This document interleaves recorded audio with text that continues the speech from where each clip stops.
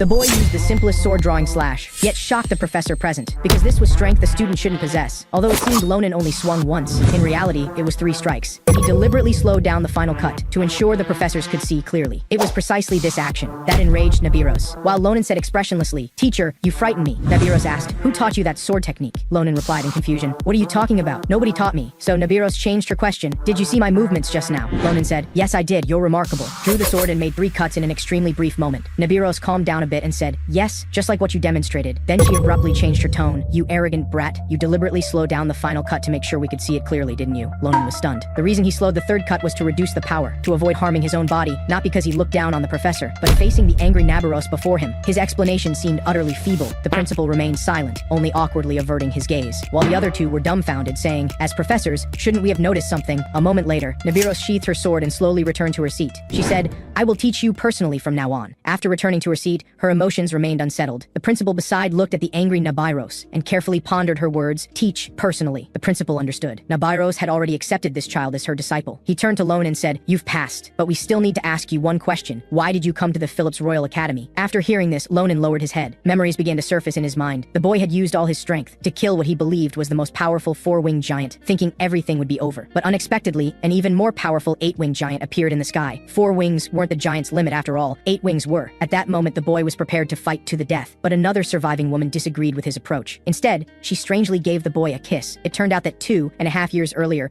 3 giants suddenly invaded the empire, destroying more than half of its territory in a short time. Only when Ronan's army joined the battle were they barely able to hold the giants back, but they paid a heavy price. The entire army was virtually annihilated, leaving only a severely wounded Ronan. He looked at the battlefield with slight sadness, but just then, a voice sounded, "It's been a long time since I've seen such a strong human." Turning his head, Ronan discovered the voice came from the dead giant. Angrily, he stepped on its face and said, "Half the empire has become a graveyard because of you. Why aren't you dead yet? Want to know how your 2 friends died? One was roasted by a red dragon, one was permanently sealed by a magician. Understand now, you damned creature?" He had hoped these words would anger the giant, but it replied indifferently, "The children of the stars share senses. I know how they died. But we'll be back soon, and there are no humans as strong as you left on Earth." As soon as it finished speaking, Ronan cut off its head with 1 slash, saying, "Just die already. Stop talking nonsense." After doing all this, Ronan walked along the battlefield, only stopping when he saw the body of his old friend. Then he knelt down and said, "Why didn't you run when I told you to? Why be so foolish? Sacrificing your life for so-called discipline." While Ronan was immersed in grief, he thought he heard a cry for help. Dragging his wounded body, he followed the sound. It was the great Commander Andesan. She was still alive. Ronan felt a bit of comfort, but looking closely, the great Commander's situation didn't seem promising either. She had lost an arm, yet she seemed not to care at all. Instead, she was concerned about whether the giant was dead. Ronan said, "Yes, I killed it myself." After hearing the answer, she seemed relieved. Tears fell involuntarily.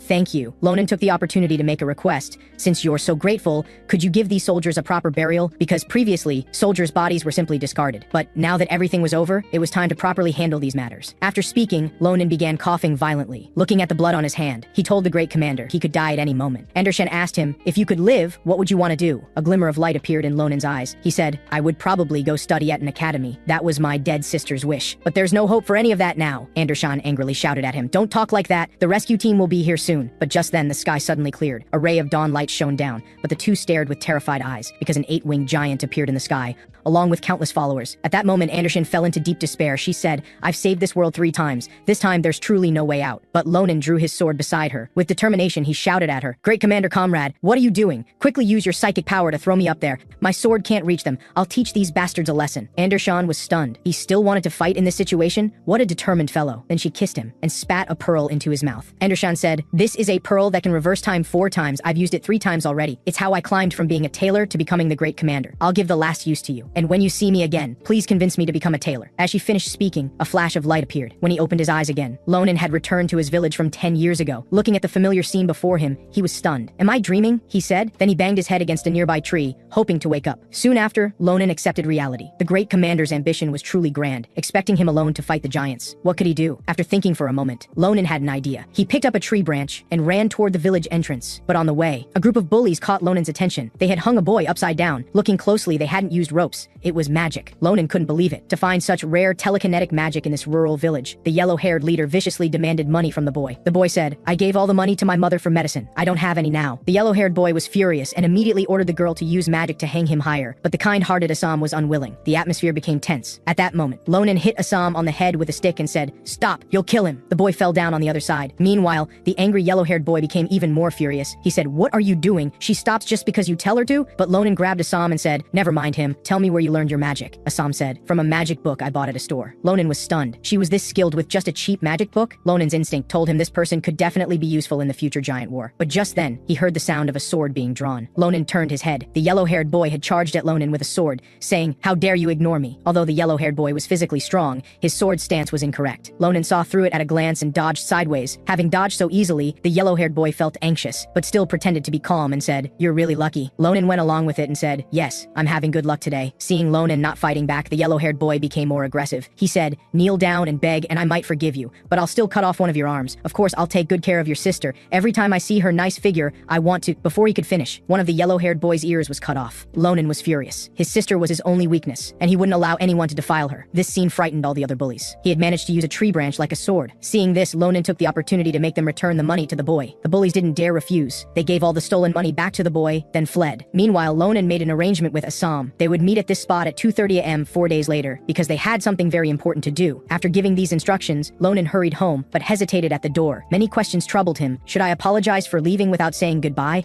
Should I tell her how much I missed her? Should I ask if she's been well? But when he finally saw his sister, Ronan only said, "I'm back," and brought his sister's favorite flowers. His sister was overjoyed when she received them. She said, "I never expected to receive flowers from my cold brother. Is there enough food? Do you want me to add more?" Looking at the 13 dishes and soup before him, Ronan was dumbfounded and quickly waved his hands in refusal. Then changing the subject, he asked how old his sister was. His sister said, "I'm 22 this year." That meant there were still 10 years before the giants invaded. His sister asked, "Why do you ask?" She hurriedly came over to feel his forehead and said, "You don't seem to have a fever." Ronan grabbed his sister's hand, then said, "No, I was thinking I'm going to go study at an academy." Hearing this, his sister was overjoyed. Then she jumped to the side and rummaged through boxes and drawers. Soon after, she brought out a bucket. It was filled with gold coins. Ronan couldn't believe it. He said, "How did you get all this?" His sister put her hands on her hips and said, "I saved for 2.5 years waiting for you to say this." But Ronan told her this is far from enough, because Ronan wanted to attend the world's top institution, Phillips Royal Academy. They had the most outstanding professors, the wealthiest financial support. Moreover, the academy had produced 3 world-class talents: Great Commander Andesan, Sword Saint Chulafin, and the Witch. So to defeat the giants, this was Ronan's only choice. 4 days later, Ronan went to the arranged meeting place with Assam. The first thing Ronan did was put down his backpack, then said, "Come on, control me. Use telekinesis to lift me as high as possible." Ronan wanted to test her magic power level, but Assam was reluctant. She said, "I can't do something so dangerous." Ronan said, "It's fine. I bought insurance." Hearing this, Assam's heart was finally at ease. So Assam began reciting a spell. As the magic activated, it was as if an invisible hand lifted Ronan high up. The height was even greater than Ronan had imagined, although it lacked stability. Telekinesis was essential for fighting flying giants, and this kind of magic was extremely rare. Ronan raised the corner of his mouth with satisfaction and thought, "She's mine." Meanwhile, Assam began to tremble. She said, "Can I put you down now?" But in the next second, Ronan took up his sword and swung it to cut through the magic, then landed safely. Assam exclaimed in shock, "What did you do? Cut through magic?" Ronan just punched her and said, "Nothing, just an acrobatic performance." Actually, this question had troubled Ronan for a long time. He didn't know why his sword was so special. Not only could it cut through magic, but it could even kill giants. But these things could be researched slowly. Now there was something more important to do. Then Ronan threw the bag to Assam and said, "Let's go. We must finish before the moon disappears. After we do this, we can become students at Phillips Academy." Assam was astonished. "Did I hear right? Phillips? That's a place that only accepts elites. You have powerful swordsmanship to support you, but I'm just useless. I probably can't go, right?" Ronan said, "I know. Although you're stupid, timid, and cry a lot. But that's okay. You can start changing now. Otherwise, you'll just waste your life idling around like those thugs." Hearing this, Assam's face turned red. It was the first time someone had shown such concern for her future, so she quickly agreed. While Ronan revealed a mischievous smile, his plan had succeeded. Soon after, they arrived at the goblins' dwelling place. Although they were all asleep now, it was still extremely dangerous. Ronan's target was the treasure chest the goblins had collected. Ronan said, "Let's begin. Use telekinesis to borrow all of that." Hearing this, Assam was instantly terrified. She looked at the goblins, 36-pack abs. She said, "If they wake up, we're dead. Why don't we go back and think about this?" But Ronan pulled her over and said, "To enter Phillips Royal Academy, you need 2 things: high tuition fees and rich combat experience. So this kills 2 birds with 1 stone. Unless you have a better idea in that head of yours." Assam said, "Idea? I don't have one." Ronan said, "Good, then let's get started." After speaking, Ronan opened his bag and said, "Just fill it up." Assam had no choice but to comply, as the magic activated. The goblins' treasures gradually fell into the bag. To avoid waking them, Assam had to use all her strength to control her magic. Fortunately, everything went smoothly. They quickly filled 2 bags. Ronan happily patted Assam's head and said, "I knew you could do it." But even he hadn't been fully confident. He hadn't expected Assam to adapt so quickly. It seemed he'd found a good tool person. After a while, the 2 packed up their things. They were just about to leave when a group of people came rushing toward them, accompanied by ear-piercing screams. This made Ronan sense something was very wrong. In the middle of the night, had some abnormal person escaped from a mental hospital? Meanwhile, the green-haired goblin was awakened. The first thing he did upon waking was habitually check the treasure chest. The box was empty. The green-haired goblin quickly woke up the others and called an emergency meeting. They discussed where the treasure might have gone, but one of the goblins offered a different opinion. He looked at Ronan and Assam and said, "Could it be them who stole it?" Realizing this, the goblins immediately charged at them. Seeing this, Assam was instantly terrified and collapsed on the ground. She said, "Shouldn't we return their things and apologize?" But Ronan drew his sword and said, "Then what about the tuition? Do you have a solution?" Whenever faced with situations requiring thought, Assam would become confused. She said, "I don't." Meanwhile, Ronan looked at the sword in his hand. It was made of cheap steel. Given the hardness of goblin bodies, the sword would probably break after 15 swings,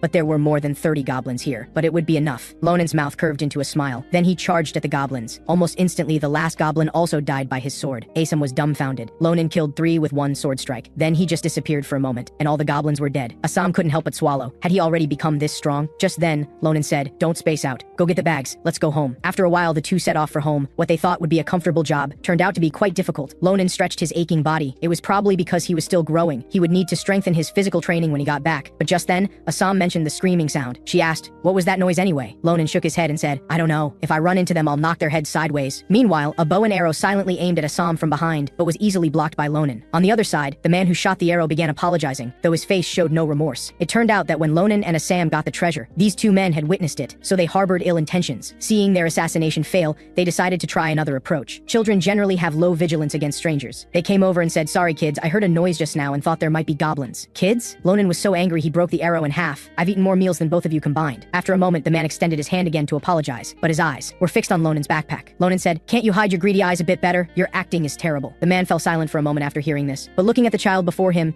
he didn't think he posed much of a threat, so he gave his companion a look and continued walking toward Ronan, still with that forced smile, but he had secretly reached behind his back, gripping the dagger at his waist. He said, "I should introduce myself. We are the Caliporo." As he spoke, he unexpectedly swung his knife at Ronan. "Caliporo?" Ronan thought while recalling, and casually countered, stunning the man. Now he remembered they were those scum. Just then, while Ronan was distracted, the yellow-haired man also charged, but Assam noticed. Assam used telekinesis and directly controlled the yellow-haired man. Seeing this, Ronan gave Assam his first compliment of the day, "Well done." Then he took the sword from the yellow-haired man's hand and gave him a 7-star light slash. 3, 2, 1. When the countdown ended, the yellow-haired man split into 15 pieces. This scene terrified Assam. She said, "Ronan, you really killed him." Ronan said with a determined look, "I wouldn't let someone who tried to kill me live. Moreover, they're an infamous group. They poach, kidnap, and sell organs. If I wasn't here today, by the time someone found you, your grave grass would be 6 feet tall." But just then, a sack behind them suddenly jumped, startling them both. Could this be an animal they had poached? After saying this, Ronan untied the rope. In an instant, something flew out. Looking closely, it was a bluebird. How beautiful! Assam couldn't help but exclaim. It was her first time seeing a bird of this color. But Ronan's attention was not on the color of the bird, was on the bird's feet, because it was wearing power-sealing shackles. Wasn't this something used for powerful mythical beasts? What heavenly law had this bird broken? Just then, a greeting came from the bird. "Mihi mihi." Assam was so startled she jumped. "It talks," Ronan said with disgust. "Are you an idiot? That's a type of remote communication magic. If I'm not mistaken, the speaker must be the bluebird's owner." On the other side, a strange figure was speaking into a magic array with a rough voice. He said, "That's right, I'm a member of the Mythical Beast Research Institute. My bluebird disappeared yesterday. I couldn't contact it at all. By the way, who are you?" Ronan grabbed Assam, who was trying to run away, and said,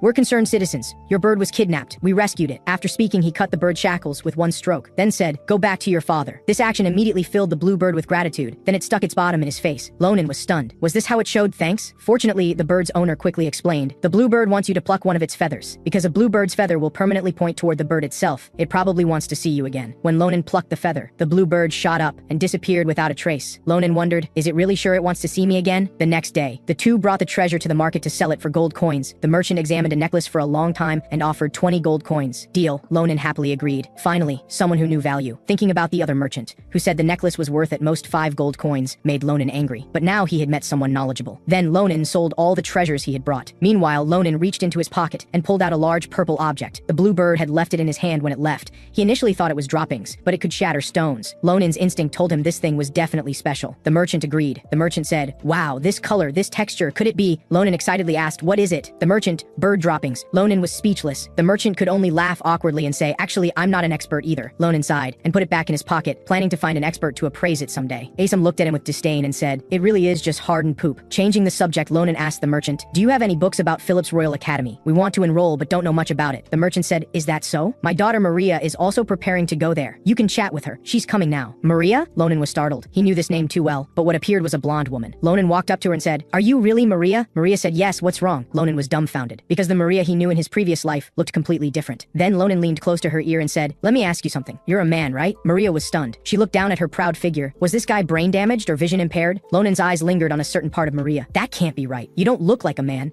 Maybe your father has an illegitimate child? As soon as he said this, Maria slapped him. Maria said, "Shut up, what nonsense are you talking?" But this slap made Ronan feel not pain, but an intense familiarity. Now he confirmed that this person was indeed Count Maria Sen from 10 years later. Before the time travel, Count Maria had been a supplier to the army. Noble in status, approachable in manner, often drinking with soldiers. And whenever Ronan discussed male-female matters with other soldiers, Maria would become unusually angry, followed by a slap. Ronan had been very curious and wanted to ask her why, but never had the chance, until seeing Maria again. She had already died in the giant invasion war, but now, the mystery that had troubled Ronan for so long was finally revealed. The Count was a girl. This scene made Maria even angrier. "You're still laughing?" She rushed over to slap him again, but Ronan countered with a punch, saying, "Enough. I let you hit me once because I was wrong, but you have no reason to hit me a second time." Hearing this, Maria's eyes turned fierce. She headbutted Ronan and said, "What if I insist on hitting you a second time?" After saying this, the two started fighting, neither willing to yield. This scene left the two onlookers stunned. They quickly ran over to stop them. By evening, they gathered at a small inn. Assam was shocked to see the two people who had just wanted to kill each other, now sitting together calmly. It felt like they already knew each other well. Meanwhile, Ronan left 3 swords and a magic wand which were seized from the goblins. He said, "See if there's any problem with these." Maria picked up a sword and examined it carefully. She said, "3 swords and a wand. Isn't it troublesome to carry them all?" Ronan said, "No choice. I carry them just in case." Because in his previous life, Ronan's swordsmanship was extremely brutal. He would break a sword almost every week. Ronan asked, "How are these things?" Maria thought for a moment and said, "They're all pretty good, especially this black iron sword. The material is exceptionally sturdy." Then Maria looked at the wand and found it had a rare magic stone. She said to Assam, "Is this little cutie a rare magician? What magic do you use?" "Little cutie?" Assam was delighted to hear this. She said, "Yes, yes." But then she lowered her head and said, "I only know telekinesis." Maria reacted intensely. "Telekinesis? You're amazing. If you do well, you could get a full scholarship." Assam incredulously asked, "Really?" Then Maria changed the subject. "So the next question is, what combat techniques can you demonstrate in the practical exam?" Ronan was stunned. Could techniques be demonstrated? He had never heard of this. To enter Phillips Royal Academy, you must pass both theoretical and practical exams. The practical exam requires you to demonstrate combat techniques and impress the professors. Most nobles showcase their family secret techniques, while ordinary warriors display magic. After hearing this, Ronan immediately stopped Maria. "Wait, I'm a swordsman. Shouldn't it be enough to just be good at swordsmanship? Can swordsmen use magic too?" Maria was stunned and said, "Every student wanting to enter Phillips must use magic. That's the most basic requirement." "What's with that expression? Don't tell me you can't even sense a bit of magical energy?" Ronan was confused. Sensing magical energy? Was it similar to using aura? This completely stunned Maria. This guy was like an illiterate trying to get into a top university. Dreaming. "Get out now," she said. Then she casually picked up a sword from the table and said, "Let me borrow your sword." Ronan asked, "What if it breaks?" Maria replied, "I'll compensate you triple. Stop arguing. Come outside with me. I'll give you special training. Magical energy is the root of natural power, existing in every corner of the world. But you must be able to sense magical energy to use it and apply it to different parts of the body. The resulting power is called magic. It usually takes a year to comprehend." But Ronan still didn't understand. He asked, "Isn't aura also composed of magical power?" Maria said, "No, aura is more powerful than magical power. Even geniuses need at least 10 years to master it, and once activated, you gain power more terrifying than magic. That's the difference." That's enough explanation. After speaking, Maria rushed to Ronan's front. "So fast. Is this magic? The degree of strength amplification is so high." But Ronan's body instinctively parried the attack. Then with a little force, he pushed Maria away. Maria was also stunned. She had infused all her magical power into the sword. Why was she repelled? Who was this guy? Soon, they exchanged a few more sword strikes. Now Ronan didn't want to continue fighting. His arms were aching from the impacts. He simply activated his aura and swung down, deliberately missing. Maria took the opportunity to create distance and said, "You really are something." Ronan turned back and said, "So are you, but you need to practice your body balance more." As he spoke, he sheathed his sword and was about to walk away. Maria asked, "Where are you going?" Maria wasn't satisfied. She raised her sword and said, "You don't really think you won, do you?" Ronan said calmly, "Remember what you said. Triple compensation if damaged."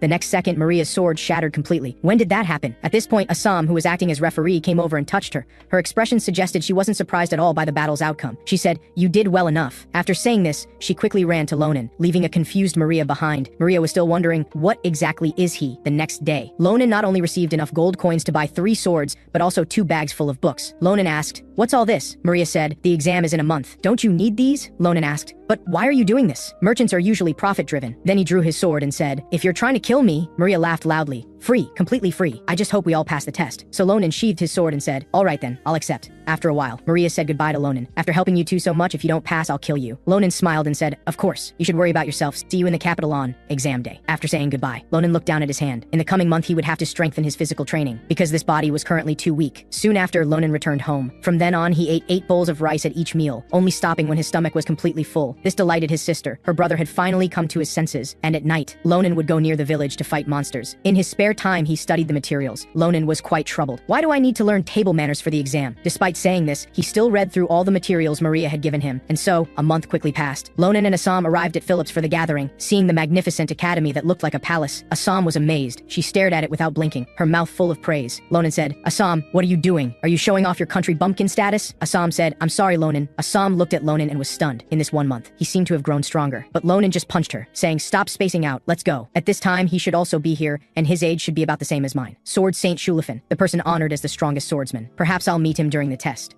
At that moment, Assam suddenly mentioned the bluebird. Ronan then took out the feather, which could locate the bluebird's position, but unexpectedly, it pointed straight up to the sky, leaving Ronan stunned, but he quickly identified the rooftop of the tallest school building. Meanwhile, on the other side, Marin was about to open the window for some fresh air. Suddenly, a face appeared in front of him. He was immediately scared because he was on the 30th floor, at the very top. As Ronan and his companion burst in, Marin trembled while holding the bluebird. He said, what do you want? Don't even think about harming the bluebird. Only when Ronan took out the feather did Marin's anxious heart finally ease. He asked, are you the heroes who save it? After learning the truth, Marin quickly apologized. I'm so sorry for embarrassing myself in front of you both. Ronan said, it's fine. If someone needs to take the blame, it's all this one's fault. She used telepathy to send us up here, while being pinched. Assam protested. You're the one who told me to teleport us up here. Surprisingly, the bird's owner turned out to be a lion man and a professor at Phillips Academy. After hearing this, Marin awkwardly said, I didn't expect our heroes to be new students. Had I known earlier, I could have written you a recommendation letter, but it's too late now. If you fail, I could... Ronan interrupted him, saying, that's nice, but that's not why we're here. Then he reached into his pocket and pulled out the bird dropping. Marin asked, what is this? Ronan said, this is what your bluebird left in my hand. Marin took the dropping and began examining it, his expression growing increasingly tense. Ronan said, isn't it just an ordinary bird dropping? Why that expression? Marin said, it's a legendary dream bird. This is its egg, not an ordinary egg. If it absorbs fire tribute magic, it might hatch into an immortal phoenix. If placed in a monster's nest, it might manifest in the form of that monster. Marin continued with a horrified expression. And now I can see countless types of magic power within this egg. Different magical energies intertwining and chasing each other. After listening, Ronan was stunned. As expected of a professor, he could assign so many meanings to an egg. Meanwhile, Marin's expression grew serious and he said, this egg should be left in your care. Although extremely precious, and it can only lay one in its lifetime, it chose to lay it in your hands, and we should respect that. The bluebird, hearing this, danced with joy, as if agreeing with Marin's words. Ronan took back the egg and said, I have no objections. I also want to know what's inside. Then Ronan stood up to leave, but was stopped by Marin. The bluebird was chirping, seemingly reminding them of something. A moment later, Marin took out a scroll and said, this is for you. It will help you with hatching. Time quickly moved to the beginning of the exam. Ronan complained to Maria, we've waited so long and it's still not my turn. Maria replied, exams are always like this, but if our little cutie were here, it wouldn't be so boring. Ronan said, she's a mage testing in another location. Just then, the examiner called Ronan's number. He got up to go. Maria said, don't be nervous, do as I told you. If you don't pass, don't come back. Ronan waved his hand and said, I know, thanks for your blessing. Then he turned his head with a determined expression and said, I'll be right back. Soon Ronan arrived at the exam venue. Before him were 5 professors from Phillips Academy. In the middle was the principal, Archmage Clotilde. Beside him was the sword instructor, great swordsman Nabiros. Just standing before them, Ronan felt an incomparable sense of pressure. He bowed to the professors. Hello, my name is Ronan. The examiner said. Hello, the dummy in front of you is your opponent today. Use any techniques you have against it. Ronan said. I don't have any special techniques. I'll just demonstrate a quick sword drawing slash. I think that's enough for a dummy. The blonde professor laughed at this. He said to the professor next to him, wants to cut through the dummy's defense without magic power? What a fool. The white-haired professor agreed. A country bumpkin from some remote village, no wonder he doesn't know. This is a product of compact magical engineering, with amazing defense and regenerative abilities. Even the genius swordsman Shulafin couldn't leave a mark on it. Amid their mockery, Ronan assumed his stance. A pressure emanated from his body. Almost instantly, Ronan completed his quick sword drawing slash. Ronan said, I finished my demonstration, but this speed was nothing impressive to the professors. They almost wanted to laugh. Until a moment later, when 3 metallic impacts sounded. The principal was stunned, and nearby, Nabiros stood up immediately. With a flash, she rushed to Ronan's front. Aggressively, she placed her sword against his neck. She asked, your swordsmanship, who taught you? Confused, Ronan replied, what are you talking about? No one taught me. So Nabiros changed her question. Did you see my movement just now? Ronan said, I saw it. You're impressive. In an extremely short time, you drew your sword and swung 3 times. Hearing this, Nabiros's emotion softened a bit. She said, yes, just like your demonstration. Then she changed her tone. You deliberately slowed down your 3rd strike so we could see it clearly, right? Ronan had slowed his 3rd strike to prevent self-injury, not to disrespect the professors. But facing the angry Nabiros, this explanation seemed completely unconvincing. The principal could only awkwardly avert his gaze, and these 2 other professors were dumbfounded. As professors, shouldn't we have seen something too? A moment later, Nabiros sheathed her sword and slowly walked back to her seat. She said, I will teach you personally in the future. Back in her seat, her emotions remained unsettled. The principal, observing the angry Nabiros, carefully recalled her words, teach personally. The principal understood. She'd already accepted Ronan as her disciple. He said to Ronan, you've passed. Why did you come to Phillips Royal Academy? Hearing this, Ronan lowered his head. Memories began to surface in his mind. Then he blurted out, to leave no regrets. But more accurately, it was to ensure his sister had no regrets. After answering, Ronan left the examination room. No regrets, huh? The principal smiled. That's quite troublesome. I don't even know how to teach him, the blonde professor asked. Why such a big reaction from you all. What trick did that kid pull? The principal said, trick? No, more accurately, it should be called talent. Meanwhile, the dummy that Ronan had slashed suddenly split open. Then it fell to the ground. The two professors were stunned, because cutting through a dummy in one slash was an unattainable dream for every candidate. On the other side, Ronan stood blankly outside, recalling that sword-wielding lady. Even his past self wouldn't have had complete confidence in defeating her. So his choice to come to Phillips Royal Academy was correct. Here, he could definitely learn much knowledge unknown to him in his previous life. Then he walked toward the written test location. Next was the written exam. For someone who had read books for a whole month like himself, it should be easy. After the test, Ronan was dumbfounded. Could anyone actually solve these problems?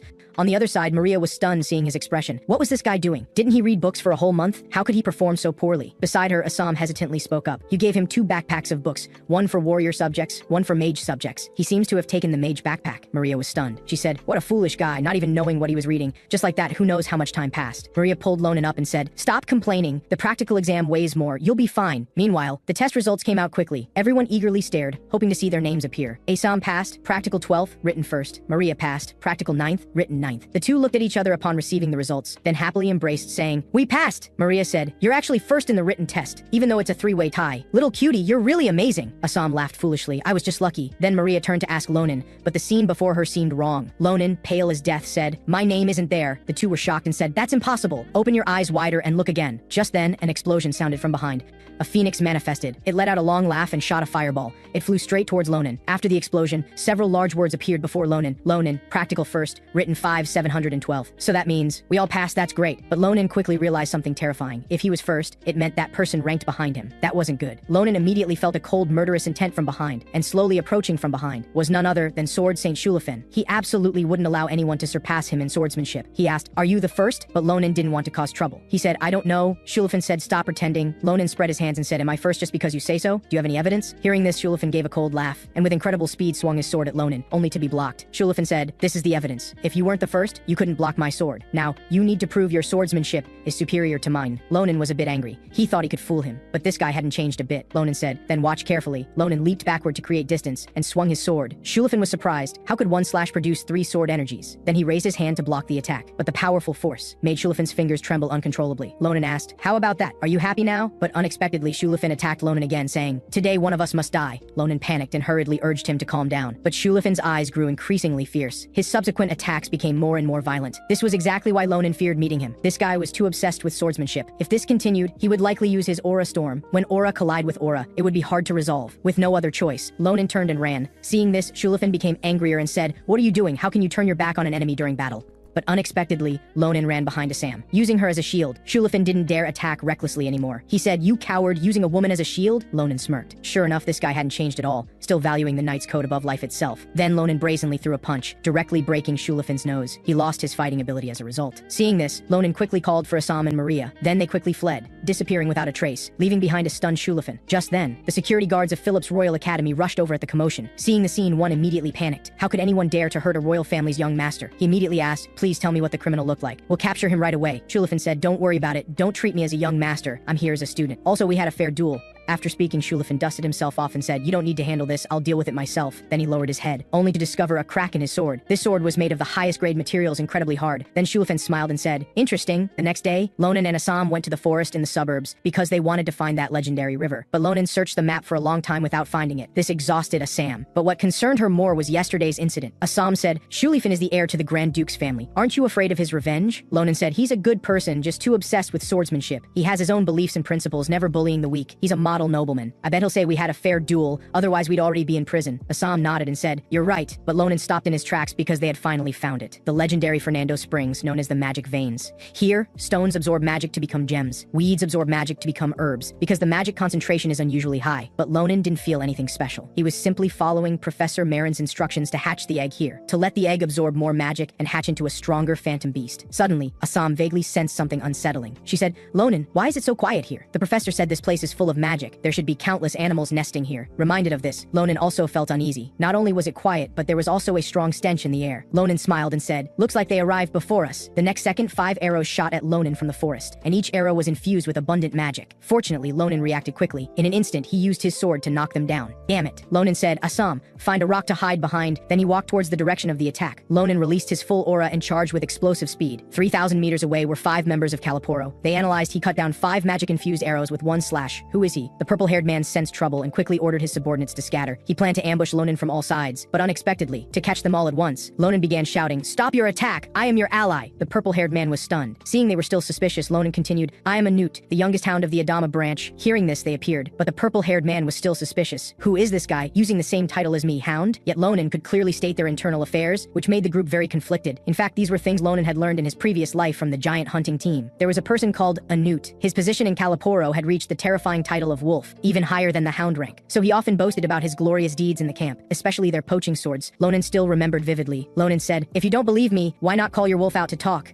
Ronan smirked and said, "Just because an idiot like you can't do it doesn't mean I can't." Hearing this, the purple-haired man flew into a rage. He grabbed Ronan ready to kill him, but Ronan spread his hands playing innocent. He said, "Someone like you who's always ready to kill won't end well." Fortunately, a subordinate held back the purple-haired man. The subordinate said, "If what he says is true, killing him would definitely lead to conflict with the Adama branch. We should let the wolf decide." And this noisy commotion also alerted the wolf nearby, who walked over saying, "Didn't I tell you to be quiet during the hunt?" The strong pressure frightened everyone into stillness. Only the purple-haired man walked towards the bald wolf and told him everything in detail. After listening, the bald man said, "This forest is our territory. What are you doing here?" Ronan smiled. He had finally lured him out. Ronan took advantage of their unpreparedness and with one slash killed the four of them. Then he charged towards the bald wolf, a flash of sword light. The bald wolf's head was separated from his body, but Ronan specifically spared the purple-haired man. Ronan said, "Didn't I tell you? You won't end well." A moment later, all the purple-haired man's fingers were severed. Intense pain swept through him. He immediately fell to his knees in agony, unable to stand. Seeing this, Ronan threw the map at him, saying, "Mark all your branch locations on the map and I'll spare you." The purple-haired man hesitated. Betraying comrades wouldn't end well either. But Ronan's terrifying appearance completely subdued him. He cried, I'll write it,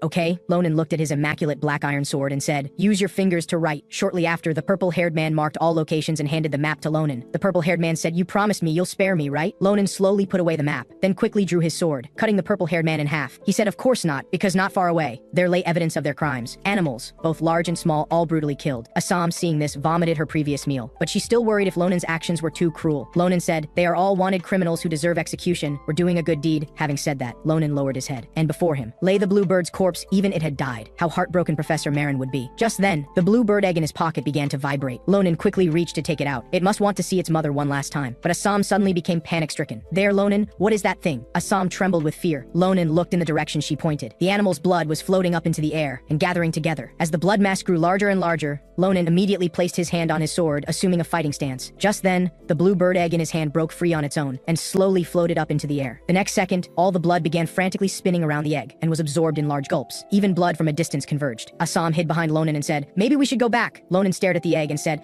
"I don't know what's inside, but it must be extraordinary." 2.5 minutes later, the blue bird egg seemed to have eaten its fill. Ronan stared at it blankly. The next second, a crack appeared on the eggshell, and this crack rapidly spread to other areas. Ronan was delighted. It was finally hatching. "Let's open our eyes wide and get a good look at this extraordinary creature." But before Ronan could see clearly, he was struck by it. Ronan painfully covered his nose and said, "So fast, what was that?" And what appeared before them was a pitch-black strange creature. Ronan said, "This doesn't look like a bird at all." Assam said, "Could it be a dragon?" Ronan was dumbfounded hearing this. He said, "Assam, are you serious?" Assam said, "Yes, it matches the description I read in books." After a while, Ronan was confused again. He said, "Who did the blue bird mate with to produce this thing?" Ronan tried to reach out and touch it, and the little creature cooperated, nuzzling his finger. But thinking of how it had hurt his handsome face, Ronan angrily said, "Assam, we're having an extra dish tonight." The little creature was startled. Then it quickly used healing magic, rapidly healing all of Ronan's wounds, and flew over to nuzzle Ronan's face. Only then did he forgive it. This little one actually has healing abilities. How many more secrets does it have? Assam said, "Let's give it a name first." But just then, it seemed to sense something. Its face darkened. Suddenly it charged in one direction. It seems to have detected something. "Let's follow it quickly." And the little creature's target turned out to be a surviving member of the poaching gang. He had just gone to the bathroom. When he returned, his home was gone,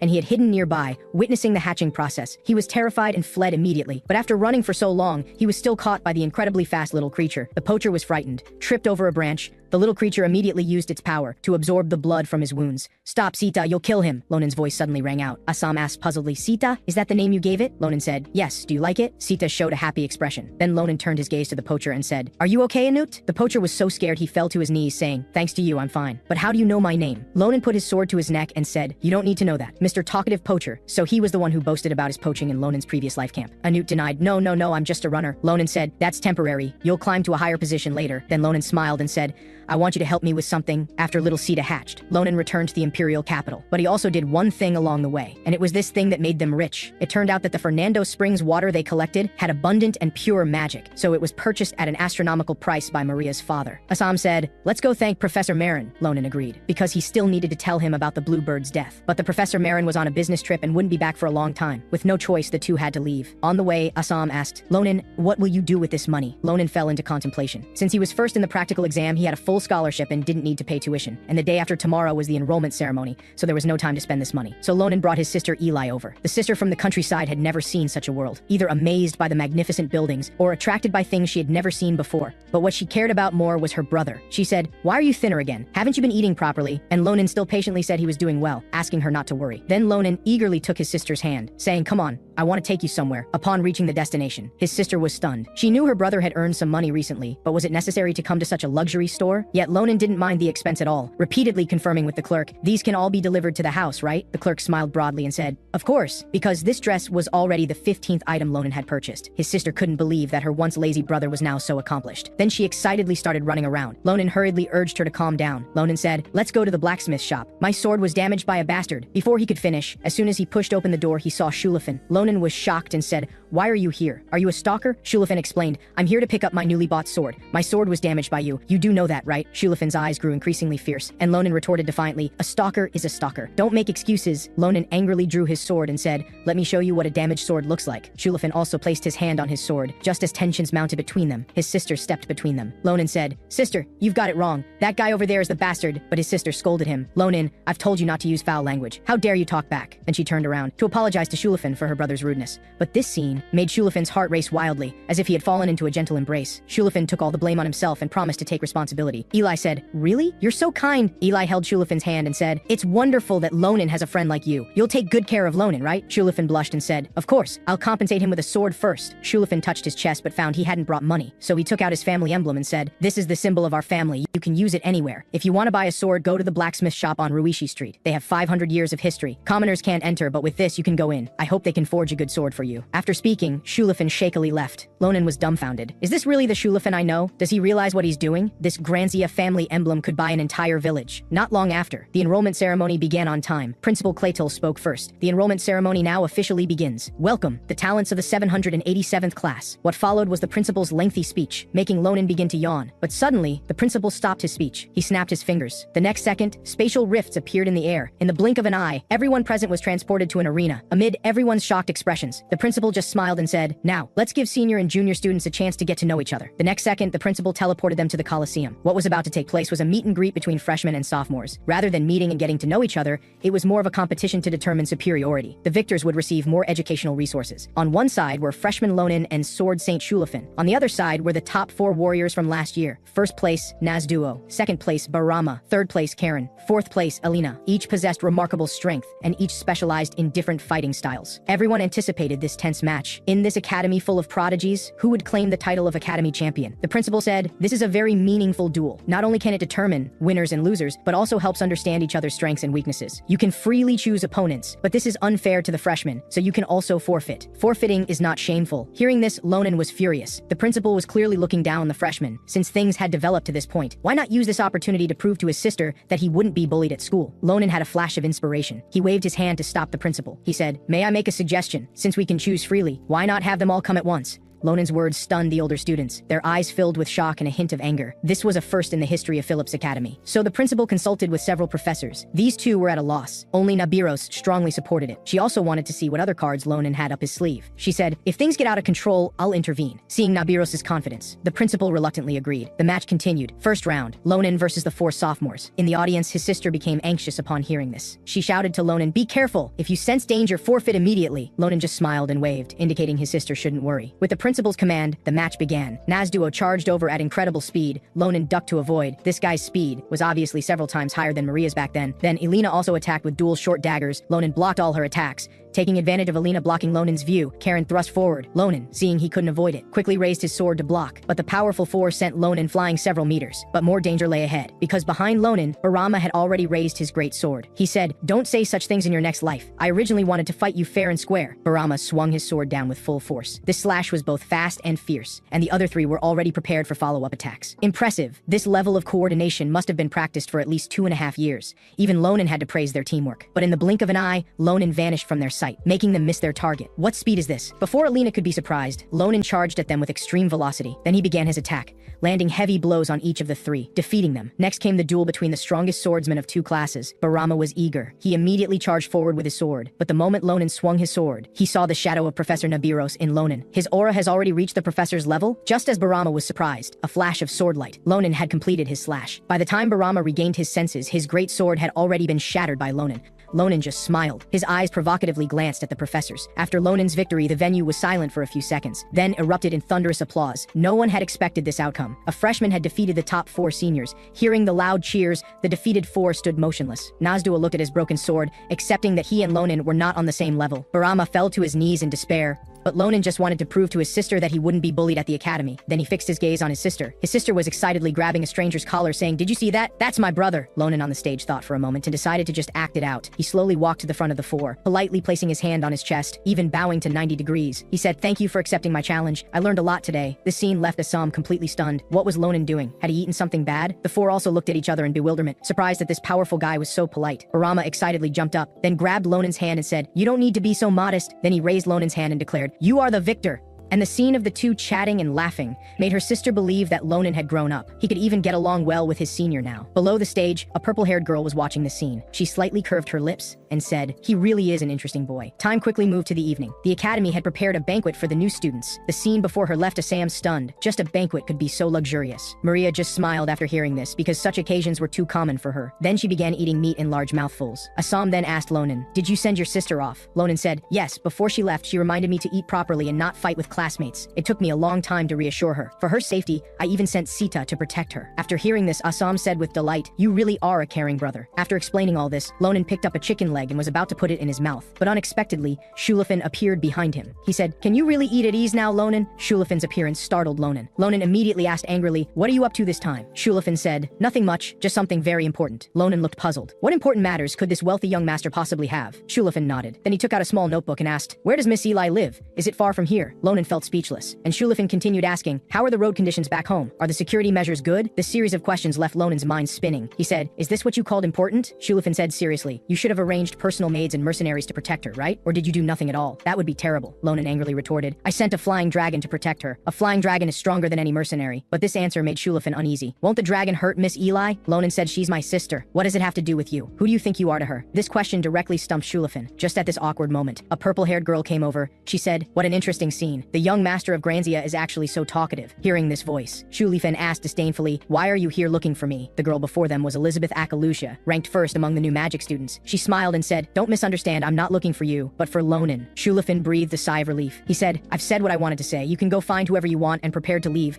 But after a few steps, he stopped and said, "I think I should send some Granzia guards to protect her." But Lonan told him to disappear quickly after hearing this. A moment later, Assam tugged at Lonan's clothes, looking nervously at Akalusha. She said, "That person, she's very strong, but even facing opponents who have lost their fighting ability, she still shows no mercy." "I don't agree with that approach." Akalusia innocently said, "That was just giving them a small lesson." Then Akalusia immediately changed her demeanor. She reached into her chest, took out a purple brooch, and handed it to Lonan. Lonan took it. He stared blankly at the token in his hand. In his previous life, someone had also given him such a brooch, inviting him to join. That was the Grand Commander Andesan, Akalusia. Elizabeth confidently told Lonan, "With your strength, passing the Patriarch's trial would be easy." Elizabeth said, "I believe you know what this means, and I believe you'll make a wise choice." Then she turned to leave, but she turned her head back and said, "A wolf that stays in a sheep pen too long will also become a sheep." After that, she left with several followers. Assam's anxious heart finally calmed down. Although Lonan had no intention of joining, he was interested in the Akalusha family's mysterious castle, because there might be clues about the giants there. Time quickly arrived at the first day of school. Different entrance exam scores resulted in vastly different treatment. Students with mid-range scores lived in the Intidia Hall, enjoying single rooms and a self-service cafeteria, while the bottom 30% were all crowded into a small wooden house. Among them were some noble young masters. They usually demanded single rooms and servants, but the teachers would patiently explain to them, "None of these are available, and if you want to bathe, there are shared bathrooms in the hall. If you don't study hard, you will still live here next semester, the teacher said before leaving only the noble young masters looking at each other. Meanwhile,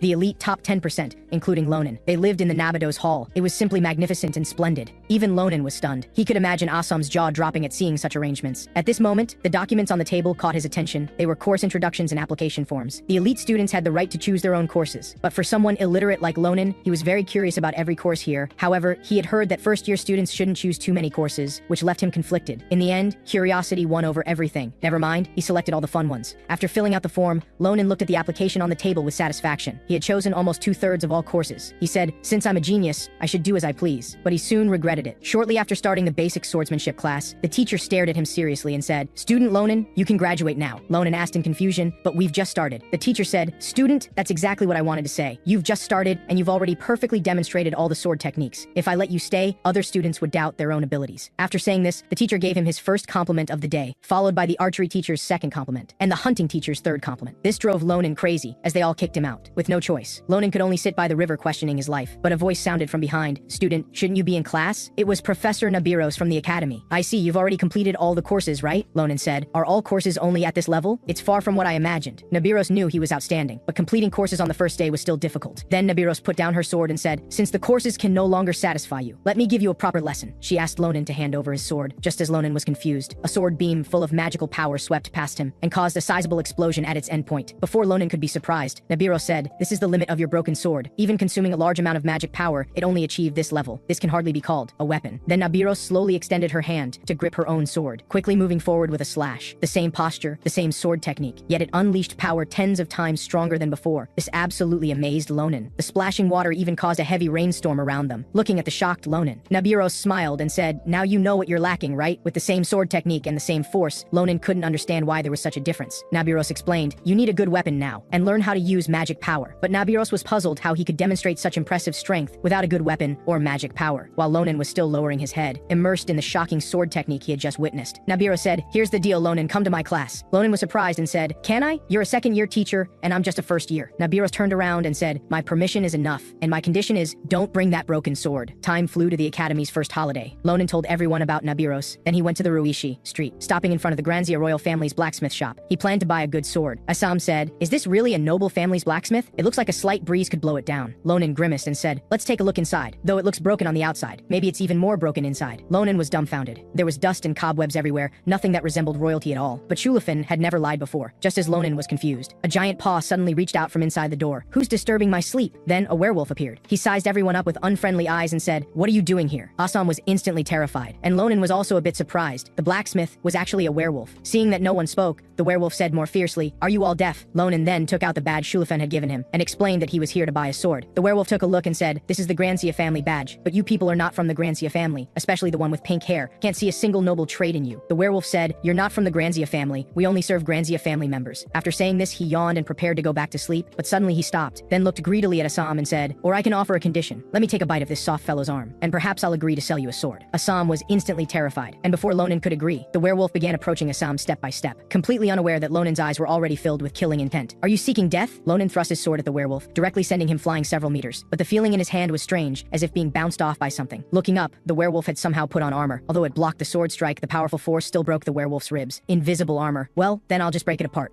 The werewolf was terrified after hearing this and hurriedly explained, "This was just a test, testing your strength and my armor's durability, so I deliberately provoked you." Ronan obviously didn't believe this excuse. Ronan said, "You came up with that excuse pretty quickly." Seeing this, the werewolf continued to beg for mercy, saying he wanted to confront Shulafin in person, which saved him. Ronan spared him not because he believed his words, but because he didn't want to see Shulafin. Then Ronan put away his sword. The werewolf also smiled and apologized to Assam, saying, "Actually, I don't eat humans. I'm Diddy Khan, the apprentice here. Come in, I'll take you to our forge." Then the werewolf led everyone inside and pressed a hidden switch. The moment it was pressed, the ground shook violently, then quickly descended. It turned out there was a hidden space inside, and the real forge Cappadocia was within it, the Empire's largest forge. The werewolf smiled at Ronan and said, "Since you've passed my test, your weapon is in my hands." Under the werewolf's guidance, they came to this 400-year-old blacksmith shop, Cappadocia. Seeing Ronan's outstanding talent, the werewolf decided to take him to find the old dwarf Dolan to forge a sword. Rumor had it that he was an old blacksmith with over 400 years of experience. Many of the Empire's famous swords were made by him. The werewolf proudly introduced to everyone. Soon they arrived at the door. The werewolf said, "For such a senior, I also respect him greatly." After saying this, the werewolf kicked the door open hard. Ronan was stunned. Where was the respect he promised? Then the werewolf strode in without care and said, "Old man, I brought customers." but the old blacksmith's face was already filled with killing intent. Diddy Khan, you can't come in without making a scene, can you? I need quiet when I work. The werewolf proudly announced that he had brought a genius customer. Hearing this, the blacksmith immediately became interested. He stopped his work and walked over. The werewolf said, "It's him. His swordsmanship will definitely surprise you." But looking at Lonan's young face, the blacksmith obviously didn't believe it. So he suggested Ronan demonstrate, and Ronan agreed. But as soon as he drew his black iron sword, the old man snatched it away, stared at Ronan's sword in silence for a few seconds, then smashed the sword with a hammer. Ronan's face darkened. This was the most perfect sword he had chosen from hundreds. Ronan angrily said, "You old fool, do you know what you're doing?" The old man casually pointed in a direction and said, "With such a broken sword for demonstration, I can't judge your level. The swords here are thousands of times better than yours. Pick any one you like and I'll give it to you." Ronan was surprised after hearing this. Then he picked up a sword he liked, but just as he picked it up, he immediately felt different from before. However, he wasn't sure if the sword technique's power would have such a big difference. After confirming with the old man that he didn't need to compensate for damaged items, Ronan gently wielded the mithril sword, making the posture of using a sword technique. He wanted to use Nabiros' move, though without infusing magic power, the power might not be as great. But as Ronan delivered the slash, the distant furnace actually exploded on the spot, and the destructive power along its path far exceeded Ronan's imagination. Ronan was stunned. He said, "This wasn't my intention, do you believe me?" The old man sighed helplessly. After all, he had said there was no need for compensation. But what surprised the old man was that this young man before him was actually using Nabiros' sword technique. He asked Ronan if he was her disciple. Ronan was surprised and said, "You know her too?" The old man nodded, and his next words shocked Ronan even more. It turned out that Nabiros' sword, the secret sword Ulusa, was one of the old man's few outstanding works. He told Ronan, "The quality difference in swords can sometimes even affect one's judgment of their own abilities." After saying this, the old man patted Ronan's back and said, "I haven't seen a genius like you for many years, but having too much talent is also a problem. It means you'll have difficulty finding a suitable weapon. First, the material for forging weapons is an issue. Even this mithril sword can't withstand your power, so we must add harder forging materials to assist in the forging." So Ronan took something out of his pocket. It was the shell of the blue bird egg, which Ronan had been reluctant to throw away. The old man took the eggshell and began hammering it, but the eggshell showed no signs of cracking. The old man's eyes lit up. He said, "This is absolutely the perfect material for making a good sword. May I use it?" Ronan nodded, as the eggshell was no longer useful to him. "Come back in 2 weeks. I'll prepare the best sword in the empire for you." Ronan smiled with satisfaction, then called Maria and Assam to leave, but was stopped by the old man. He said, "I can't let our distinguished guests leave empty-handed. You two go find other masters, mention my name, and they will treat you well." The old man spoke while frantically hammering the eggshell. He said, "What a wonderful sound." This scene left all three dumbfounded, unanimously thinking the old man was crazy. This day, in a deeper underground level below Cappadocia, there were two strangely dressed people. They were actually plotting how to destroy Cappadocia. Ronan's sword would be completed and delivered in 2 weeks. It was said that it would be the Empire's most outstanding sword. Maria and Assam had also ordered their weapons, which would be expensive, but they didn't mind and even wanted to buy more because the person paying was Shulafin. During these 2 weeks, Ronan could only wander aimlessly around the academy out of boredom, but as he walked, he stopped because the luxurious sailboat building in front of him caught his attention. He vaguely remembered that Nabiros' teaching location was also here. She told Ronan to come to class only after getting a proper weapon, so Ronan planned to wait until he got his new sword. But just then, Nabiros was already standing beside him with a murderous look. Ronan turned his head and said, "Good evening, Professor Nabiros." But Nabiros immediately grabbed Ronan's ear. She said, "Long time no see. Didn't I tell you to come to my class as soon as you got a weapon?" Ronan wanted to make excuses, but Nabiros didn't give him a chance. She dragged him toward the classroom saying,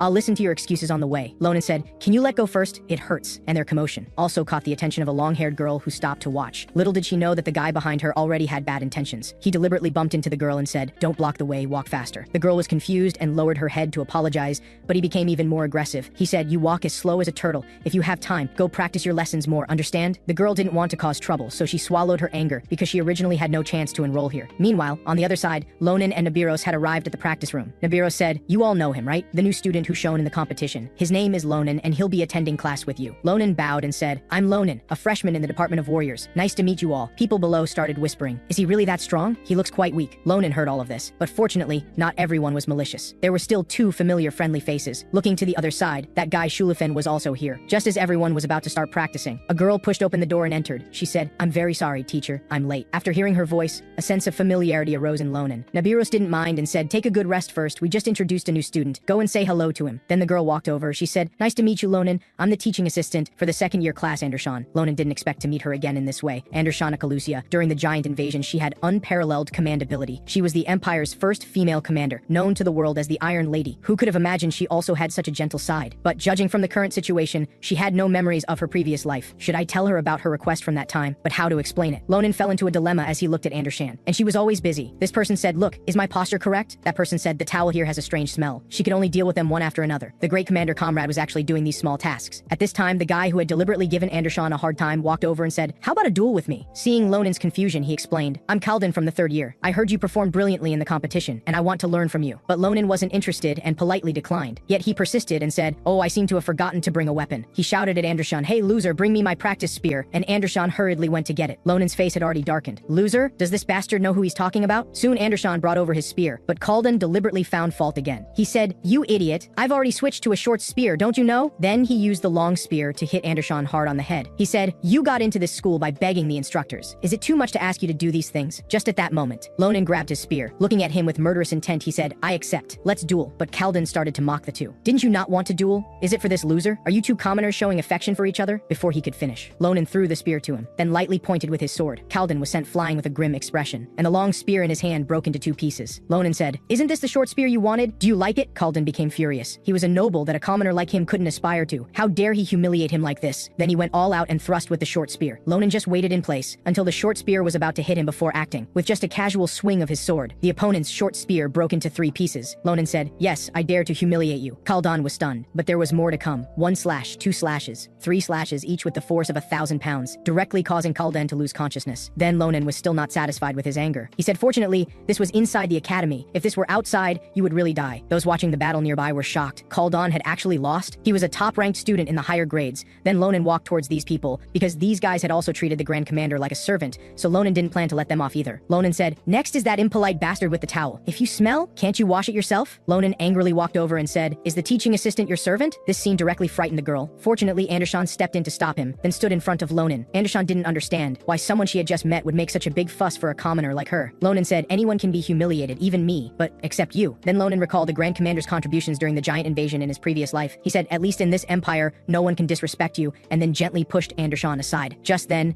Nabiros' voice sounded, "Stop, Ronan." Along with it came a terrifying pressure, immediately making Ronan freeze in place. It wasn't that he didn't want to move, but his body wouldn't obey. It was a kind of fear generated from deep within, like being firmly locked by the gaze of a 2.5-meter long snake. Then Nabiros looked at Ronan sternly and said, "I can overlook the matter with Kaldan, but you must stop now." Ronan was very dissatisfied with Nabiros' inaction. He tried hard, struggling to make his body move. Nabiros stared at Ronan and said, "I warn you one last time, will you stop or not?" Ronan still showed no sign of backing down. Nabiros felt helpless. She would have to subdue this guy first. As the great snake opened its bloody mouth, Ronan felt a violent impact on the back of his head. When he opened his eyes, he saw the Grand Commander Andesan from his previous life. She accepted the frontline command work without hesitation. Although she knew that people on the front line were doomed to die, she was still willing to devote herself to the Empire. With another blink, the scene around changed. It was the final moment when the 8-winged giant appeared. Andesan smiled and told Ronan, "Please don't forgive me, because I selfishly entrusted the task of protecting the Empire to you." Ronan urgently called out the Grand Commander's name, but unexpectedly this was a dream. But turning his head, Andesan really appeared before him. She looked at him anxiously. Ronan said, "Are you all right, Grand Commander?" Andesan said, "What Grand Commander? What are you talking about?" Ronan then realized that Andesan had no memories of her previous life. He could only smile foolishly. Andesan said, "Did you get so angry because of me?" Ronan blushed after hearing this and said, "No, I'm a very elegant gentleman. I've always disliked their behavior since I was young." But Andesan could see at a glance that Ronan was lying. She said, "Actually, you don't need to hate them, including Kaldan. This is my own doing." Ronan said somewhat angrily, "I can't let them treat you like this, including Professor Nabiros. You're dedicated to this job, yet she watches you being bullied and does nothing." Andesan smiled bitterly. "Professor Nabiros is a good person. She doesn't intervene because I asked her not to. To take this course, one must be a sword prodigy, and my swordsmanship hasn't made a breakthrough for a year, and I've only just grasped magic power. She gave me this opportunity. I not only don't resent her, but I'm grateful to her." Ronan was surprised after hearing this. In his previous life, Andesan had an incredibly strong presence. Did she also have times when she hit bottlenecks? She said, "I can handle these small matters, but thank you anyway, Ronan. I'm already used to most of it, but being hit is quite painful." Ronan was silent for a few seconds after hearing this. He said, "Perhaps this is why you could go so far, eventually becoming the Grand Commander." Andesan was surprised after hearing this. She said, "How did you know that's my dream? Although it's difficult, I will definitely work hard." Ronan was stunned after hearing this, and Andesan thought she had spoken too casually, hurriedly explaining to Ronan, "Although this dream may be unrealistic, I definitely won't give up." As she spoke, Andesan looked at her own palm. These injuries were all left from practicing swordsmanship, but her words had already put Ronan in a dilemma. On one side was Andesan's last will from his previous life. Back then, she told Ronan to tell her current self not to struggle anymore for becoming the Grand Commander. Just be a tailor and live an honest life. Meanwhile, Ronan couldn't bear to discourage the confident Andesan. Even after Andesan left, Ronan remained silent. He didn't know what he should do, but it seemed that no matter what he did, it would be wrong. After returning home, Dolan sent a pigeon at midnight, telling Ronan to go to Cappadocia to retrieve his sword.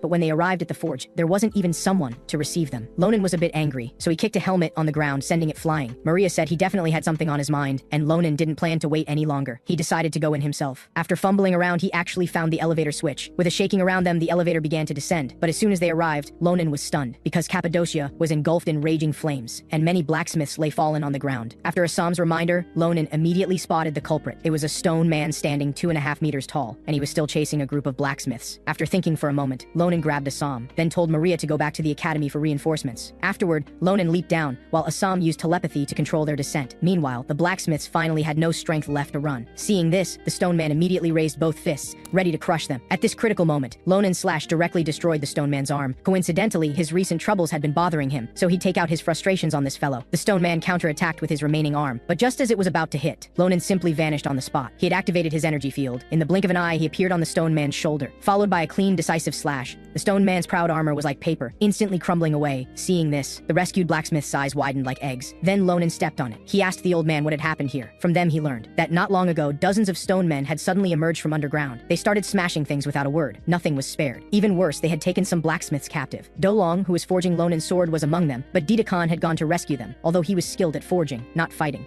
After hearing this, Ronan sensed the situation was dire. He immediately ordered Assam and Sita to stay and help the wounded. Assam asked, "Then what are you going to do?" Ronan turned toward the direction the stone men had retreated. He was definitely going to rescue Dolong, because the sword was still with him. Deep underground, Dolong clutched the sword tightly, saying, "I'm grateful you came to save me, but you really didn't need to come." The one standing in front of him was Didakan, who was already severely wounded, yet still shielding the old man from the stone men. He said, "Stop talking nonsense and run." But the old man just stood there saying, "Your invisible armor probably won't work against him." Didakan was furious. He said, "At a time like this, you're still saying such disheartening things to discourage me? If you think you can do better, go ahead with that sword in your hand." But hearing this, the old man hugged the sword even tighter. "No, I can't insult it with my terrible swordsmanship." As he spoke, he even started to worship it. Didakan was speechless. This crazy old man obsessed with weapons will get me killed sooner or later. At that moment, the stone man decided not to listen to their conversation any longer. He raised his fists and smashed down forcefully. But this strike was actually blocked by Didakan, though it severely injured him, even breaking his invisible armor. Just as Didakan was about to die heroically, a red flash arrived at an incredible speed, followed by countless slashes. The stone man instantly collapsed and crumbled, while Ronan landed gracefully. He said, "Leave the rest to me." Didakan said in surprise, "How did you get here? Weren't there countless stone men on the way?" Ronan turned his head and calmly stated, "All taken care of." Didakan said, "Is that possible? I couldn't even defeat one." Didakan instantly became obedient, grateful he had survived Lonan's sword when he had angered him. Ronan said, "Give me that thing. Isn't that the sword for me?" Dolong said, "Yes, that's right. Here you go, though the scabbard isn't finished yet. Worthy of being the Empire's finest sword, it feels great to hold, can't feel its weight at all. Let them try it out." Facing several stone men 2.5 meters tall, Ronan casually swung out a sword energy.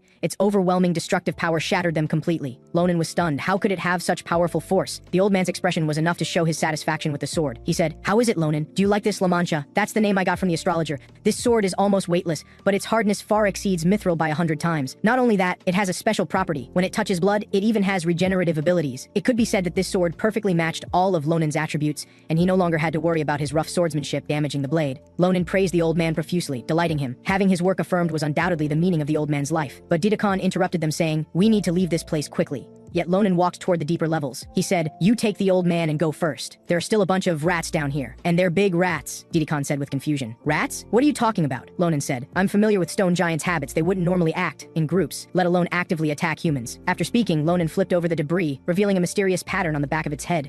Everyone was shocked at the sight. This kind of pattern was unfamiliar even to Dolong, who had lived for over 400 years. But he could be certain that magical resonance still lingered in the pattern. The other side was using this method to make the stone giants go berserk. Dolong said, "Who do you think would do such a thing?" Ronan shook his head and said, "I don't know, but as long as I go deeper, I'll definitely be able to flush them out." With that, Ronan began to move. He quickly advanced toward the depths, while carefully observing the surrounding environment. Sure enough, he discovered human footprints, and they were of 2 different sizes. Ronan continued forward. He even found magical sensing stones, but being completely devoid of magical power himself, he triggered no alarms. Soon Ronan reached the deepest part of the cave, but he didn't startle his prey, instead habitually concealing himself. Then he began to observe his surroundings. The first thing that caught his eye was a huge golden stone man. Below it were 2 human-looking figures. These 2 weren't eye-catching, but compared to ordinary stone men, they looked like small toys in front of the golden stone man. Though it was still in a dormant state, its destructive power was unimaginable. Just as Ronan was thinking of how to deal with this, the white-robed woman suddenly spoke. Someone must have broken in. Judging by how the stone giant's control is being rapidly cut off one after another, there must be a third party involved. The white-robed man said through gritted teeth, "What should we do? There are no stone men left, and this golden stone man can't be used yet. Why don't we go up and kill them all?" Hearing this, the white-robed woman immediately shook her head. "No, most of the blacksmith facilities have already been destroyed. The Empire's smelting and weapon manufacturing technology will be set back many years. That's enough. On the contrary, if our identities are exposed, that person won't just do nothing." After listening, the white-robed man complained a bit, but ultimately agreed. At that moment, the sulfur smell on Lonan's body caught their attention. It was residue from slaying the ordinary stone giants. The white-robed man said, "No wonder my body feels itchy. After speaking, he cast a fireball spell at Ronan. Only when the fireball was about to hit him did Ronan react, but after an explosion, the white-robed man found that the fireball hadn't hit its target. He said, "You're quite agile, how about I tie you up first?" After speaking, he immediately cast a spell. In an instant, numerous fire chains surrounded Ronan. The speed of gathering magical power was fast. These two were definitely not ordinary people. The white-robed man said, "Tell me quickly who you are and how you made our magical sensing stones ineffective." Ronan stood up and said, "That's what I wanted to ask. Who are you? I don't care how passionate your relationship is, just tell me your names." Ronan's tough attitude immediately sparked the white-robed man's interest. The white-robed woman suddenly spoke, "We're wasting time." But the white-robed man didn't care at all. He said, "Let's enjoy this in advance. When this empire is submerged by starlight, there won't be any opportunity." And this sentence precisely hit Ronan's trigger point, because the invading giants had once mentioned submerged by starlight. They must know something. So Ronan planned to capture the two and get answers. But the white-robed man contemptuously said, "You? Does a wet behind the ears kid like you have that ability?" After speaking, he raised his arm to counterattack, and this action successfully exhausted Ronan's patience. With a flash of the blade, the white-robed man lost his arm and his lower body. "Just lie down obediently." The white-robed woman stood frozen. Edward hadn't even had time to react, and Ronan hadn't felt the sensation of cutting through bone, so these two were probably not human. But in his anger, he didn't care much. He directly grabbed the white-robed woman by the throat and said, "Just answer my questions nicely. If you don't want to end up like him, just answer my questions." Seeing she couldn't break free, Cyril immediately cast a magic shield to push Ronan away. Ronan said, "So you don't plan to obey me?" As he spoke, Ronan mockingly tapped on the shield. Not bad, very solid. But the next second, Cyril was dumbfounded. With a flash of the blade, her shield shattered. Impossible, how could a physical slash affect magic? Before she could think further, Ronan's sword had pierced her body. The violent movement also caused the hood of her white robe to fall off, revealing her face and long ears. But this didn't warrant Ronan's attention. He stepped hard on the woman beneath him. He said, "Half-elf, what is your purpose?" Ronan's attention was entirely on the woman, completely unaware of what was behind him. And behind him, a huge fireball was hurtling toward him. Ronan reacted quickly, swinging his sword to block the attack. He looked ahead. The severed limbs of Edward had somehow regrown, but he was using dozens of writhing tentacles to mimic limbs. Edward angrily said to Ronan, "Let her go," seemingly very concerned about the woman. Ronan understood immediately. He pulled his sword from the woman's body, but less than 2 seconds later, he thrust the sword into her thigh. Ronan said, "Seems you don't understand the situation. Neither of you is getting away." The intense pain made the woman cry out in agony, but Ronan's eyes never lingered on her, instead focusing on Edward. Ronan said, "Either come with me obediently, or she loses her limbs. She doesn't have your regenerative ability, does she?" Edward trembled with rage, but ultimately lowered his head, then extinguished the flames in his hand, saying, "Fine, I'll go with you." Ronan nodded with satisfaction. It would be troublesome if you really died, but at that moment he saw Cyril grinning madly. Ronan looked at her in confusion, not noticing the golden stone man's arm coming toward him from behind. By the time Ronan wanted to dodge, it was too late. He could only take the hit. The powerful impact sent him flying dozens of meters. Though the force was tremendous, both knew this strike wouldn't be fatal. Edward walked toward Cyril. He asked, "Can you still walk?" The woman nodded. "Thank you. You distracted his attention, so I had the opportunity to control the stone giant. Although I could only control one arm of the stone giant, he must be seriously injured." Edward said, "You go back to the church first and report the situation here. I'll deal with him and then return." Cyril nodded. "Be careful. He's a monster with a child's face." Edward said, "I know. I won't act recklessly again." Before he finished speaking, Edward's limbs separated again. Ronan reappeared in front of the two, then delivered countless slashes, directly cutting Edward into ribbons. Ronan said, "Where do you think you can go? Didn't I say I have many questions for you?" Cyril backed away in fear, then hurriedly took out a scroll to cast a spell. Ronan, forcing his injured body, approached step by step. But just then, Cyril's immobilization spell succeeded. Ronan couldn't move forward another step. He struggled desperately but remained motionless. Even so, Cyril didn't dare approach. She said, "I can't guarantee we could beat you, but my priority now is to report back." As she spoke, a portal lit up behind her. About to enter, she added resentfully, "I'll find out everything about you, then take it away." Watching Cyril slowly disappear into the portal, Ronan was unwilling, shouting again and again, "Don't go!" Having finally found a clue about the giants, how could he let her slip away? "I absolutely cannot let that scene happen again." "Stop!" Ronan shouted with his last bit of strength. However, at that moment, a strange light suddenly appeared around them. Cyril was shocked to find her body also couldn't move. A woman's voice rang out, "I have many questions too." Nabiros activated her energy field and appeared. Cyril was stunned, thinking she could easily escape, but didn't expect an even more powerful being to arrive. Nabiros said, "Well done, Ronan." Ronan said, "Your timing is also good." Nabiros was relieved. He could still talk nonsense, so he wasn't in danger of dying. Then she turned her attention to Cyril. She said, "Let's welcome our guest first." Even trembling with fear, Cyril hadn't given up on escaping. But the next second, a slender hand reached from behind. Nabiros grabbed her face, saying, "Attacking the forge is a serious crime, but what makes me angrier is that you dared to hurt my disciple. Look forward to what's going to happen next." Cyril's face, squeezed until it turned blue, was roughly lifted, and before her was a great snake attacking them. Cyril said, "I'm very sorry, Starlight." After speaking, Cyril collapsed due to severe mental shock, and her words made Ronan even more certain that the giant's appearance was connected to their organization. Nabiros sheathed her sword and walked over, saying, "You did well, but I'll report your achievements separately." But Ronan said, "When you mentioned what's next, did you mean sending them to the Lodosan prison?" Nabiros nodded. "Yes, it seems you know about that place." Ronan immediately felt chills down his spine, because Lodosan was a prison floating at sea, where screams and wails never ceased. The jailers would use every means to make criminals who rebelled against the Empire confess. Almost no one entered and came out whole. Ronan said, "Listen to me, teacher. Please let me participate in the criminal's trial." Nabiros immediately immediately refused, fearing that the cruel place would leave psychological trauma on Ronan. Ronan said, "Please, this is really important to me." Ronan used an almost pleading tone because he didn't want to miss any clue about the giants. This was the first time she had seen this proud boy bow his head, but even so, she still didn't agree. Meanwhile, although the Cappadocia Forge was still in ruins, with the help of the academy, the wounded had mostly recovered. Maria wiped her sweat, saying, "I think we're almost done." She had earned considerable merit by carrying 7 or 8 boxes of supplies at once, and Assam had also spent much energy using healing spells to save people. But more than this, Assam was more worried about Ronan, who said he would return soon. But, "Are you talking about me?" Hearing this, the two were startled and looked up toward the voice. Ronan said, "On the way, I heard about what you did. Maria brought reinforcements, and Assam and Sita treated the wounded. Are any of you hurt?" Ronan asked, pretending to be fine. Maria said, "Rather than us, you should worry about yourself." And Assam, in an almost trembling voice, scolded Ronan, "You're clearly covered in wounds. Quick, Sita, help heal him." Sita extended her small hand with concern, but Ronan waved it off. "I'm fine. I've already been treated. Just need some rest." Ronan suddenly changed the subject. He stared hard at the 2 culprits in the distance. He said, "I have more important things to do now." Several hours later, the convoy transporting the criminals arrived at the meeting area. Here, Lodosan prison would send someone to receive the criminals. After Nabiros and Ronan waited for a short while, a sinister jailer arrived riding a vulture. Then 2 equally sinister people came down from the carriage, speaking in an eerie tone. "Hello, Miss Nabiros." Then he looked down at the 2 criminals on the ground. The sight of Edward immediately interested him. He had some kind of miraculous self-healing ability. The judges would be very pleased. After saying this, they prepared to leave with the 2. "We'll notify you after the interrogation is complete. Hope you continue to work for the peace of the empire." As the words fell, the jailer disappeared from everyone's sight. Nabiros said, "In a week, Lodosan will make them tell everything. I'll notify you immediately when there are results. That's enough, right?" Ronan nodded with satisfaction. "Thank you, teacher." At the same time, he understood this was the most Nabiros could do for him. After this, Ronan returned to the Phillips Academy to continue training, and the restoration work at Cappadocia progressed simultaneously. Time quickly passed, and several days went by. In Lodosan prison, continuous wails never ceased, and awaiting Edward and Cyril would be the cruelest torture and punishment. He was a judge in the prison, and the person responsible for interrogating Edward was him. After a week of intimate contact, Karaka was very certain that Edward had told everything, so he notified Nabiros to come. Karaka said, "Do you want to see the criminal once more? Please follow me. On the way, I'll tell you the judgment results." Then he led the 2 toward the prison where Edward was held. Ronan could hardly believe this seemingly gentle old man was a judge at Lodosan. Nabiros smiled. "At first I thought so too, but he is the nightmare of all prisoners here. Everyone judged by him wishes for an early release, that is, in the form of death." As the words fell, they arrived at the inner prison. Just then, Karaka said, "The prison is not far ahead. They come from the Kragil Nebula, which is also the name of their organization." Nabiros asked in confusion, "This is the first time I've heard this name. Is it a criminal organization similar to Calipolo?" Karaka said yes, but they're more dangerous.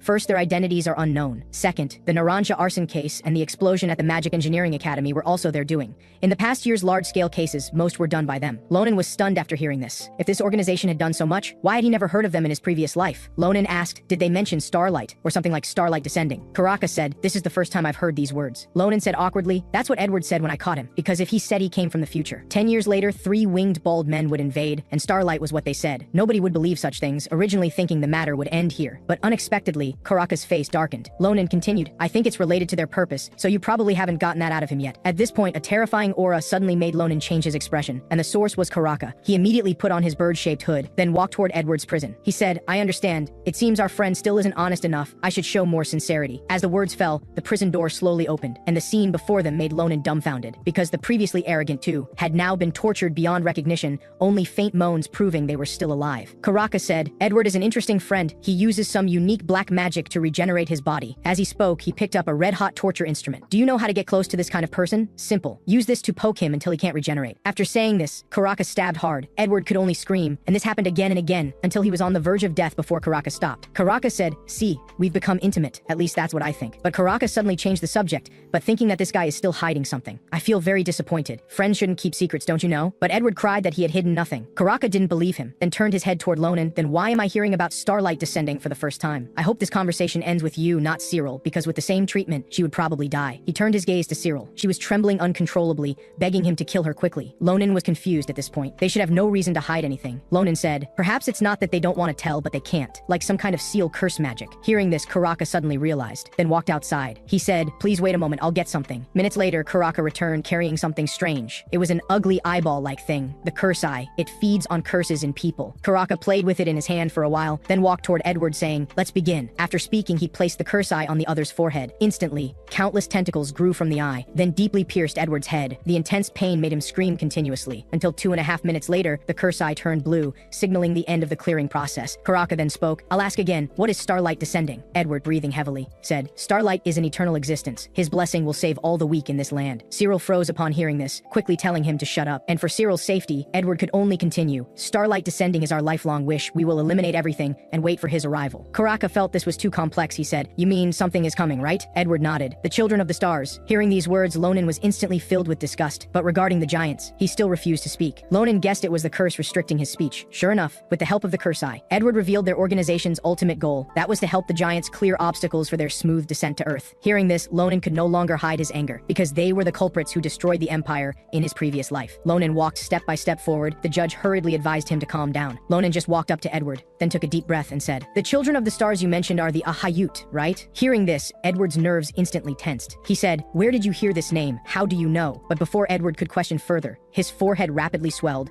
In no time, his entire head was like a balloon about to explode. Ronan was shocked. Is his head going to burst? Back! Karaka pulled Ronan away, then immediately deployed a magic shield, and at that moment, Edward's head exploded. A large chunk of flesh and liquid splattered over, but all were blocked by the shield. Then a steady voice came from beneath the judge's mask. "I didn't expect this situation. This curse is stronger than I imagined, and there may be more than one. I guess the first part of the curse is not being able to reveal their purpose to others. If the first part of the curse is removed, it activates the second part, making their heads explode." Before Ronan could think further, the hand on his shoulder tightened again. Karaka stared at him intensely. "Sir Ronan, what is a Hayut? If this is a secret within the Kragil Nebula organization, how would you know?" So he began to gather magical power. He said, "As the judge of this case, I must know everything. Can you tell me?" Ronan was frightened by this sudden, terrifying atmosphere, but he still calmly said it was just something he happened to overhear. "In the underground of Cappadocia, I was the first to discover them. If this word has caused you trouble, then I apologize," Ronan said while taking his hand away. "Is this explanation enough?" Looking at Ronan before him, Karaka was stunned, although he didn't believe Ronan's words. His intuition told him this child couldn't possibly do anything harmful to the Empire, because in his eyes, he saw a firm will boiling. Was it responsibility or belief? No, neither. It was anger toward them. Just then, Nabiros drew her sword directly, saying, "Stop." A pair of bright, fierce eyes stared at Karaka. "Are you questioning my disciple, and doing so in front of me?" Karaka said, "Of course not. I'm just confirming. Being careful about everything is better, isn't it?" Seeing the other's docile appearance, Ronan said, "Then I'm glad our misunderstanding is cleared up." But Ronan knew he had been in danger just now, because that old man intended to judge him as well. Looking at the undamaged curse eye on the ground, Karaka said, "It's a pity to lose a cursed eye, but usually they have very strong vitality." Ronan questioned this greatly, asking,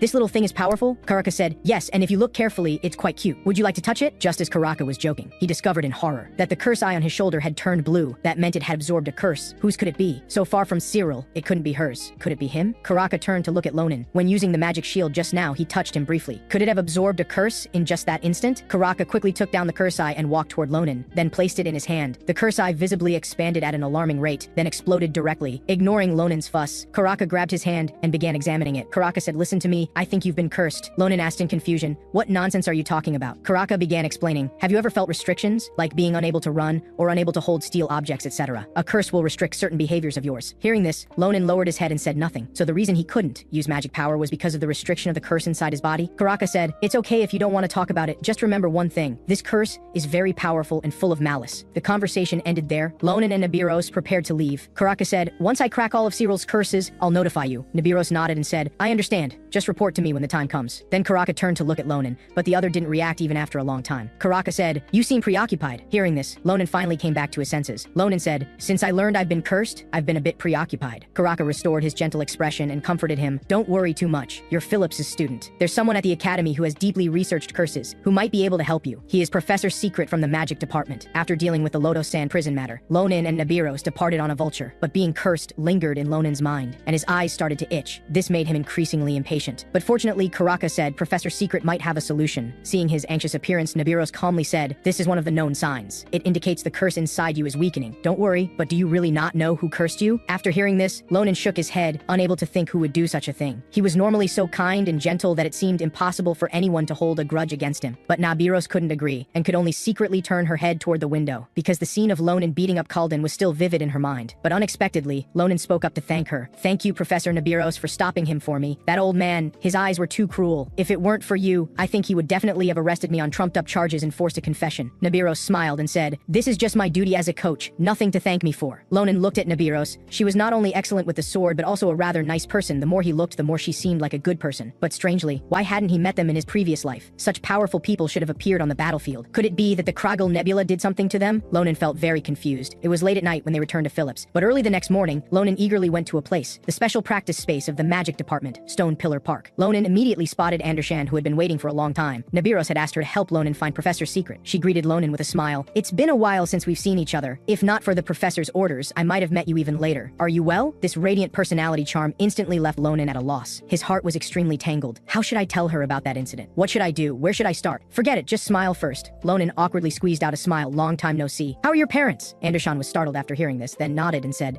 everything is fine. Because ever since that incident, Kaldan had been afraid whenever he saw Andershan. Every time he saw Andershan, he would repeatedly shout, I use the spear, I won't change. Though it sounded bad, in reality it was also bad. Lonan hadn't expected that his small action would bring such a big shadow to Kaldan. At this moment, Andershan suddenly changed the subject. I heard from the professor that you want to remove the curse inside your body, right? Lonan nodded and said, yes, someone told me to come here and find Professor's secret. But after Lonan glanced at the eerie surroundings, he knew how eccentric this professor's personality was. Andershan could only laugh in agreement. That's right. His unique office can't be found by anyone who's not from the magic department. So I called a close junior from the 3rd year to guide us, but she doesn't seem to have arrived yet. As she finished speaking, a purple figure appeared before her eyes, then pounced into Andershan's arms like a kitten, and said in a cute voice, I missed you, Sister Andershan. This is a new magic I learned. Andershan hugged her back. Me too, Elizabeth. Long time no see. Lonan was stunned by this scene. This purple-haired girl was definitely Elizabeth de Acalusia, who had been chattering about beasts at that time. I'm sorry for suddenly asking for your help, Elizabeth. Something came up and I want you to help find Professor's secret, Elizabeth said with an infatuated face while kissing Andershan's hand. As long as it's your request, I'm willing to do anything. At this point, she noticed Lonan standing to the side. Their eyes met and both fell silent. Who would have thought they'd be old acquaintances? Lonan greeted first, long time no see, Elizabeth. This scene instantly made Elizabeth bristle, how are you here? But even more embarrassing was her behavior just now. Nevertheless, Elizabeth still led Lonan on their journey. After walking for a long time, they came to an old house, and the surrounding environment became increasingly eerie. Lonan said uneasily, you're not planning to bury me here, are you, Elizabeth? As a price for seeing something I shouldn't have. Elizabeth said excitedly, don't call me that, and who wants to bury you? Stop talking and just follow me. Elizabeth walked toward the house huffily, and Lonan slowly followed behind her. Surprisingly, the general was so close to this child, but then again, they were both members of the Akalusha family. Was there some special relationship? Before Lonan could speculate further, the two walked into the house, but what greeted their eyes was a sleeping old woman. Is she Professor's secret? Elizabeth turned around and said, don't get excited, we have one more stage to go. Elizabeth slowly walked up to the old woman. Despite the creaking floorboards beneath their feet, the old woman showed no signs of waking up. Elizabeth raised her arm and began to chant a spell. Caspa, Lunaja, Del Pirim, open. As she spoke, a burst of purple magic instantly spread out. Lonan quickly looked down at the old woman, but her condition seemed unchanged. Suddenly, the old woman's eyes opened rapidly, and her mouth gaped wide. In just a moment, her mouth was large enough to swallow both of them. Lonan immediately backed away vigilantly, but Elizabeth was unusually calm, saying, no need to be alarmed. Then they walked into the old woman's mouth. Once inside, the view opened up completely. This was an office made up of countless books. Sephirothio. Lonan was stunned by this sight. Was that just the entrance? How strange. Just as Lonan was shocked, a voice suddenly sounded from behind. So it's you, the disciple Nabiros mentioned. You're just as I heard. As the voice faded, Secret, who appeared to be only 7 or 8 years old, appeared before Lonan. Just as Lonan was surprised, Elizabeth bowed to the child and said, hello, Professor Secret. Seeing this, Lonan narrowed his eyes. How could this child who looked only a few years old possibly be a professor? Secret seemed to notice Lonan's confusion. He said, I'm actually over 80 years old, just looking a bit young on the outside, but this is also a kind of curse. Lonan laughed after hearing this. I didn't expect there would be such an interesting thing. After explaining all this, Secret snapped his fingers. A giant geometric magic array immediately appeared beneath Lonan's feet, along with countless semi-transparent characters.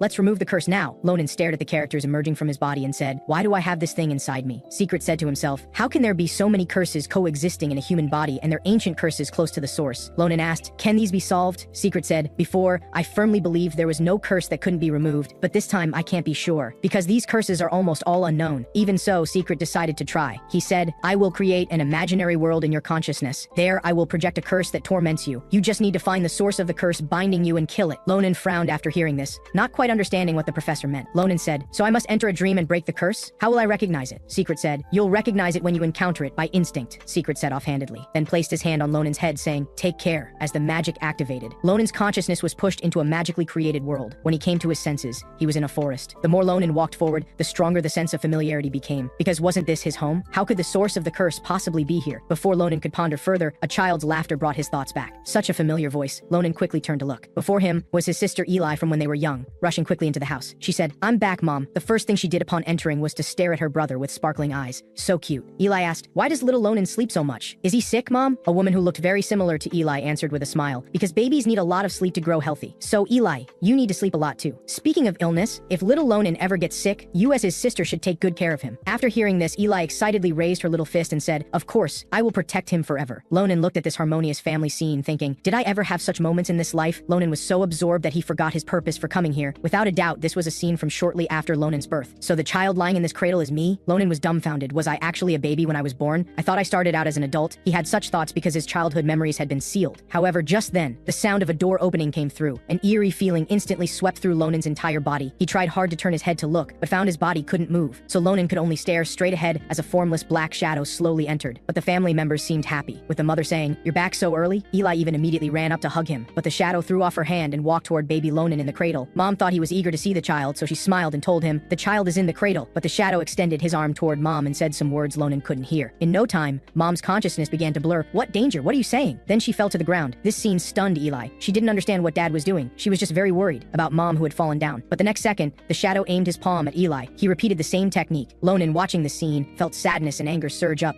What are you doing?" But what shocked Ronan even more was yet to come. The shadow's arm produced countless semi-transparent characters out of thin air. Those were the same curses that had appeared inside Ronan earlier. As a light flashed, the curse was implanted into baby Ronan's body. At that moment, he understood this person was the source of the curse, and this place seemed less like a virtual world and more like someone's memory. Ronan gritted his teeth. "I must kill him." Meanwhile, outside, Secret's hand began to tremble uncontrollably. Despite such thorough preparation, this magic had nearly depleted his magic power. Elizabeth had never seen the professor in such a predicament. "How many curses are in Ronan's body?" Secret said. "Aside from the power of the curses, there are about 10 in his body." Elizabeth was too surprised to speak. 10? Then it's not surprising that removing so many curses at once would use so much magic power. But Secret shook his head and said, "No, that's not it. Because the number of curses I'm dealing with right now is just one." On the other side, Ronan couldn't accept that this bastard would harm his own family. He gritted his teeth, vowing to kill the other party. But at this moment, his body still couldn't move. It wasn't until the shadow stepped out the door that the restraints on his body were lifted. But Ronan didn't immediately chase after him. Instead, he ran to his sister and mother's side. He urgently wanted to help them up, but his fingers passed right through their bodies. Just when he was despairing, he suddenly heard faint breathing, so they were both still alive. Ronan finally breathed a sigh of relief and tried hard to control his emotions. "Calm down. What I need to do now is tear that bastard to pieces." As he spoke, a sword appeared in his hand out of nowhere. It was La Mancha. Whether this matter is reasonable or not is no longer important. Ronan swung the sword to open the door, then rushed out like a madman. Soon he saw the shadow before him. The other stood motionless as if waiting for him. But as soon as he saw the other's face, Ronan couldn't forget what he had done. "Dare to hurt my family, I will never forgive you." With that, Ronan charged at the shadow at his fastest speed. Unexpectedly, the other gathered magic power and conjured a sword out of thin air. The attack was unsurprisingly easily blocked. Ronan was startled, not expecting the shadow to have such ability, but what surprised him more was yet to come. No matter how Ronan attacked, the shadow could easily deflect it, as if toying with him. As the battle continued, Ronan was cut in multiple places. Then the shadow erupted with power, piercing through Ronan's chest with one strike. The ridiculous speed was too fast for him to prevent. Ronan fell to one knee. Multiple wounds had nearly robbed him of all fighting ability, but the shadow merely glanced at him, then left without looking back. Ronan struggled to stand up. "This can't end like this. I still have many questions for that bastard." His gaze fixed firmly on the shadow, then he let out a hoarse roar. "Why did you do this?" From Eli and Mom's behavior, there was no doubt that person was his father. "After doing this, do you still have the right to be our father? Don't you have anything to explain? Hurting Eli and Mom, even cursing me, you're not even going to make an excuse?" The moment he heard these words, the shadow froze in place. Seizing the opportunity, Ronan gripped his sword handle, with red magic power entwining it. Then he quickly charged at the shadow, killing him with one strike. "If you won't speak, so be it. Then get out of my body." After clearing the curse, Ronan returned to the real world. He shook his head hard, trying to emerge from the tense battle state, but unexpectedly, an elderly voice sounded from behind. Was the journey pleasant? Ronan turned to look. Before him was an old man with a kind expression, but wearing the same outfit as Professor Secret, so Ronan quickly guessed his identity. Ronan said, "Why does your time pass so quickly? Is it because of this curse removal magic?" Secret said, "No, it has nothing to do with that. Do you feel any different now?" Ronan concentrated and looked. The other's abundant magic power immediately appeared, dense and intricate. Ronan said, "From the beginning, I felt you were extraordinary, and you're even more terrifying than I imagined." The professor smiled with satisfaction and said, "It seems you can now properly sense magic power." In the time that followed, Ronan told the professor about his experience there, and the professor noted it down in his notebook. Secret said, "The curse inside you is based on memories you didn't even know about. But why do you think that person was your father? Didn't you say you couldn't see his appearance?" Ronan lowered his head and said, "I could tell from Eli and Mom's attitudes toward him, and most importantly, when he was hurting my family. I could feel a sad emotion, a very unfamiliar feeling. Thinking back now, that should have been his emotion." Secret nodded, then continued to delve deeper, and Ronan told everything. "I have no memories of family, as if they were completely erased." Secret took a sip of coffee and said, "Then everything makes sense. Your father not only sealed your ability to sense magic power, but also scrambled your memories. But through this curse removal magic, the memory was coincidentally presented. So that might be a chaotic event intertwined with imagination and memory, which is a small error that can occur with this magic. And the final strike you described should also be based on this. So you unconsciously used magic power." After hearing this, Ronan looked at his hand, which had a colorful mixture of several colors. Ronan asked, "Is this magic power?" Secret nodded and said, "Although you can now sense magic power, to use it like normal people, you would need to remove at least 2 more curses. This process will be very long, because the curses on you are all unknown and powerful. Go back for today, I'll notify you when I'm ready." Just as Secret was writing in his notebook, Ronan was stunned, because somehow the professor had turned back into a child. The professor said, "This body situation is complicated, generally similar to yours." Ronan said, "Then you must be very tired usually." Meanwhile, in the underground of Cappadocia, after learning about the stone giant, Duke Grancia personally came to the scene. He looked up at the stone giant, which was much larger than he'd imagined, but he heard that the one who stopped this wasn't Nabiros, but a student under her, which puzzled the Duke. What kind of person would have such power? As the Duke pondered, a righteous young man appeared behind him. This was the Duke's personal guard. guard Darren. The Duke asked, "How is the repair work on the blacksmith shop progressing?" Darren respectfully replied, "Everything is going smoothly. Reportedly, it will be fully restored in a week, and we've investigated those bastards as per your orders, but found no clues." Seeing the Duke thinking, Darren said, "Through Phillips, we found the student's location. Would you like to meet him?" The Duke nodded and said, "It seems we should indeed." Just as he spoke, the stone giant's red eyes lit up, and it slowly prepared to attack. All this was seen by Darren, who said, "Duke, I apologize, but could you please step aside? Leave this to our knights." With that, he placed his hand on his sword hilt, but the Duke extended his hand and said, "No need," as the stone giant's attack was about to hit. The Duke drew his sword and said, "You can attend to other matters." With that, he quickly drew his sword and slashed backward. The moment the sword aura hit, the massive golden stone disintegrated instantly. After cutting, the Duke sheathed his sword, then calmly turned and said, "Let's go. Let's meet Phillips's little hero." When the boy opened the door, he discovered a person with dirty magic suddenly appeared outside. He couldn't help but curse under his breath, but the other immediately flew into a rage, saying, "Apologize, or let me cut off your tongue." Ronan defiantly replied, "Door-to-door sales are prohibited here. No, judging by your attire, you're not a peddler, but someone who guards the door for a noble family." Hearing this, the black magic emanating from the other became even more intense, as if he would attack the next second. And at this moment, Ronan also noticed something strange mixed in the other's magic. Familiar but indescribable. Just then, an arm blocked Darren. "Enough, it's us who intruded without prior notice." Darren wanted to continue. A blue-haired middle-aged man said elegantly, "Ronan, I apologize for my knight's rudeness. Though it's rude to say, may I take up a bit of your time?" And Ronan, now knowing their identities, agreed. Soon, they arrived at Ronan's dormitory. The Duke immediately took out an exquisite box. Inside was a brand new scabbard. Ronan, bewildered, asked, "Why are you giving me this?" The Duke leisurely drank his tea and said, "Master Doron from Cappadocia asked me to do this. He almost got down on his knees begging me. But more than that, I want to express my gratitude in my own way." So the Duke's eyes turned to his sword and said, "We Grancia and Cappadocia are long-term partners. My pale path was also made by Master Doron, so I should be more grateful to you. You saved Cappadocia." With that, the Duke reached into his bosom, then pulled out a Grancia badge, startling Ronan, because this thing was too valuable. Ronan had thought he could only get it when Shulafin had an episode. On the other side, Maria and Assam also received gifts from the Duke. The Duke said, "I hope they will like them too." Ronan nodded, because he could already imagine the two bowing in gratitude. Speaking of this, the Duke suddenly put down his cup and said, "Let's talk about something else. Can you tell me who's behind this? I'm very interested." As he spoke, terrifying magic power erupted around him. Ronan was immediately dumbfounded. "So this is the head of Grancia? Such terrible power." He said, "I don't know how much you know, but these damn guys are even crazier than we imagine." Hearing this, veins bulged on Darren's face, and he couldn't suppress the glowing magic power emanating from him. Ronan was stunned watching this. It seemed as if, at the mere mention of those people, Darren would have a strange reaction. Come to think of it, his magic power seemed identical to those two people's, giving a dirty, uncomfortable feeling. So are they in cahoots? Seeing Ronan lost in thought, the Duke asked with confusion what had happened. What was this reaction about? His subordinate was emanating such intense magic power, couldn't he see it? How could a renowned powerhouse on the continent not see these things? Ronan couldn't believe it. Could it be that only he could see it? To verify his guess, Ronan slowly said, "Do you know about the Starlight Descending? The Craigil Nebula, the organization supporting Starlight Descending." As he finished speaking, Darren again glared fiercely, but the Duke still showed no awareness, saying, "Did you discover this yourself?" Ronan said, "Yes, just lightly chopped off their limbs," and they immediately confessed. Then Ronan deliberately made an exaggerated expression. "It was so fun, those bastards cried, begging us to let them go. Do you need me to give you the details?" The Duke quickly waved his hand. "No need. Hearing more of this would ruin my appetite for dinner." Ronan laughed and shrugged. His thoughts basically confirmed. There was indeed no need to continue. Ronan looked up to see Darren's killing intent completely out of control, his body covered with dense magic power. And at the same time, the Duke also stood up to leave. So Ronan quickly stood up too. He couldn't just ignore this matter. Ronan said, "About those bastards, there are some things you should know, but it might take a long time." So Ronan suddenly looked at a notebook to the side and said, "Once I organize it, I'll give it to you tomorrow. You'll definitely be pleased. Because it's about a Hayut." Ronan said the last sentence particularly loudly, as if deliberately telling Darren, "If you don't kill me, a Hayut's secret will be made public." That night, while Ronan was sound asleep, Darren suddenly appeared before him. Without any hesitation, he immediately swung his sword. But just as it was about to hit, Ronan disappeared. Then, a voice appeared behind Darren. "I said you would definitely come tonight. Nice to meet you, the third bastard from Craigil." Darren's face was filled with disbelief. He turned to attack Ronan. Ronan pointed to the side and said, "Wait, why don't you look over there first? That's my special guest." When Darren looked over, he was instantly terrified, saying, "How can you be here, young master?" Shulafin was filled with rage. He said, "Can you explain this, Darren?" Earlier that afternoon, Ronan had come to Shulafin's house and explained his purpose. Shulafin said, "Ronan, you claim you're going to ambush Darren tonight. What evidence do you have?" "Darren is a righteous, loyal, and outstanding knight of the Empire. He was carefully selected by my father," Ronan said. "Even careful selection can have flaws." Ronan beckoned him to follow and said, "You won't believe me if I just tell you, so come along. It won't take much of your time, and you might even catch the villain hiding in your home." The situation unfolded exactly as Ronan had predicted. Shulafin felt so ashamed he wanted to find a hole to bury his head in, but even more than that, he felt anger. He immediately drew his sword and pointed it at Darren, saying, "Didn't you hear me? I asked you to explain what's going on. Answer me now," Ronan said. "It's this obvious, yet you're still asking him? Will you believe whatever he says?" Darren remained silent, but he raised his foot, then stomped hard on the floor. The next second, waves of black light instantly emanated from beneath his feet. Ronan and Shulafin were startled. Their bodies suddenly became extremely heavy. "Is this that bastard's magic?" Before Ronan could react, a swift, powerful strike came slashing toward him. Ronan struggled to raise La Mancha to block the attack and retreated several meters. Then, Darren flashed in front of Shulafin and swung at him. Although Shulafin blocked it, he appeared to struggle. Darren said, "It's fortunate that the young master has no experience controlling the aura's range. In such a small room, he can't deploy his secret technique." After saying this, he gripped his sword hilt tightly. He slashed at Shulafin again, who was grinding his teeth in anger. Shulafin said, "Your skills are different from what I knew before. Have you been hiding your strength all along? Since when? Why did you betray us?" Darren, filled with killing intent, replied, "Betrayal? How childish. I was never an imperial knight from the beginning." Then he mercilessly swung his sword again. When he attacked again, Shulafin, with a grim face, said, "Is that really so? I've confirmed it. Do whatever you want." Before he finished speaking, Ronan instantly rushed in front of Shulafin and blocked the strike. Darren looked at him shocked. Ronan said, "I told you he was a villain. How does it feel to hear these things yourself?" Shulafin said, "Family matters should not be aired publicly. I hope you understand. Since this is our family's villain, let me handle it." He angrily struck at Duran, then quickly flew toward him, gripped his sword with gathered strength, and swung at Duran. To block this attack, Duran retreated several meters. Duran thought, has he been hiding his strength all along? Impossible, there's no need. Could he have grown this much in such a short time? Duran couldn't help but break out in a cold sweat. Before he could recover, Ronan flashed in front of him, gripped his sword with gathered strength, and swung at him without hesitation. Darren finally couldn't withstand the attack and was hit hard. The next second, Ronan, filled with killing intent, gripped his sword and swung horizontally. The ground was slashed with a meters-long crack, but Duran jumped up and avoided the attack, and used his shadow kick to send him flying far away. Duran knew that continuing like this was not the solution, and it would attract the Empire's attention, so he thought about escaping. He spotted an open window. He leaped up and quickly flew out of the window, but as Darren escaped outside, he heard Shulafin's voice again. "You're right. Unlike my father, I haven't fully mastered it, so I can't easily use the storm sword. But you've run to such an open space. You're truly foolish." As he finished speaking, storm winds began to surround Shulafin's blade. This was the secret sword technique of the Granzia family, the storm sword. The next second, a 10-meter radius storm blasted toward Darren. Darren could only use all his strength to slash at the storm, but this was hardly enough to withstand the powerful storm. He was gradually engulfed by it. Shulafin slowly sheathed his sword, leaving Duran in a pool of blood on the ground. Shulafin said, "From today onwards, our family no longer has this person." Ronan also arrived at the scene. Ronan said, "So it really is the storm sword. Such incredible power. But you didn't kill him, did you?" Shulafin said, "Don't worry, I only severed some of his tendons. He won't die. I'll leave him to you. I must quickly return to inform my father of this situation. We must find all the traitors in our family." As soon as he finished speaking, Shulafin rushed back without looking back, leaving Ronan in the cold wind. "You irresponsible guy!" Just as Ronan was shouting, a golden halo appeared behind him. A figure rushed over saying, "What happened, Ronan? Has someone attacked the academy?" Ronan turned around, only to find it was the principal and Professor Nabiros. Nabiros was wearing sleepwear completely different from her usual attire, which truly stunned Ronan. Nabiros glared at him, and Ronan immediately showed a subtle smile and said, "Your pajamas are cute." The principal said, "Now is not the time to discuss that. Can you tell me what happened?" After this incident, Ronan became increasingly cautious. He first asked the principal to repeat after him, saying, "A Hayut is..." The principal was confused, but still followed Ronan's words. After confirming the principal wasn't a traitor, Ronan looked at Duran lying behind him. Later, Ronan explained the whole situation in his office. Duran's betrayal, the night attack on the dormitory. After listening, the principal fell into deep thought. A spy infiltrated the Granzia family. The situation is more serious than we imagined. You did very well this time. Thanks to you, we avoided a huge loss. Ronan embarrassedly scratched his head and said, "This is what I should do." But Ronan concealed his ability to see special magic power. He couldn't be 100% certain of this ability. Besides, if this information leaked, it could be dangerous for those around him. The principal noticed Ronan's distraction and thought he was worried about the Granzia family. So he said, "The Granzia family's execution power is strong, so there's no need to worry. By the way, you've made great contributions to the Empire. Not only saving the Imperial blacksmith shop, but also identifying the traitor in the Granzia family. So we will give you a corresponding reward." Ronan said, "Great, I happen to want to establish a club at school. Can you approve it?" The principal said, "A club? I'd like to know what kind of club." The scene shifts to the academy's main square. Ronan is promoting vigorously. After listening, the students fell silent. Ronan posted his recruitment advertisement on the public notice board,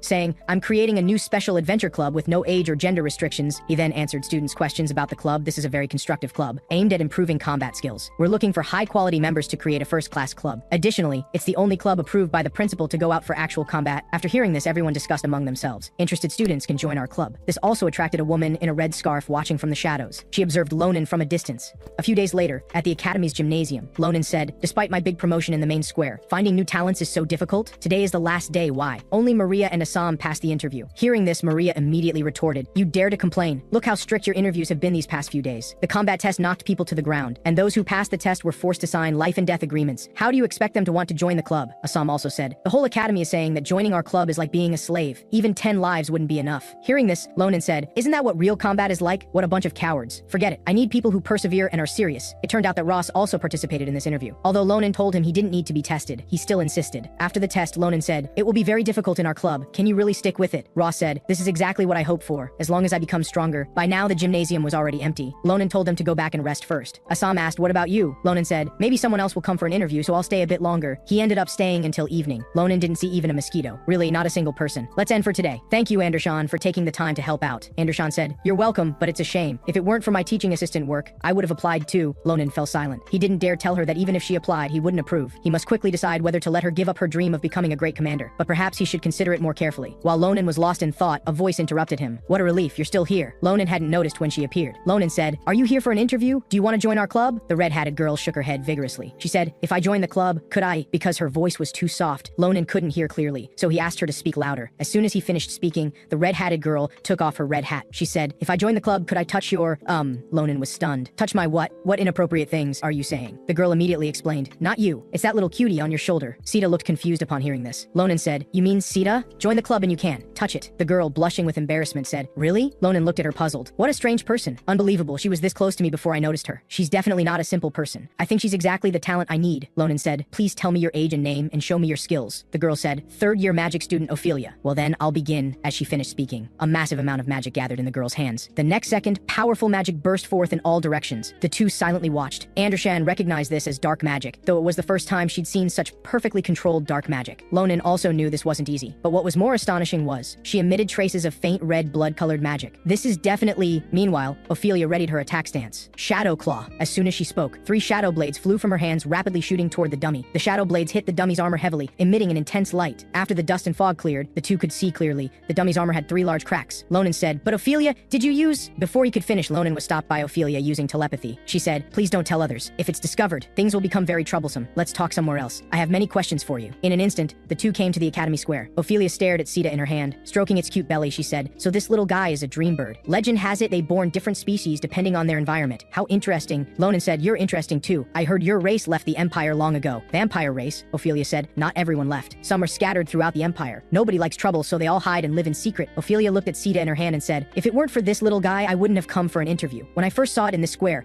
I felt blood magic, the innate magic of our race. Ronan suddenly realized, no wonder the first thing Sita did after birth was to suck blood. Hearing this, Ophelia said with surprise, what, really? It used vampire magic right after birth? How long has it been alive? At least 5 years, right? Ronan said, no, about 2 months. Ophelia looked at it incredulously, saying, impossible, only 2 months. It already emits such high-density blood magic. Suddenly, she looked more obsessively at Sita and said, if this is true, it might be possible. Can I ask a favor of you and Sita? Could you lend Sita to me? I promise I'll work hard in the future. I need Sita's help for research now. Ronan, looking confused, said, wait, research? Research what? The next day, Ronan's group came to the Special Adventure Club's activity room. I didn't expect the academy to give us a whole building. How generous. Meanwhile, Ronan saw Assam and Maria's new equipment. Are these weapons from Cappadocia, sent by the Grancia family? Yes, Maria's great sword, Assam's magic bracelet. Because of these 2 weapons, their strength had improved. Maria puzzledly asked Ronan, why did you ask us to bring weapons? Ronan said, let's go inside and talk. You must be curious why I established such a club. I said before we have only one goal, to quickly improve our potential abilities through combat experience. In fact, Ronan was preparing for the day that was coming. Then, Ronan took out a map, pointed to a location and said, the first place we're going is here. The Washan Mountains, still unexplored by the Empire. Hearing this, everyone was surprised. Ronan continued, you all know that place is unusual, so this will be a good experience. I also have some personal business there, but that's not the most important thing. What's important is to first solve your 2 problems. Hearing this, Maria and Assam looked at him puzzledly and asked, what problems? Are you helping us end our courses early? Ronan calmly explained, yes, no need to be so surprised. It's quite normal. We'll be gone for at least a week, but don't you still have classes? The two looked at him in astonishment. Ronan continued, so, to balance your courses, you can complete them early like I did. That way you'll have time. The scene changes, and the 3 have arrived at the training room. Ronan said, before I help you with private courses, I need to check your current skills. Then, Ronan provocatively said, relax. I'll keep my sword in its sheath, so don't be afraid. But please give it your all, otherwise it'll be boring for me. The 2 were instantly speechless. Maria said, since he said so, let's try our new precious weapons. Assam heard this and was high-spirited. The next second, the 2 quickly readied their battle stances. Maria struck the first blow. Gripping tightly, she swung her sword heavily. A huge sword light slashed toward Ronan. Ronan dodged it easily by stepping aside. Immediately after, Assam used telepathy to control stones. As she waved her hand, the stones shot toward Ronan at 180 miles per hour, but Ronan remained unfazed. He dodged them nimbly. Then, his blade moved quickly, forming a dense shadow of swords, blocking each stone. Giving Ronan no time to rest, Maria had already jumped into the air. She gripped her magic-infused sword tightly and slashed mercilessly toward Ronan. Just as the heavy sword was about to hit the ground, Ronan quickly jumped to the right, avoiding this powerful strike. The ground was instantly shattered by this blow, leaving a deep groove. Maria stared intently, quickly swinging her heavy sword toward Ronan. Ronan bent his body and dodged again. The next second, Maria, who had been attacking continuously, instantly switched from offense to defense, barely blocking an unexpected strike from Ronan. While attacking, Ronan could still observe Assam. Assam was floating in the air, continuously summoning large boulders. As she waved her hand, Ronan instantly sprang away. Assam used all her magic to change the boulder's direction, sending it crashing toward Ronan. Ronan smiled knowingly. Just as the boulder was about to crush him, Ronan finally drew La Mancha. All that could be heard was the sound of the sword dancing, and the incoming boulder split into pieces, instantly becoming small rocks. Ronan proudly looked at these small stones, but unexpectedly, Assam once again controlled the fragments, mercilessly sending them flying toward Ronan. In that moment, Maria and Assam were full of fighting spirit. Ronan put down his sword and laughed, saying, "Test over. You've both grown much stronger." Just as the two sighed in relief, Ronan smiled mischievously. Maria and Assam felt a chill down their spines. Ronan said, "Special training begins now." As soon as he finished speaking, Ronan chased after them with his sword. Ronan's training was truly devilish, making the two laugh and cry. Half a month later, Ronan handed thick stacks of grade reports to the principal. The principal said, "You mean all club members have completed their courses early?" Ronan smiled and said, "Yes, that's right. So can we go out now?" The principal said, "Of course. You always surprise me. I'll give you a pass. Take care of yourselves." The scene changes. The group arrives at the Watchin Mountains. Maria tries to circulate magic. Unexpectedly, the magic purity is so high. "Which way should we go now, Ronan?" Ronan said, "Please follow me. We're still far from the center." Meanwhile, Ronan's presence entering the mountains drifted toward a palace in the mountains. What a surprise. Someone actually entered the mountains. It's been so long since we had visitors. Let me see who it is. During their journey deeper into the mountains, Ronan, relying on memories from before his transmigration, found an extremely fierce half-beasts. Before his transmigration, half-beasts had covered the entire mountain range with their powerful reproduction abilities. Later, they committed all kinds of atrocities, plundering and killing civilians in surrounding areas. For this reason, Ronan set the club's first mission, eliminate the half-beasts. Maria didn't seem convinced. Assam said, "There are too many half-beasts. Can we really defeat them?" Ronan said, "Don't be afraid. I've got you covered. This is a good combat opportunity." Ronan looked at the distant half-beasts, deep in thought. They shouldn't appear so quickly. A stronger species in this mountain, the ogres. Dealing with ogres would be quite difficult, especially their leader, the two-headed ogre. But they won't appear for a long time. Just as Ronan was about to give the order to act, a voice from behind stopped him. "Your intentions are good, but I don't recommend doing this. Now is not a good time." Ronan was startled. "When did he appear? I didn't sense his presence at all. Who's that elf?" Seeing Ronan staring at him with killing intent, the elf said, "No need to be so alert. I'm a priest who stays in the mountains, serving a sacred deity in the mountains, Senor. Let's talk somewhere else, shall we?" Ronan wasn't convinced and vigilantly grabbed his sword. The next second, a figure flashed by. Ronan's La Mancha was already at the elf's neck. Assam and Maria were puzzled. Ronan said mercilessly, "I'm very sorry, but there have been too many bastards lately, so please repeat after me." The priest looked confused. "What do you mean? Repeat what?" "The arrival of angels is the day starlight descends. Ahayut is a bastard." After the priest repeated it without any change, Ronan slowly moved his sword away. The priest said, "As a person who serves God, saying words that insult others is so embarrassing. This is the most embarrassing moment in my 200 plus years." Ronan wasn't impressed. 200 plus years? How long have you lived? "I'm not sure. I haven't counted for a long time. It should be over 1,000 years." Hearing this, everyone was shocked. 1,000 years? That means he lived before the empire was established. Then he puzzledly asked the elf, "Just now you said it's not a suitable time. Why did you say that?" The priest said, "Because the monsters here have been behaving strangely lately. They're not nocturnal creatures, but recently they wander and gather in the mountains every night. And ogres, who rarely leave their territory, also frequently appear. So I advise you not to act now. You can rest a bit and wait for a suitable time." Then the priest gently tapped with his finger. His magic spread in the air like water droplets in all directions. Then a hole formed in the air. The priest said, "Let's go," and led everyone into the hole. Inside was a magnificent palace. "This is Senil's temple." Assam said, "Ronan, do you know this temple?" Ronan said, "Would I have this expression if I knew?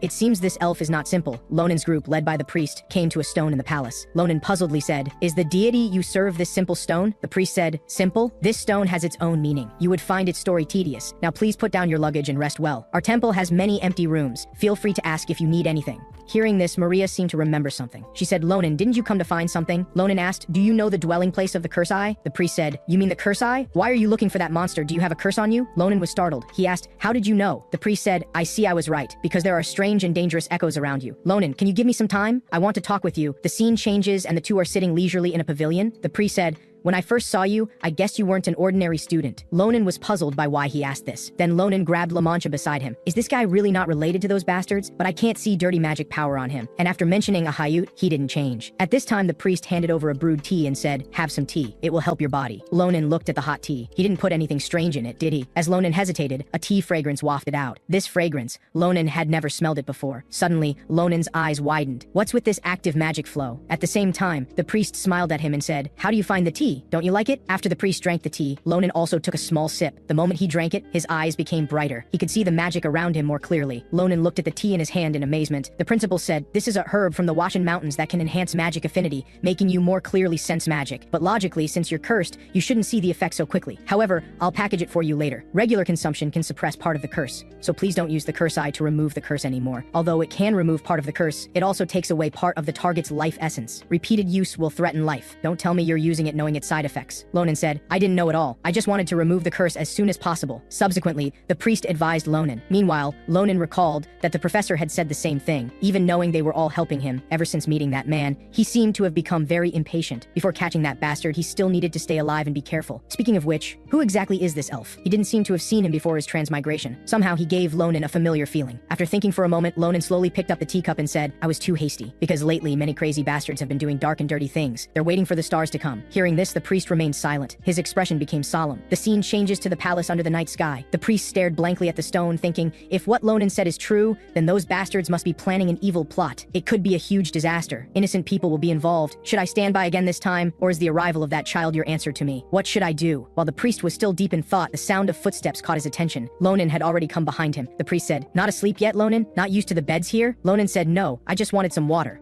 Seeing the priest staring at the stone, he couldn't help but ask him again, does this ordinary stone have something special? Why do you worship it? The priest patiently explained, every 1,000 years, our church moves 1,000 stones to the Holy Land. There, wind and rain are constant, and most stones are weathered away. But some stones withstand the 1,000-year test. We revere such a stone and turn it into a centennial statue. I still clearly remember the day we moved this sacred statue. My friends were very enthusiastic, but devoting one's life to a god is something many cannot do. I hesitated many times about whether to leave. There was a time when I wanted to abandon our teachings and gain freedom. I had a premonition, possibly the will of Seniel in the statue.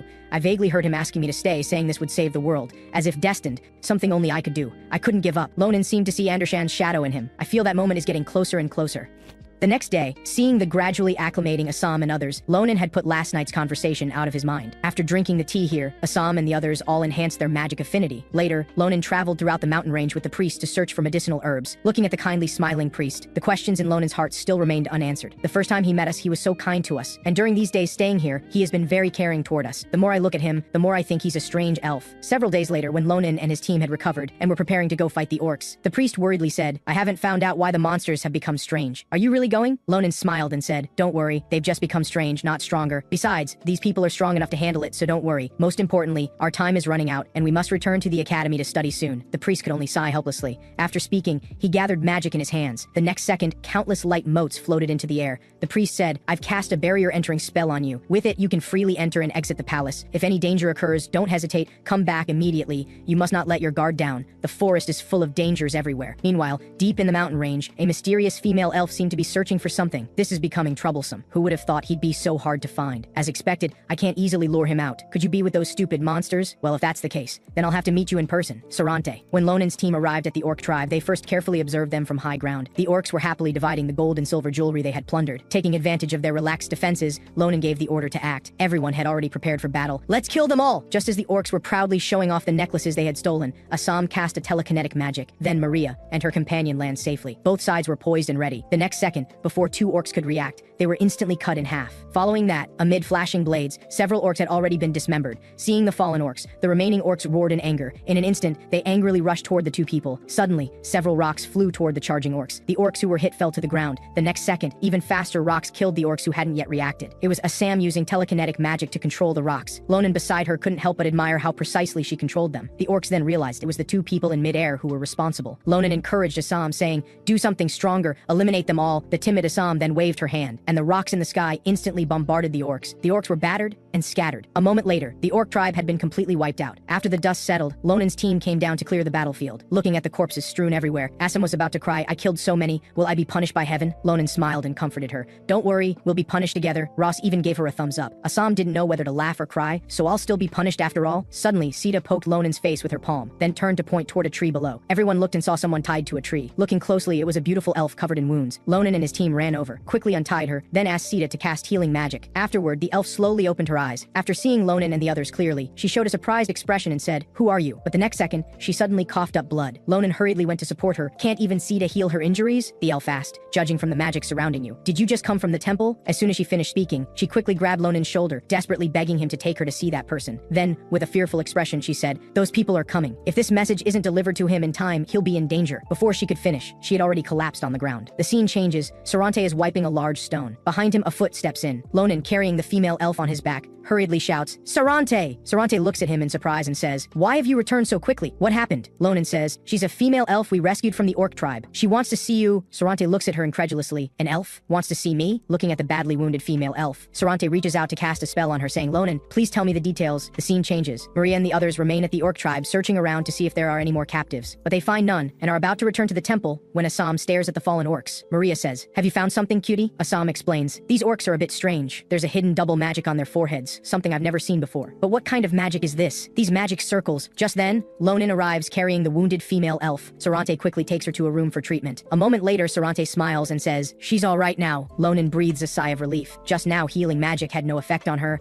I was worried she might have been poisoned. Sarante says, I injected her with antidote. Thank you for bringing her here in time. Otherwise, I would have lost a close friend. Ronan says, close friend? So she is also... Sarante says, yes, she's one of the few who believe in Sinyal, once a faithful and sincere believer. Now that you've saved her, how should I thank you? Ronan scratches his head embarrassedly and says, it was nothing. Don't mention it. But please tell me. Before she collapsed, she said they are coming soon. Who are they? Are you really in mortal danger? After hearing this, Sarante fell silent. The scene changes. Sarante takes Ronan to the stone. Sarante says, actually, I'm not very clear myself. They are a religion that worships an unknown entity. They're very mysterious. I don't know who they are. I only know they've committed many crimes. They call themselves Nebula. Upon hearing this name, Ronan exclaims in surprise, those bastards are coming for you? Sarante says, you know them too? They've sent assassins to find me several times, but eventually gave up when they couldn't find me. I thought they had abandoned their search, as things have been quiet for hundreds of years, but now it seems they're back. Ronan immediately becomes agitated, and you're so calm about it? You should leave this place immediately. But Sarante says, I cannot leave this place. The souls of everyone live here. If I move elsewhere, innocent people will be affected, and I don't want that. Therefore, I hope you leave here quickly. I don't want anyone to get hurt. After hearing this, Ronan says with concern, Sarante, wait for me. I'll go get powerful reinforcements. Until then, please hide and don't act on your own, okay? Sarante hears this and can't help but smile, saying, I understand. I'll hide well. After saying this, he hands something to Ronan, saying, please accept this. It's payment for saving my close friend. Ronan says, what is it? Is this a ring? Sarante says, yes, it's an entry ticket to the Mage Tower. If you go to the Dawn Mage Tower, please show this to the tower's administrator. They'll definitely find information about your curse. All right, be careful on your journey. I'm very glad to have met you. The time spent with you has been a blessing. Ronan says, it's not like we'll never see each other again. Why are you saying such things? I'll be back soon. Wait for me. After saying this, Ronan rushes off, and Sarante watches him with a lonely expression. Afterward, his face becomes serious as he says, should I be happy about our long-awaited reunion, my long-lost close friend? No, I should now call you Nebula's assassin, Brigidia. The previously injured elf suddenly stands up, with lightning surrounding her body, her hair instantly turning from yellow to white. Brigidia smiles and says, how have you been doing, Sarante? Sarante says, they chose you as an assassin? It seems your organization is quite violent and cruel. Brigidia says, you giving a paralytic drug to a patient, isn't that the same? Sarante says, of course, because your poor acting was too easy to see through. Even pretending to be captured by orcs. Brigidia says, I had no choice. Meeting you isn't an easy task. I used the monsters here to attract you, but couldn't draw you out. However, by coincidence, I just happened to see those people running around with your magic. I thought if I killed them and left them around you, it might draw you out, but I held back because I'm a devout believer. Touched? Sarante says, if that's the case, I won't let you succeed. Brigidia says, how scary, can't I even joke now? Alright, small talk ends here. My purpose in coming here is to convey the organization's order. Persuade Sarante. If he refuses, kill him before she finishes. Both sides are at a standoff. In an instant, the energy from both clashes together, creating an explosion. The temple surroundings shake. Ronan, who has left the temple, notices this too. But just then, he meets Assam and the others returning. Maria says, Ronan, there you are. Ronan says, yes, did you find any other captives? Maria says, no, but we discovered something suspicious. Assam says, I found strange magic circles on each orc's head, magic circles I've never seen before. Ronan listens with a puzzled expression. But at that moment, a huge lightning bolt strikes behind him. Everyone is shocked. Was that explosion sound from the temple? At this moment, Ronan suddenly has a bad feeling. At the same time, a huge foot stomps down, causing the ground to shake violently. Turning to look, suddenly a giant monster appears, ferociously tearing everything apart. After everyone gets a clear look, they realize this monster actually has two heads, a two-headed ogre. Looking at its enormous form, Assam and the others hesitate, momentarily unsure what to do. Behind them, Ronan holds his sword and shouts, pull yourselves together. Follow me. You can't handle it. The ogre just looks at them contemptuously. The next second, a hand unexpectedly appears behind Ross. Ross says, what's happening? I can't move my body. The huge hand slams hard on Ross, sending him flying at 180 miles per hour. He crashes heavily into a wall. Assam and Maria are dumbfounded. Before they can recover, the two-headed ogre raises its fist high again, then mercilessly brings it down. Surprisingly, they can't move their bodies either. At that moment, a sword flies out like a gust of wind from behind. Ronan helps them block the attack, but the ogre's fist isn't injured at all. The two-headed ogre is also very surprised. He could block my punch? Ronan instructs Assam and Maria, take Sita and look after Ross. Leave that thing to me. Meanwhile, Sarante and Brigidia are engaged in combat. The collision of energy, even cracks the temple walls. Brigidia rushes over with his sword swinging at an extremely fast speed. Sarante quickly casts a spell to resist. Wind control art. Centered on Sarante, fierce winds continuously swirl around, but the next second, they quickly gather into a storm heading toward Brigidia. Seeing this huge storm, Brigidia isn't afraid at all. Instead, she shows joy and says, "Great, this is exactly what I wanted." Before she finishes speaking, she immediately imbues her sword with dark magic. A murderous aura instantly bursts forth, gathering the surrounding dark magic into the heart of her sword. As the sword swings, it transforms into a black light pillar, flying rapidly towards Sarante. The two powerful forces converge in mid-air, unable to determine a winner. The resulting explosion shatters everything around them. After the smoke clears, both are unharmed. Suddenly, Brigidia disappears at extreme speed. Only the sound of a sword swing is heard. Brigidia suddenly appears in front of him. Sarante is startled, but the magic shield he had prepared beforehand blocks the attack. Their murderous gazes briefly meet. Energy bursts forth again, immediately pushing them apart. Brigidia says, "As expected of you, such an old fox. Killing you would be a waste. Come to our organization, you can definitely get a management position." Sarante angrily refuses. "No way, I can't serve an evil cult. Anyway, you've become quite rusty, and your movements have slowed down. Is your cult not suitable for you?" Brigidia says, "Of course not. I'm just a bit bored, just wanted to see you act. I know you've been busy buying time for those children to escape. Your pretense is to keep those people from getting involved, right? Do you think this will let them leave safely? Why would you, with no interest in the world, protect them so much?" Sarante seems to have been seen through. He looks at her in surprise and says, "They are just guests I happen to meet. Don't harm them meaninglessly. If you dare touch them, I can't let you leave politely." But Brigidia says dismissively, "Oh my, how scary. But what can I do?" Before she finishes, a loud explosion comes from deep in the forest. Sarante is startled. That direction is Ronan. "Brigidia, you bastard!" Before he can react, Brigidia has already flashed behind him. She smiles eerily and says, "Sarante, is now the time to be distracted?" There's only the sound of a sword falling. Sarante's arm falls. Elsewhere, after Ronan told him to leave, the two-headed ogre slammed down a palm, which Ronan immediately blocked. Maria and the others couldn't help but hold their breath in anxiety. Ronan approaches the ogre's side. After looking carefully, he discovers its eyes have been enchanted, identical to the stone men of Cappadocia. This is definitely the work of the Nebula organization. While Ronan is observing, the two-headed ogre attacks again,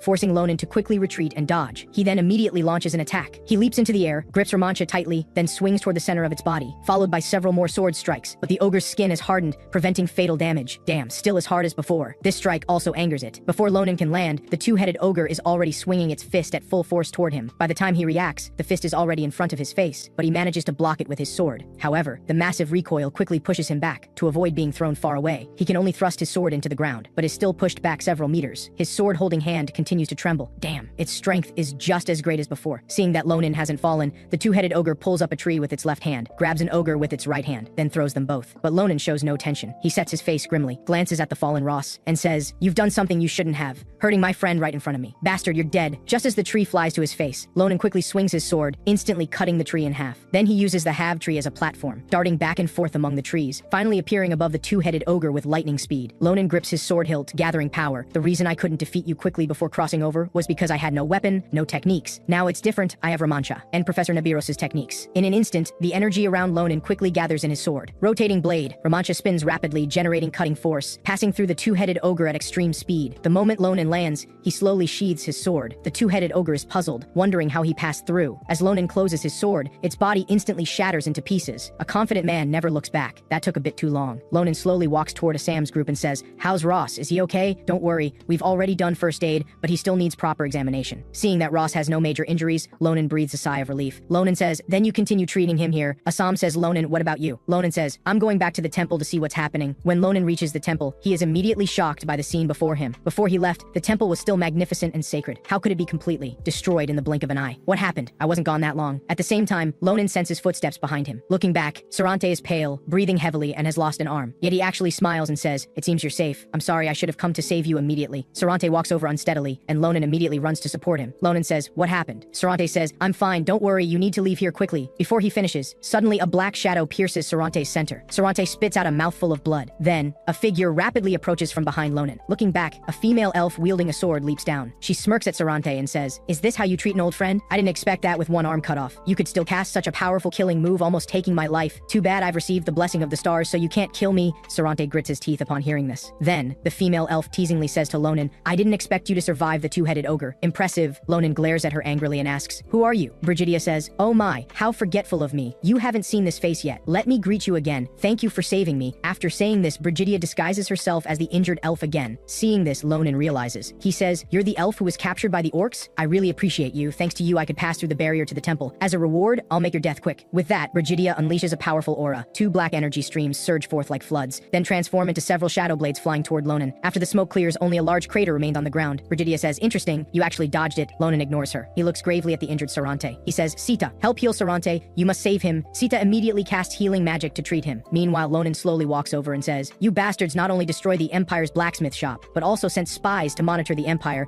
and now you've come here to wreak havoc. Nebula Organization. Brigidia says, how interesting. Then you must have met our star's children. I heard there's a kid recently going around killing believers on missions. Could that be you? As she finishes, Ronan catches her off guard and thrusts his sword at her. However, Brigidia easily dodges with a sidestep. Brigidia says, such skill at your age, no wonder they fell at your hands. Seeing that she dodged his attack, Ronan immediately backs away to create distance. But Brigidia flashes next to Ronan in an instant, swinging her sword. Ronan blocks the attack with some difficulty. She seems able to predict my movements. I'll need to kill her in one go when she lowers her guard. Ronan swings at her. Brigidia smiles as she catches his attack. Brigidia says, I really like you. Killing you would be a waste. Would you like to join our organization? We'll provide benefits and accommodations. Ronan immediately refuses, saying, you must be dreaming. Brigidia says, you have no choice. As she finishes, several dark energy spikes pierce Sarante's body. If you refuse, I'll kill him first. Ronan widens his eyes in shock. He grips his sword tightly. Brigidia laughs maniacally. Sarante's life depends on your decision. Now, make your choice. Ronan says, my decision is to tear you apart, you bastard. Then Ronan strikes with all his might. Brigidia quickly retreats several meters. She says, the more you resist, the more I want to have you. In just the next few dozen seconds, the two have already exchanged several rounds of attacks in midair. Two sword energies clash fiercely in the air, creating ripples of invisible energy waves, seemingly making even the surrounding air tremble. Sarante watches with concern. Meanwhile, Ronan leaps up, grasps Ramancha to gather strength, and swings at Brigidia. Brigidia smiles perversely. Excellent. It's been a long time since I fought someone so strong. At the moment, Ronan swings his sword. Brigidia catches it with one hand. She says, killing you would be a waste. Be obedient. Be a good child. If you move again, I might not be able to resist killing you. As she finishes, a dark energy suddenly pierces deep into Ronan's body. Brigidia says, when you open your eyes again, the starlight will welcome you. Ronan has no time to defend. Just as the sword is about to pierce his heart, a green light suddenly appears, protecting Ronan. Brigidia angrily says, Sarante, you again! It was the shield magic cast by Sarante. Sarante says, I told you, if you dare touch him, I will never spare you. Ronan says, Sarante, your injured body can't withstand the power of casting magic. Leave this to me. Sarante says, you've done very well, you've bought me time. Now leave the rest to me. As he finishes, a blue light envelops Ronan. With a wave of Sarante's finger, Ronan is instantly moved away. Seeing this, Brigidia immediately pursues with her sword, but her body is filled with blue lightning, unable to move. She looks up. 3 forbidden magic circles have appeared in the sky. Brigidia is startled.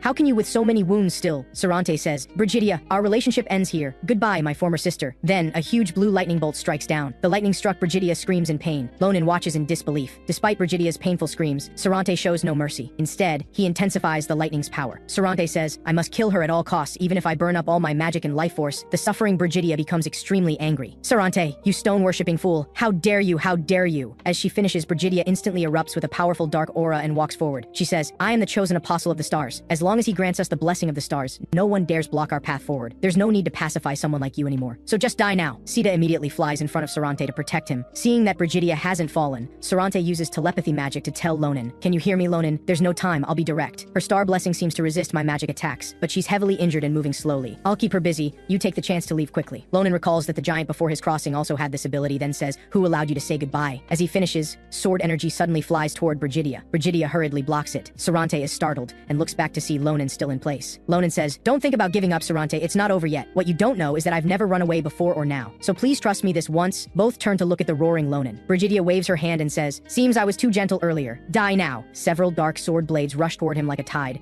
Just as they're about to hit, a blue lightning envelops Ronan. Brigidia is also trapped by blue lightning again. Taking this opportunity, Sarante quickly gathers magic on his index finger. The moment his finger points down, Brigidia is struck hard, but because of her magic immunity, she's not affected at all. She says, do you think this means anything? When I have the star's blessing, you don't even qualify to hurt me. As Brigidia swings her sword down, Ronan has already appeared in front of her. There's only the sound of a sword. Brigidia's arm falls. It was Ronan's quick sword strike. Ronan says, I hope you keep thinking that way. Brigidia's face shows disbelief as she says, how did you break through the star's blessing? The next second, her face contorts as she screams frantically, this is impossible! But before she can say another word, her body is covered with countless sword wounds. This is impossible. Blood splatters from her body. Ronan says, then go ask him yourself, that star you believe in. Blood sprays from her body and she finally falls. Die now? Just a little more time and I could have attained the truth I sought. I've waited so long for this. I wonder if you found your truth, Sarante. With that, Brigidia slowly closes her eyes. Ronan looks at the fallen Brigidia, feeling emotional. If she hadn't been complacent because of the star's blessing, it would be me lying there. But before my crossing, it seemed only I could harm the giant. Others couldn't. Now even Brigidia has this ability. Can this power be used in the name of a blessing? At this moment, Sarante behind him shakily calls for Ronan. Ronan immediately runs to his side and says, Sarante, hang on. Sita, save him. But Sita can do nothing. Ronan says, Sarante, hold on a little longer. I'll call for a more skilled healer. But Sarante grabs Lonan's hand and says, Ronan, I'm fine.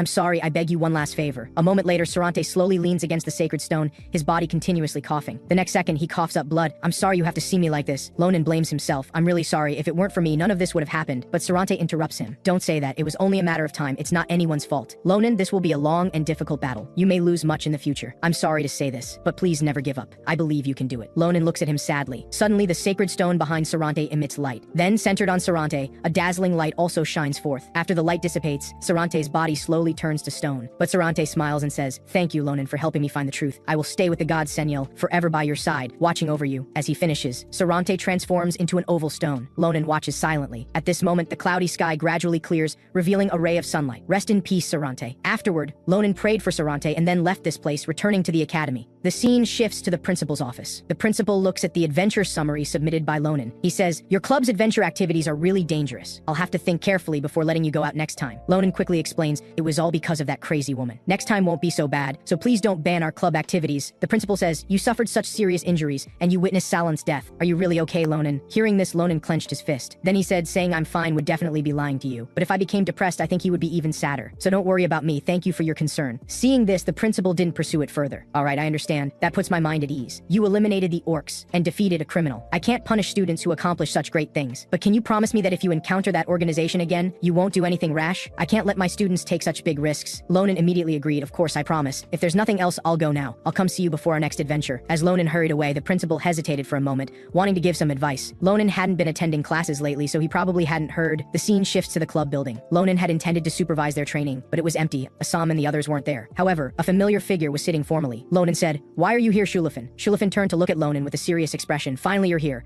I hope you have time now. We need to talk about the Nebula organization." Ronan didn't exchange simple greetings with Shulafin, but directly asked him, "What do you want to tell me? Did you deal with those traitors at home before coming?" Shulafin said, "Yes, we conducted a large-scale screening and caught 19 spies. I personally interrogated 5 of them. The others will be sent to Lodosan prison for further questioning. But now there's a big problem. The restrictions no longer work on them." Ronan was shocked. "What? What are you saying? The restrictions don't work anymore?" Shulafin said, "Yes, during our investigation of the 19 people, the restrictions didn't work on any of them. They might have removed the relevant restrictions. I think we can assume that. Damn, this is really annoying. Is there no other way now? Do we have to identify them one by looking at their magical power?" As Ronan was deep in thought, Shulafin stood up preparing to leave. "All right, I'll let you know if there's any news. Finally, I'm looking forward to seeing you again at the upcoming midterm exam." Ronan looked completely confused. "What are you talking about? Exam?" 2 days later, on an island controlled by Phillips Academy, Nabiros was explaining the midterm exam rules. "As you know, my course focuses on practical combat. I'd really like to send you to a battlefield for practice. But according to school guidelines, that's not possible. What a pity, it would have been fun. However, my assessment method is also good. I will scatter you across this island for an unlimited real duel. Of course, don't worry about dying, because I've prepared equipment for your safety." She pointed to bracelets on a rack and said, "Once the wearer of this bracelet loses their ability to fight, they will be automatically sent to the Academy's plaza. The Academy's best healers are there." Suddenly, Nabiros excitedly said, "So everyone can treat this as a life or death battle. You can use any strategy and technique. If you have the ability,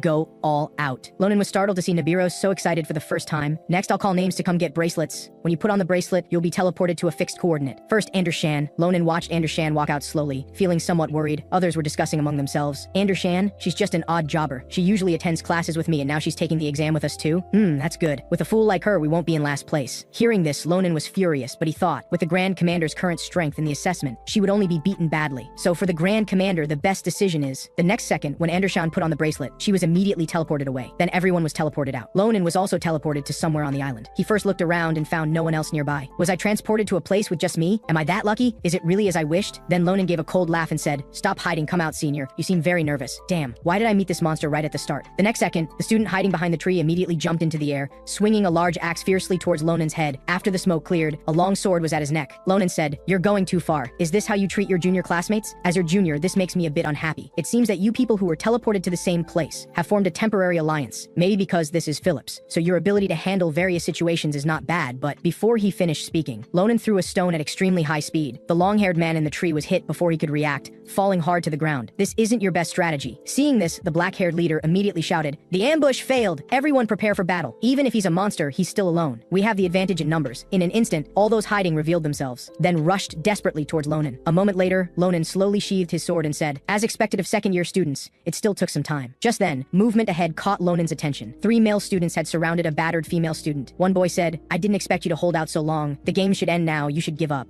Andesan, though covered in wounds, she was still carefully observing her opponents and forming a strategy. I may have exceeded my limits, but it seems these two have lowered their guard. And with third-year honor student Ayun leading, they definitely believe they can't lose, making them relax and expose weaknesses. I have only one chance. In one breath, end it all. Andesan swung her sword horizontally across the ground with lightning speed. The two hadn't time to react. Next, Andesan had already flashed in front of them. When her sword fell, blood immediately spurted from the two. But Andesan didn't stop. She charged towards third-year Ayun at 180 miles per hour. But as she approached, Ayun's weapon suddenly appeared before her. When did he? Andesan quickly blocked with her sword, but Ayun's strength was too great. Andesan immediately spat blood, her body flying back tens of meters. Ayun said, "You think such a small trick could defeat me? How pitiful. Andesan, you're a smart person. You know that no matter how hard you struggle, you can't beat me. It's interesting to watch you struggle, but this ends now." Observing from the shadows, Ronan wasn't surprised by the outcome, because from the beginning, he felt Anderson shouldn't participate. But reflecting on the strategy she used in battle, it was enough to prove her talent. She fully utilized the environment to create opportunities to distract her opponents. Quick and decisive strikes, demonstrating an incredible talent for strategy. However, in the face of absolute strength, even the best battle strategy is useless. I'm certain now. The exam is over, Grand Commander. Don't suffer here anymore. Anderson isn't badly hurt. She'll probably be sensible and withdraw voluntarily. So Ronan slowly got up to leave. But the next second, the sound of a sword being swung interrupted him again. Anderson actually launched another attack. Even Ayun was surprised by her action. Ayun said, "What are you doing now? Do you really want to end up seriously injured?" Anderson said, "Of course, Ayun, the exam isn't over and neither am I." The next second, Anderson quickly jumped behind him. Anderson swung a precise and decisive sword at Ayun, but he still blocked it. However, Ayun's face was cut, leaving a shallow sword wound. Ayun's expression immediately turned extremely ugly. Angry, Ayun said, "You're asking for trouble," then slashed at Anderson without mercy. Anderson was sent flying by the strike. Ayun said, "This makes me look stupid in front of a foolish student. I'm curious who's supporting you behind the scenes, making you do such stupid things. I've always been curious about your background and abilities. You don't have talent like that new student. Why do you struggle so hard? Shouldn't you know better than anyone that everyone thinks you have no hope? What are you persisting for?" Hearing Ayun's question, Anderson's thoughts were pulled back to her childhood. Her village was left with only her due to the war. A man hugged her, crying bitterly. At that moment, she seemed to find the path she would take in the future. Anderson said firmly in a low voice, "Because I must become the Grand Commander at all costs." After hearing this, Ayun said contemptuously, "What? Grand Commander? What nonsense are you talking about? You?" Anderson said, "Because no one else can fulfill that dream for me." Ronan was shocked by her answer. Anderson continued, "But I believe in my destiny. You will never understand." Ayun said, "Get lost. Talking about dreams, you don't even know your place. I don't want to hear your nonsense anymore." Ayun gathered strength for a final strike against Anderson. Suddenly, a voice rang out. Ayun's weapon instantly broke in half. Ronan appeared in front of Anderson. Ronan said, "I didn't want to interfere, but that's enough, senior." Ayun looked bewildered. Before he could react, he had already taken a hit from Ronan's sword. Though angry and unwilling, Ayun was helpless. Anderson looked at Ronan with confusion, blurting out his name, Ronan. Ronan said, "Are you okay?" Anderson replied, "Yes, thank you for saving me, but why are you here?" Ronan said, "Let's skip these trivial details. I want to ask you something. Why do you want to be the Grand Commander?" Anderson said, "You want to know why I want to become the Grand Commander? Why ask so suddenly?" Ronan nodded firmly and said, "It's important to me, so please tell me." Seeing Ronan's serious expression, Anderson was silent for a moment, then lowered her head sadly and said, "Do you know about the Night of Evil Wolves?" Ronan said, "You mean the werewolf invasion 10 years ago?" Anderson said, "Yes, that war between the Empire and the werewolves. The former wanted to expand territory northward, while the latter wanted to stop them. It was that very night that I lost my family. It was at dinner time. My mother and brother received orders from the front line. That was the last time I saw my mother. She was so kind and gentle. I hadn't even finished talking to her. Before she left, she didn't even eat dinner. Afterward, according to the commander's strategy, the village soldiers were sent directly to protect the castle. They ended up being torn apart by strong werewolves.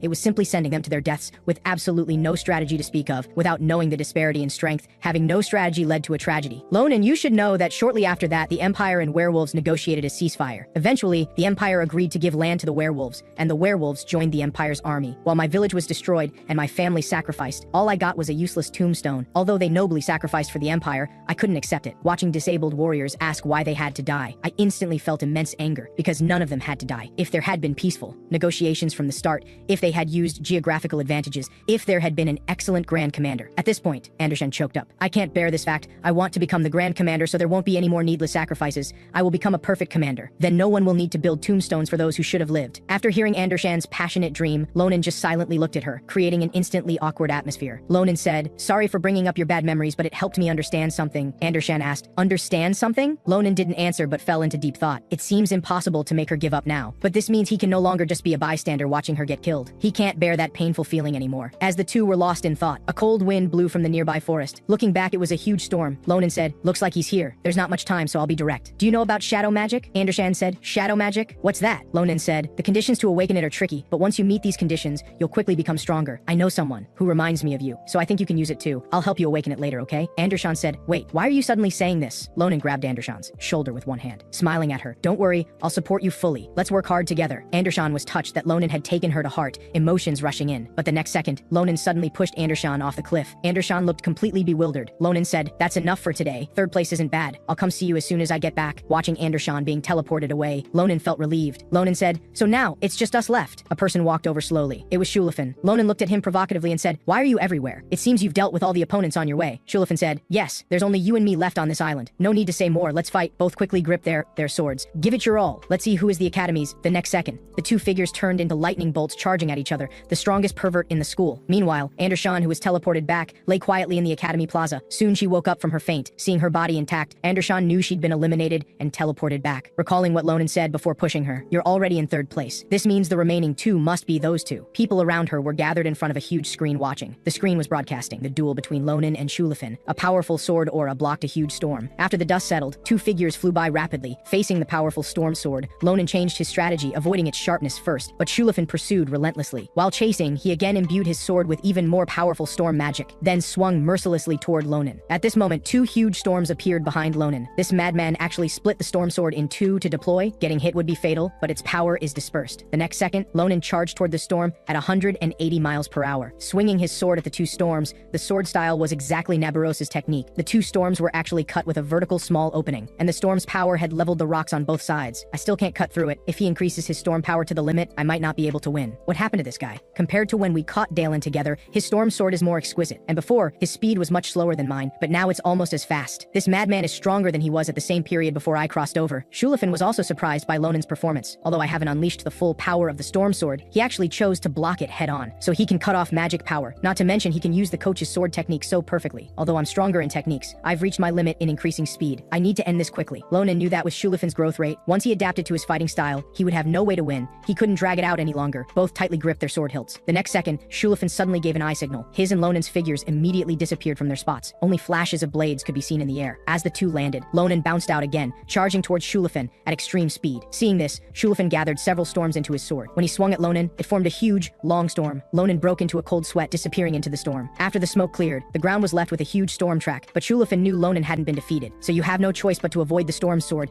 using this interval to plan an ambush. As soon as he finished speaking, Shulafin's body had several sword wounds, blood splashing. Before he could react, Ronan was already behind him. But Shulafin smiled slightly and said, "You always surprise me," Ronan said. "You can still smile after being cut?" Then, two sword lights flashed past. In the midst of light and shadow, both were hit by each other's swords simultaneously. Blood immediately spurted out. But the next second, the two quickly withdrew their swords, launching even fiercer attacks again. The sword energy from both spread out, as if to envelop the surrounding ground under their sharp edges. Their eyes briefly met, only to laugh coldly. The breathtaking duel between the two made the watching students tense. My god, is this really a freshman duel? To be honest, these monsters should be tested separately, and the geographic environment doesn't affect their performance at all. Nearby, Andesan couldn't help but worry for Ronan. Nabiros smiled. Quite an interesting duel. They've both made great progress since entering school. However, they've both reached their physical limits, whether they like it or not. The next move will determine the outcome of the match. Amidst the flashing blades, their bodies were already covered in wounds. Shulafin said, "This is exhilarating. Coming to Phillips was the best decision I ever made. Meeting an opponent like you. It's time to end this duel." Ronan said, "Yes, let's decide the winner. If we keep fighting like this, I'm afraid I'll fall in love with an opponent like you." As soon as he finished speaking, the two quickly jumped apart. As they landed, Shulafin concentrated and quickly gathered magic power, saying, "I won't hold back, so show all your strength too." Streams of magic power gathered with Shulafin at the center. Seeing this, Ronan called him crazy. Ronan said, "I must bring you to our team, but before that, I need to make you submit through combat." Ronan's gaze locked firmly on his opponent, lowering his head to accumulate strength in an attack posture. The next second, Ronan disappeared from the spot at extreme speed. Shulafin only saw a flash of sword light.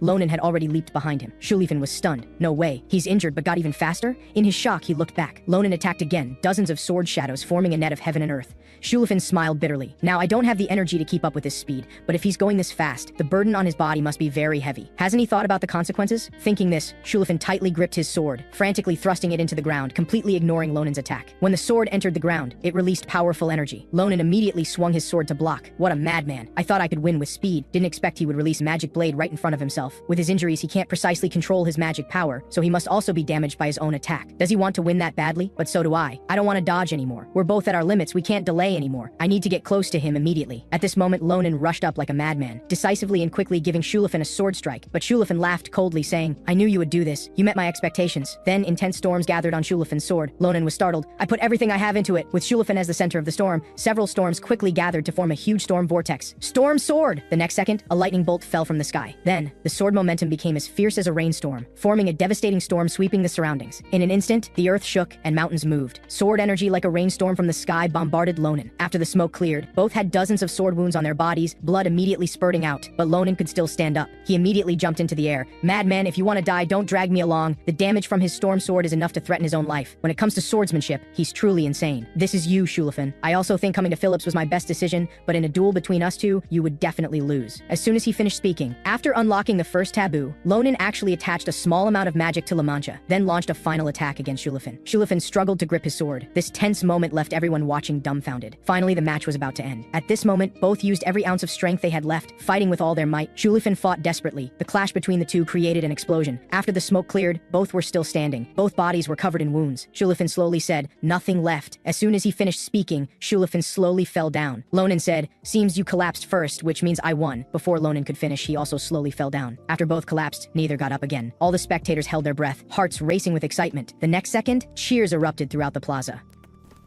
When Ronan opened his eyes, he found himself already lying in the infirmary. Andesan said, "You're awake, Ronan." Ronan said, "Is the exam over?" Nabiros said, "Yes, the exam is over. You two were really risking your lives for that duel, and you even destroyed the island. But it was truly a magnificent battle. You woke up before him, so at least you're stronger than him in terms of stamina." Ronan said, "Does that mean I win that bastard?" Just as Ronan was feeling smug, Nabiros said, "No, because you two were teleported back at the same time, so it was ruled as a draw." Ronan was stunned for a moment. "Well, if that's how it is, then there's nothing we can do about it." Ronan's response surprised Nabiros. She said, "Your reaction is better than I expected. I thought you would throw a tantrum and say you couldn't accept such an ambiguous result." Ronan touched his head proudly and said, "Is that how you all see me? This outcome of the duel is fair and reasonable. Besides, Shulafin is strong, much stronger than I anticipated. Obviously, this means I'll have to train harder from now on. Next time I'll definitely win." Hearing Ronan's words, Nabiros nodded with satisfaction. This guy's abilities have matured, and so has his mindset. Yes, there's no need to argue. This was clearly a good experience for both of you, especially you, Ronan, because you finally managed to use the magic you've been longing for. Ronan was surprised and said, "What? Wait, what did you just say? I can use magic?" Nabiros said, "Wasn't that last move you used magic infused? A true combination of sword and magic." Ronan looked at his hands. Recalling that moment, he indeed felt something different at that time. "So this is..." Nabiros said, "Yes, this is what we call sword aura, when you can use magic. Compared to the inner energy you've been imitating before, its depth is on a completely different level. But judging from your reaction, you haven't fully mastered how to use it. So you need to take action. Because unlike other students, we don't know when your physical condition might impose new limitations. Andershan, take Ronan to see that useless bastard at first light tomorrow." "Useless bastard? Are you referring to Professor Jordan?" The scene changes to the Academy's Grand Plaza. Ronan and Andershan are on their way to Professor Jordan. Ronan said, "Since Professor Nabiros recommended him, he must be very strong." Andershan said, "He is considered a master in the field of magic use, which is why other professors often seek his help. Previously, when a student accidentally lost control while using magic, Professor Jordan solved it effortlessly." Ronan said, "That does sound impressive, but why does Coach Nabiros seem to dislike him?" Andershan said, "Probably because they have different personalities. You'll understand when you meet him, but the professor is kind of unique." Ronan remained silent after hearing this. Then he smiled slightly and thought to himself, "That's not important to me. What matters is that he can help me use magic, and since he's so skilled, he should know about the Grand Commander's magic. Before crossing over, I didn't learn much about her shadow magic." Seeing Ronan silent, Andershan asked, "I heard you met with Shulafin before coming here. Did he agree to your proposal?" Ronan said smugly, "Of course he agreed. That guy would never refuse my proposal." It turns out that after being discharged, Ronan had arranged to meet Shulafin. Shulafin said, "It seems we think alike. I can't accept this result either." After saying that, he drew his sword with fighting spirit and said, "Let's settle this once and for all." But Ronan casually said, "I dislike this result as much as you do, but I called you here for another reason." Shulafin said, "Another reason?" Before Shulafin could react,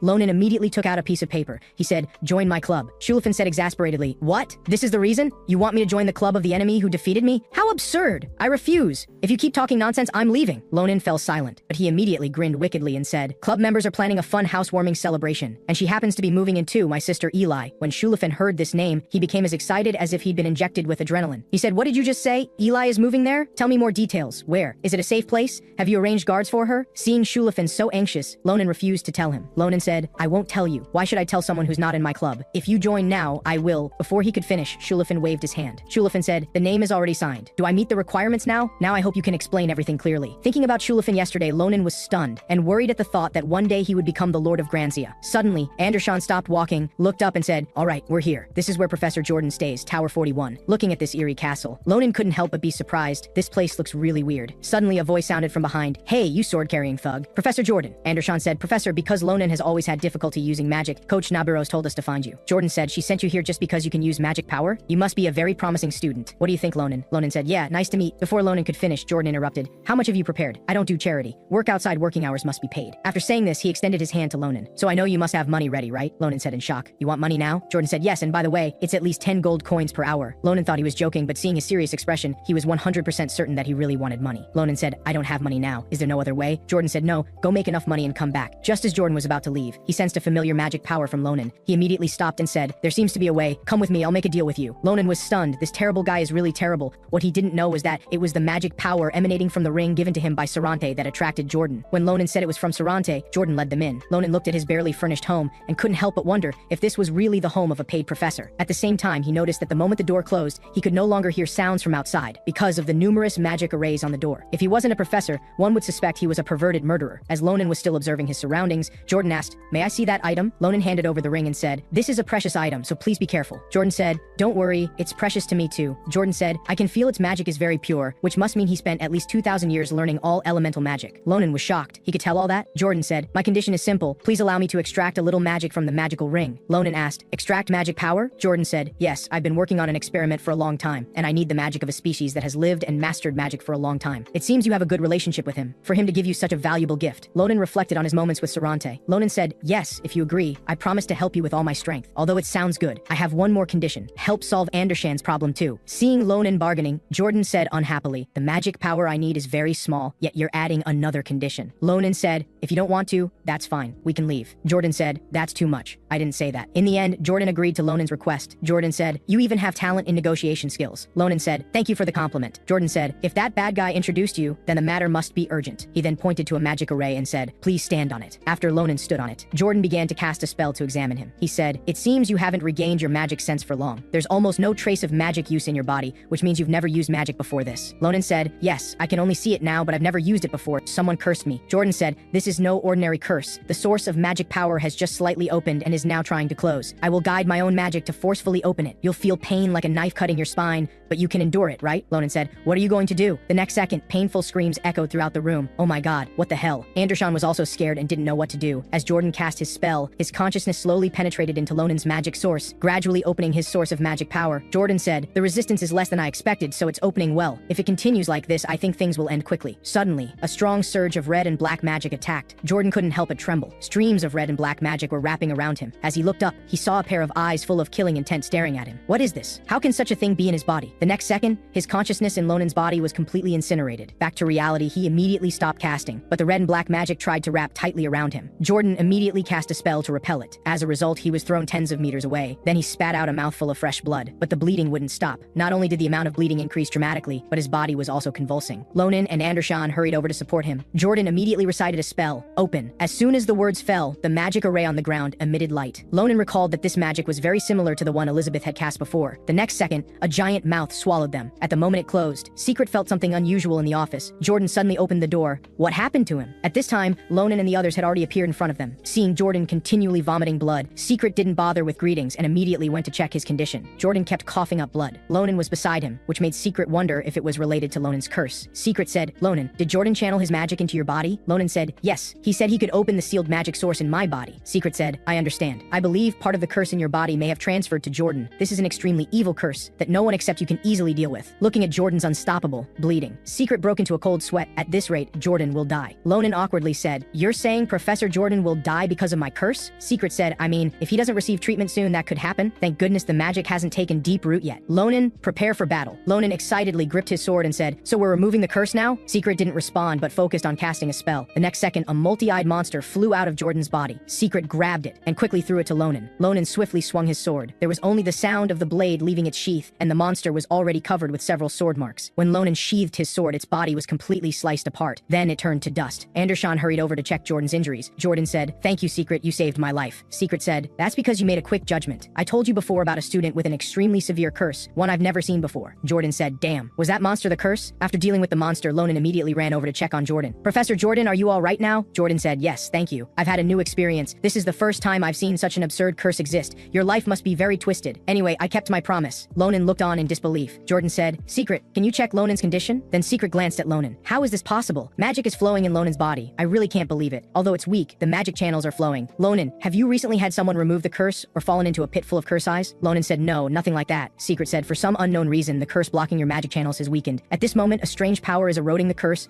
like rain and wind weathering a huge rock. Of course, your curse is still trying to close your magic channels, but due to this unknown power and Jordan widening your magic channels, it's not easy to close them anymore. After hearing this, Ronan excitedly said, does this mean I can use magic now? Secret said, yes, but to use it freely will still take some time. If you train every day, in 20 years, you'll be proficient. Hearing 20 years, Lonan's heart sank. Ronan said, what are you saying? 20 years? How could I possibly wait that long? Secret said, you need to overcome it through individual training, and this is a treatment method that won't endanger your life. At this point, Jordan stood up and said, there is a way to shorten the time. It depends on your effort and determination if you use the magic practice method I invented. Moments later, Jordan prepared to cast again to continue opening Lonan's magic source. Jordan said, Ronan, the magic power you can use now is very limited. The magic channels you've just opened are much narrower than your classmates. But if you learn this practice method and continuously expand your channels, in the future you can greatly increase the magic power you can use. It also depends on your ability. In about 5 years you should be able to use magic normally. Hearing about 5 years, Ronan was still slightly dissatisfied. Jordan said, now I will guide my magic to help you sense the path of your own magic channels. Although this is risky,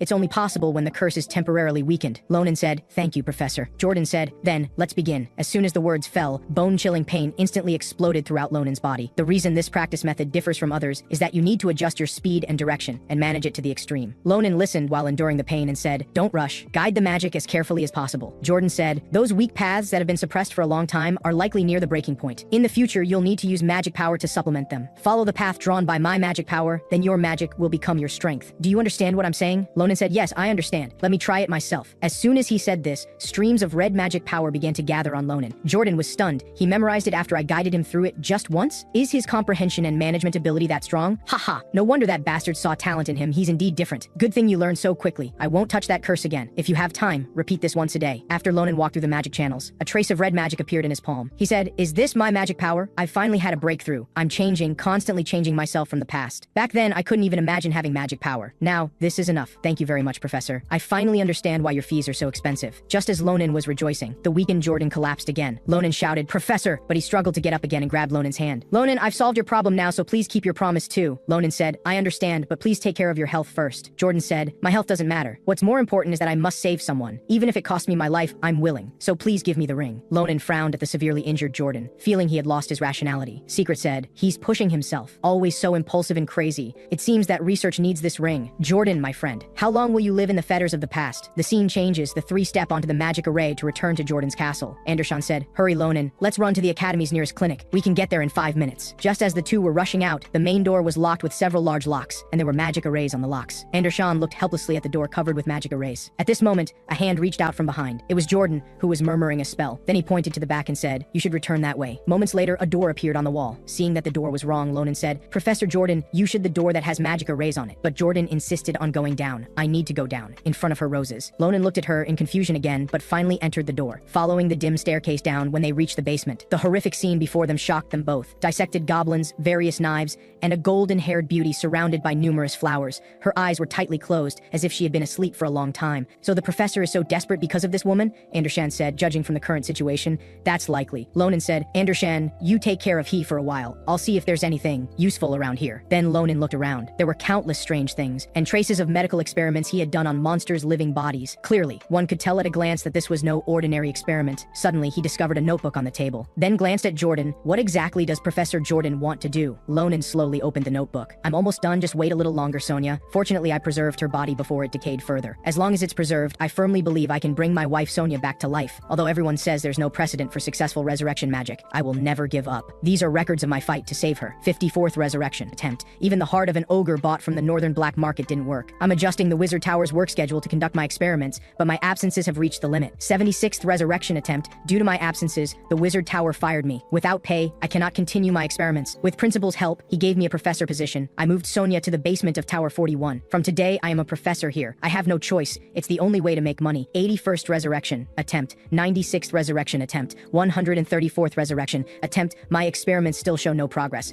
At this point, Ronan understood why he wanted money. The materials in the basement were definitely not easily obtained by normal methods. So, everything he did was for love? I have seen people who put everything into love, they go crazy for it. At this moment, Ronan thought of Shulafin. It seems I have such a person around me. At this point, there was a red square attached to the notebook. The notebook recorded, "The problem is that most such people don't end well, especially if someone exploits your weakness to get close to you. I think I have to accept a deal with the devil." Ronan picked up the red square and pondered, was this suspicious letter also sent by those devils? But I can't let— At this moment, Jordan called out to Ronan from behind, "What are you doing now? You didn't touch my things, did you?" Ronan looked at him, remained silent for a long while and said, "Of course not. I was looking to see if there was anything that could help you recover. As someone who can't use magic yet, I wouldn't understand even if I saw it." At this moment, Ronan slipped the red square into his pocket. After coming out, despite his injuries, Jordan took the ring. A moment later, Jordan returned the ring to Ronan. Ronan looked at the ring in confusion. It doesn't seem any different. Jordan said, "I said I would only extract a small part, especially since the magic power in the ring is already quite substantial. I know you must be a bit shocked after seeing my experiment. This is my desperate measure. Please keep it confidential." Ronan touched his head nervously and said, "Of course, I don't want to get involved in other people's business either." Seeing that both agreed, Jordan thanked them softly. Then he told Andesan, "We'll solve your problem another day. There is unusual magic power inside you." After everything was done, the two headed back, each busy with their own affairs. On the way back, Ronan looked at the square letter he had managed to take out. Could Professor Jordan be connected to the Nebula organization? Thinking about this, Ronan slowly opened the letter. He saw only a pool of blood on the paper. Just as Ronan hesitated, the blood stain actually turned into a mass of fresh blood that flowed out. Ronan watched in disbelief as the blood floated in the air. The next second, this mass of blood suddenly burst open, forming a pattern with regularity. This is a letter written by a vampire," a voice responded from behind. It was Ophelia. She said, "Because I sensed the power of blood, I came here, but I didn't expect it would be you." The two returned to the club building to avoid drawing attention. Ronan said, "A few days ago you took Sita for research. I thought you were busy. Is your research going well?" Ophelia said, "Thanks to Sita, I've made quite a bit of progress. I taught Sita some blood magic as payment. It really has more talent than I expected. When you see it later, you'll be shocked." "But how did you get a blood letter?" Ronan said. "Blood letter? You mean this paper?" Ophelia patiently explained. "The so-called blood letter is one of the basics of blood magic. It can compress information into a drop of blood, so vampires use it for communication. If you inject magic power into it like this, then you can see the hidden information." The message revealed by the blood letter was, "If you want to obtain blood essence, then come to me, Blood Hook." Blood essence seems to be an ingredient needed for the experiment mentioned in the professor's diary. This means those devils aren't the Nebula bastards. Ophelia said, "So it's Blood Hook? So they're the organization behind this?" Ronan said, "Do you know them?" Ophelia said, "Blood Hook is a new organization made up of young vampires less than 200 years old. They're a bunch of immature children. They want vampires to return to their golden age and do all sorts of dirty things to get what they want. But it's strange that they possess something that's rare even among vampires, blood essence. Can you tell me who received the letter?" Ronan hesitated and was reluctant to answer. If that person happened to agree to that request, he might suffer a fate worse than death, eventually becoming a puppet. After a long silence, Ronan slowly said, "It's something from Professor Jordan's laboratory." After hearing this, Ophelia felt uneasy. She said, "You mean that top mage who left the wizard tower?" Ronan said, "Top mage? Is he that famous?" Ophelia said, "He's famous even among vampires and is one of the elites on the entire continent who has reached that level." Ronan said, "So impressive, then he should be able to easily defeat Bloodhook and take the blood essence, right?" Ophelia said, "Indeed he could, but if what he wants is the blood essence, then the situation is different. This is something formed from the inherent magic fusion within vampires. They have been using blood magic for a long time. It can concentrate the energy of people's blood, so it has incredible effects. But if the owner of the essence is not a vampire, without blood magic to activate it, it's just a useless red stone. In other words, it's impossible to obtain blood essence without their cooperation." Ronan said, "So the professor has no choice but to accept their demands?" Ophelia said, "Yes, I can probably guess what conditions they proposed." Ronan didn't want Jordan to be in danger, and at this moment he had an idea. A moment later, Ophelia handed a bottle of green solution to Ronan. She said, "I made the transformation potion you asked for. With this, you can maintain Professor Jordan's appearance for at least 30 minutes. It doesn't last long, but its effect is reliable and can fool Bloodhook's eyes." Ronan said, "Although the time is short, thank you," Ophelia said. "Although they may still be young, they're at least 100-year-old vampires. I still feel it would be safer to go with you." Ronan immediately refused her, saying, "No need. If you get into conflict with your own kind over this matter, it might put you in a difficult position. Don't worry, I won't get hurt. As for whether they'll get hurt, that's another story." At midnight, 4 men guarded the entrance to a cave. At the same time, a figure walked forward. The blood slave candidate the leader mentioned has arrived. His name is Jordan, a top mage, but I can't feel his powerful magic. Don't let your guard down. He's someone who once faced Sword Saint Nabiros head-on. "Hello, are you Jordan?" "Yes, but I don't see your master. He's waiting inside." "Can you take off your hood first? We need to verify your identity." The disguised Ronan stared at him for a few seconds, then slowly removed his hat and said, "Is this okay?" "Yes. Thank you for your cooperation, Sir Jordan. I'll lead the way now." At this moment, the black-haired man stared at Ronan's sword. "Isn't he a mage? Why does he carry a long sword?"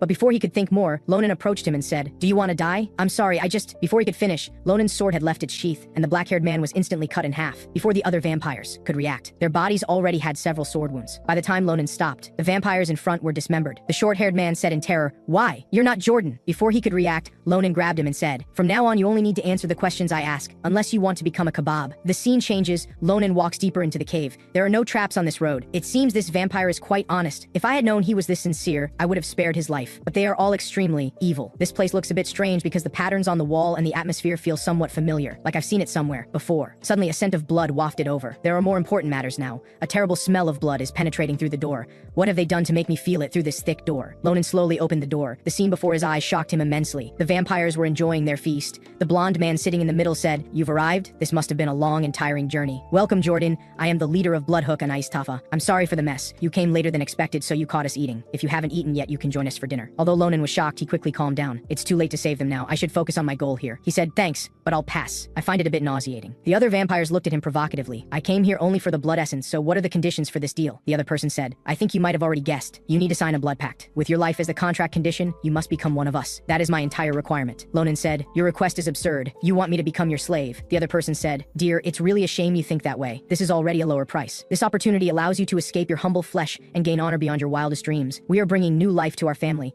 and to do this, we need to overthrow the older generation immersed in pacifism. I'm giving you a chance to stand at the forefront of a historic moment as a glorious warrior fighting for the revival of our race. What do you think? Isn't that an honor unimaginable for humans?" Ronan said, "Honor? I don't know, but I think you're all insane beyond imagination." The other person said, "Haha, I understand. As a human, it's certainly difficult for you to understand our deeper intentions. It's okay. You just need to know that this is your only chance to get blood essence. If this deal fails, you won't have any other way to obtain the essence." Ronan said, "From the current situation, if I refuse, it seems you don't intend to let me leave either." The other person said, "Haha, that's right," after Anais snapped his fingers. The other vampires all stood up, quickly preparing for battle. Anais said, "This should help you make a choice. Don't think about resisting. You must have noticed the abnormal magic flow. This is the trap I specially prepared for you. No matter how skilled you are with magic, as long as you're human, you can't use magic here. Since things have developed to this point, think slowly. You wouldn't want your beloved wife to become a delicious blood bag, would you? And you don't want to become like those corpses over there, right? Accept this contract now, and it will be over soon." But Ronan smiled slightly and said, "You bastards. You've prepared so thoroughly I almost fell for it." As soon as he said this, Anais was startled, because at this moment, Ronan dropped his disguise. Anais said in panic,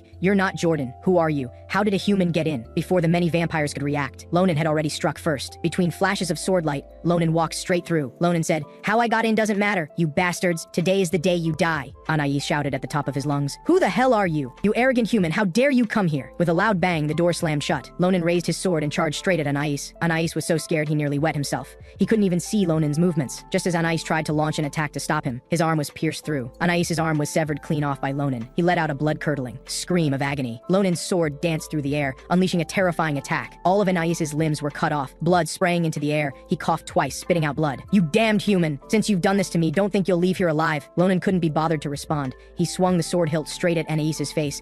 With a bang, Anais's body flew through the air like a kite with a broken string. "Go roll over there for now. I'll save you for last." All the surviving vampires couldn't believe what they were seeing. Their leader was completely helpless against this human. He's definitely no ordinary person. The vampires were shocked. The vampire minions surrounded Ronan, taking fighting stances. Ronan looked around and realized these vampires could actually use blood as a weapon. The vampires transformed their blood into attacks. They charged at Ronan with reckless abandon. The vampires showed fierce expressions. "Blood-eating insects, go!" Ronan wondered what those blood masses around him were. The blood masses bound his feet. Seeing this, the vampires launched a concentrated, fierce attack. Ronan immediately raised his sword to block in front of him. A piercing sound echoed through the space. Ronan dodged the attack and thrust his sword forward. With a squelch, the blade pierced through a vampire's chest. Ronan increased the force behind his sword. Turning his head, he saw several vampires rushing at him. With a casual swing, he sliced the vampires into pieces. The remaining vampires kept charging one after another. After dodging an attack, Ronan remarked, "Worthy of being vampires, they really are quick. What's even more disgusting is their regeneration ability. Blood curse." Ronan quickly dodged this attack formed from blood. The terrifying force created an explosive sound. Ronan said in surprise, "These attacks even have mid-level mage power, the combined fighting strength of all Bloodhook members." Realizing this, Ronan had no choice but to use his full strength. Just then, a vampire shouted, "Die!" Ronan quickly passed through the vampires with his sword. His sword technique slaughtered the vampires in one spot. The vampires exploded into pieces of limbs. The only remaining vampire stared at the scene in horror. How is this possible? Human magic should be restricted here. Both feet are bound by magic. How can he still move so fast? Is that guy really human? Ronan looked at the vampire with some confusion. Was he scared stupid? Now you're the only one left. I saw you trying so hard earlier, so I pretended to cooperate a bit. Sorry about that. My sword is a bit special. The remaining vampire's legs were shaking in fear. "No, I have to run. I can't stay here." With that thought, he quickly turned around. But before he got far, Ronan leaped high and brought his sword down on the vampire. vampire's center.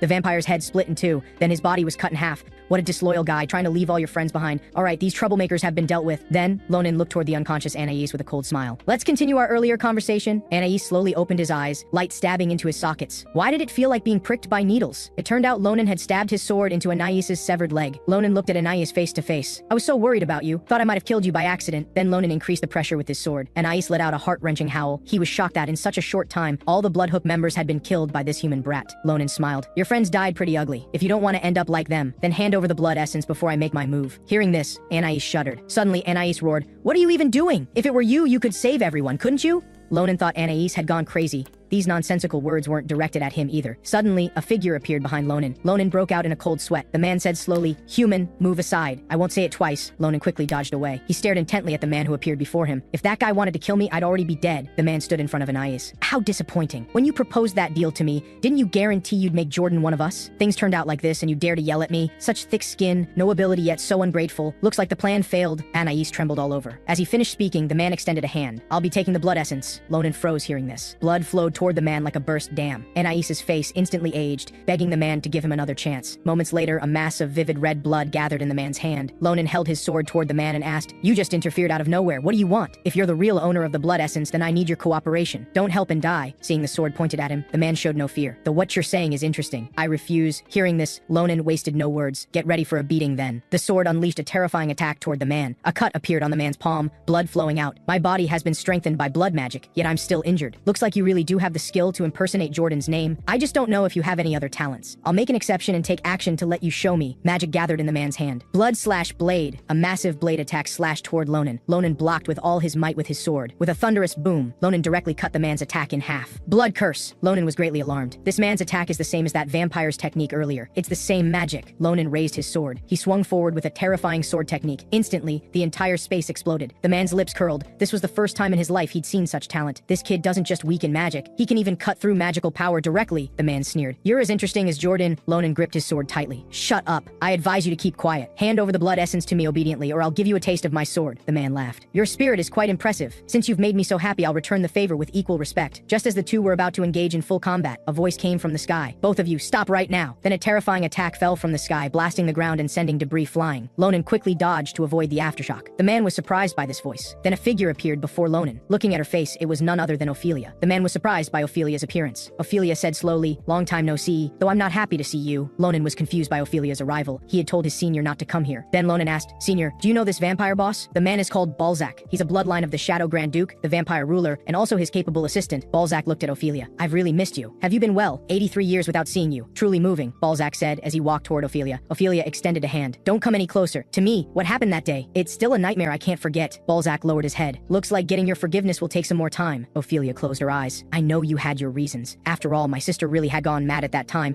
like she was possessed. When she tried to hurt the Grand Duke, Ronan couldn't understand what they were talking about. He could only sheathe his sword and wait quietly." Ophelia asked, "Why would you cooperate with Bloodhook and even lend them the blood essence? That's not your style. Don't tell me you also have business with Jordan?" Balzac's lips curled into a smile.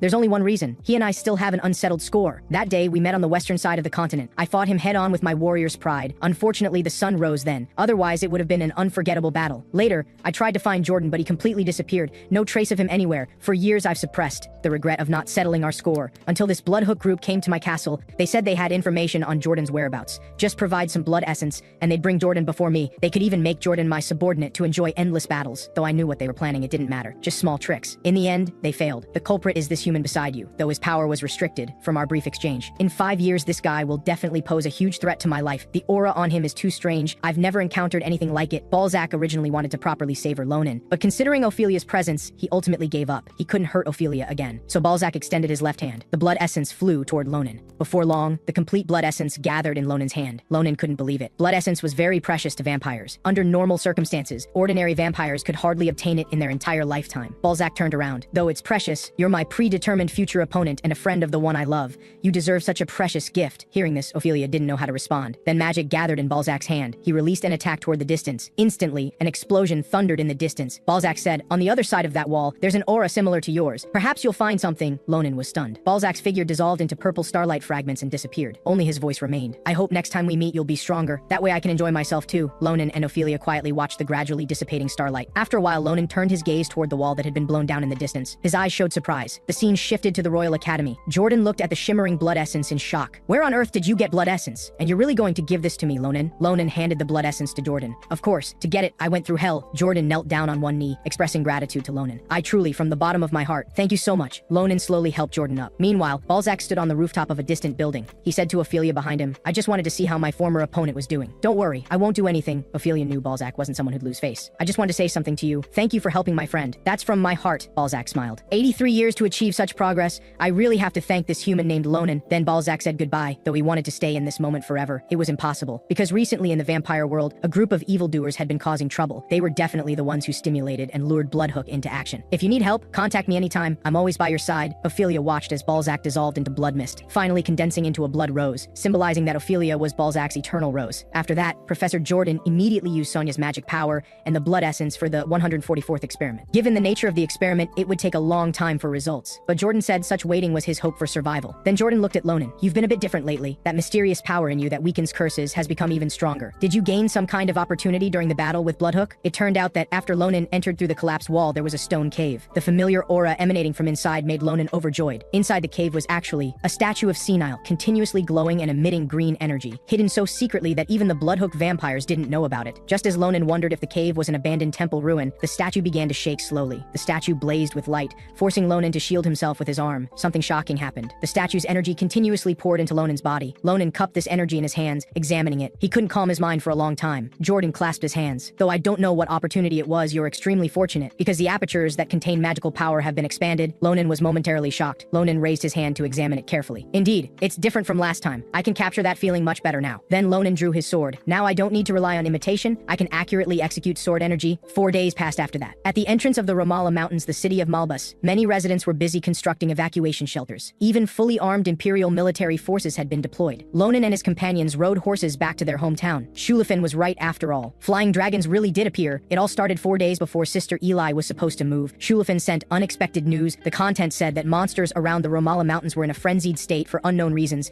and began rampaging everywhere. Fortunately, it hadn't affected Nibotan yet. Shulafin had urgently dispatched part of the Granzia family night order, but this still wasn't completely reassuring, because flying dragon tracks had been observed in the sky above the mountains. Flying dragons had excellent flight capabilities, plus their teeth and claws carried deadly poison. Even top-tier mercenary groups feared these monsters. If they gathered in groups, they couldn't guarantee 100% safety for Miss Eli. So we moved the plan up. Let's come prepare for Sister's move in advance. Shulafin gritted his teeth. He had perfectly designed Eli's moving plan, all ruined by this monster news. Furious, he decided that after getting Miss Eli to her destination, he'd send people to completely exterminate the monsters in these mountains. Ronan turned to Shulafin. Stop grumbling. You go command the night order that was urgently dispatched. I'll catch up with Assam later. I'm going to look around this area. Something doesn't feel right. Then Ronan warned Shulafin that when he wasn't around, Shulafin better not have any bad intentions or he'd teach him a lesson. Shulafin emphasized he was a Granzia knight. How could he have such intentions? He told Ronan to quickly check the surroundings. The longer they delayed, the more dangerous it became. As soon as he finished speaking, Shulafin rode off. Ronan shook his head speechlessly. Then Assam asked, Ronan, did you notice something unusual? Ronan said, the monsters were behaving normally before, but suddenly went berserk. Plus, large beasts keep appearing. Doesn't this pattern seem familiar to you? Cappadocia and the White Dean Mountains? They suffered the same kind of destruction before. Hearing this, Assam froze. Could this be those guys is doing again? Is the mastermind crazier again? Ronan rode forward. It's just speculation. Let's investigate where it happened first. Now that the prohibition has expired, to find those guys using special magic, there's only one person who can do it. In the forest mountains, bang after bang echoed continuously. A large group of monsters gathered in one place. A pink-haired man sat on a monster's shoulder. The monsters here had submitted to him. This person was Crazier. Crazier thought it was a shame. Because of Baron's orders, he couldn't severely punish the nearby non-believers. Just then, a monster suddenly opened its fierce jaws wide. Crazier was confused. Why were these guys suddenly acting this way? Like they'd been frightened. These monsters were controlled and in a brainwashed state. How could they still have such feelings? Deep in the forest, a figure with a broad, muscular build and evil eyes appeared. It held a large cleaver and slowly advanced. The monsters let out shrill roars. Crazier's face twisted in fear. Getting closer, he realized the large cleaver was a crescent blade. This creature was like a black tiger shrouded in dark shadows. This is too ridiculous. How is this possible? When the hand reached for his face, Crazier finally realized this wasn't some ordinary black tiger. It's the Sword Saint. How could he be here? Fear filled Crazier's pupils. The Sword Saint's large hand erupted with terrifying force. With a snap, Crazier's head was forcibly torn off. His eyes still held the terror from before death. Blood sprayed like a fountain. The monsters were shocked. The Sword Saint's attack passed through the monster group. A monster died on the spot, split in half by the claws. In just moments, the sounds of all the monsters falling echoed through the space. These cowards, the hunt has only just begun. Sword Saint Tarukin emerged from the darkness. On the other side, at Malbas, the entrance gate was tightly closed. When Ronan and Assam arrived, they were stunned. The entrance was under control. Guarding here wasn't an ordinary force, it was a beastman unit. One beastman guard raised his hand. Everyone freeze. The gate is closed to entry and exit. Please detour or wait in place for opening notification. Currently, the Empire's elite forces are subjugating monsters. This is an order from Commander Tarukin. Hearing this, both Ronan and Assam were shocked. Could it be the commander of the Empire's strongest elite force? The one who defeated instructor Nabiros and claimed the Empire's top swordsman position, Sword Saint Tarukin? If the Sword Saint personally deployed, the situation must be extremely urgent. After all, a mere monster disturbance wouldn't mobilize the Empire's most elite forces. Lonan's eyes sharpened. This incident must be related to Crazier. Those bastards must be involved too, Ronan said to Assam. Prepare to use telekinesis. We're going over the wall to investigate the nearby forest. Then he turned his horse around, looking toward the distance. There must be traces of them there. High above the mountains, several flying dragons flapped their wings in the air. On one flying dragon was a blue-haired woman. She wondered why contact with the brothers on the ground had been lost. Could some variable have appeared? The woman shook her head. The core of this plan is the flying dragons. Can't act rashly. If we lose combat power, that would be terrible. If the plan goes wrong, Baron won't spare us. Better proceed according to the arranged route. After all, my task is to ensure the dragons remain in a brainwashed state wherever they go. As the flying dragons flew overhead, Ronan was delighted. Finally found them, so Ronan urged Assam to begin immediately.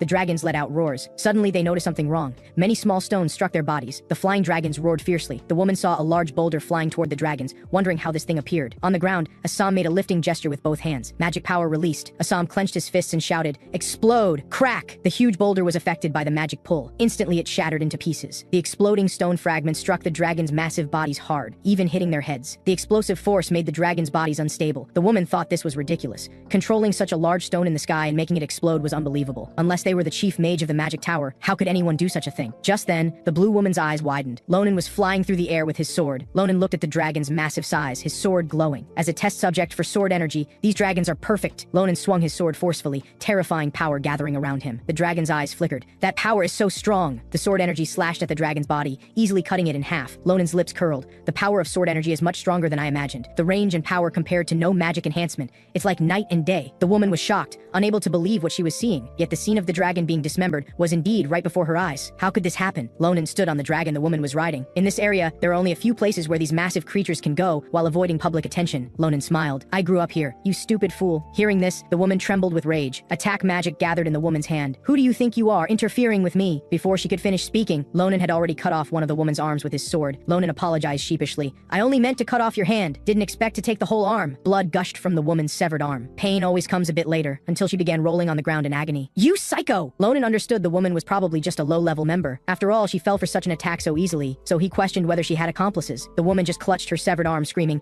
"It really hurts, my arm, I need treatment." Ronan raised his sword. Shut up. Then he stabbed the sword into the woman's right shoulder. Ronan said, several villages were destroyed because of you people. You've only suffered this small injury. What are you making such a fuss about? Stop your melodrama and properly answer my questions. What the hell are you people plotting? Ronan increased the force. The woman trembled all over, tears streaming down. I'm a torch chosen by starlight. Would I let this great mission be ruined by a despicable heretic like you? Magic gathered in the woman's hand again. Her face instantly became distorted. Ronan was shocked. What's happening now? What trick is she trying to pull? Suddenly another flying dragon appeared in the sky. It dove down toward Ronan. The dragon's roar echoed through the air. Ronan was startled and turned back. A dragon even more massive than before bore down with jaws wide open. Ronan trembled. Has this dragon been hiding in the high sky all along to avoid its presence being detected? The woman laughed maniacally. Ha ha ha ha!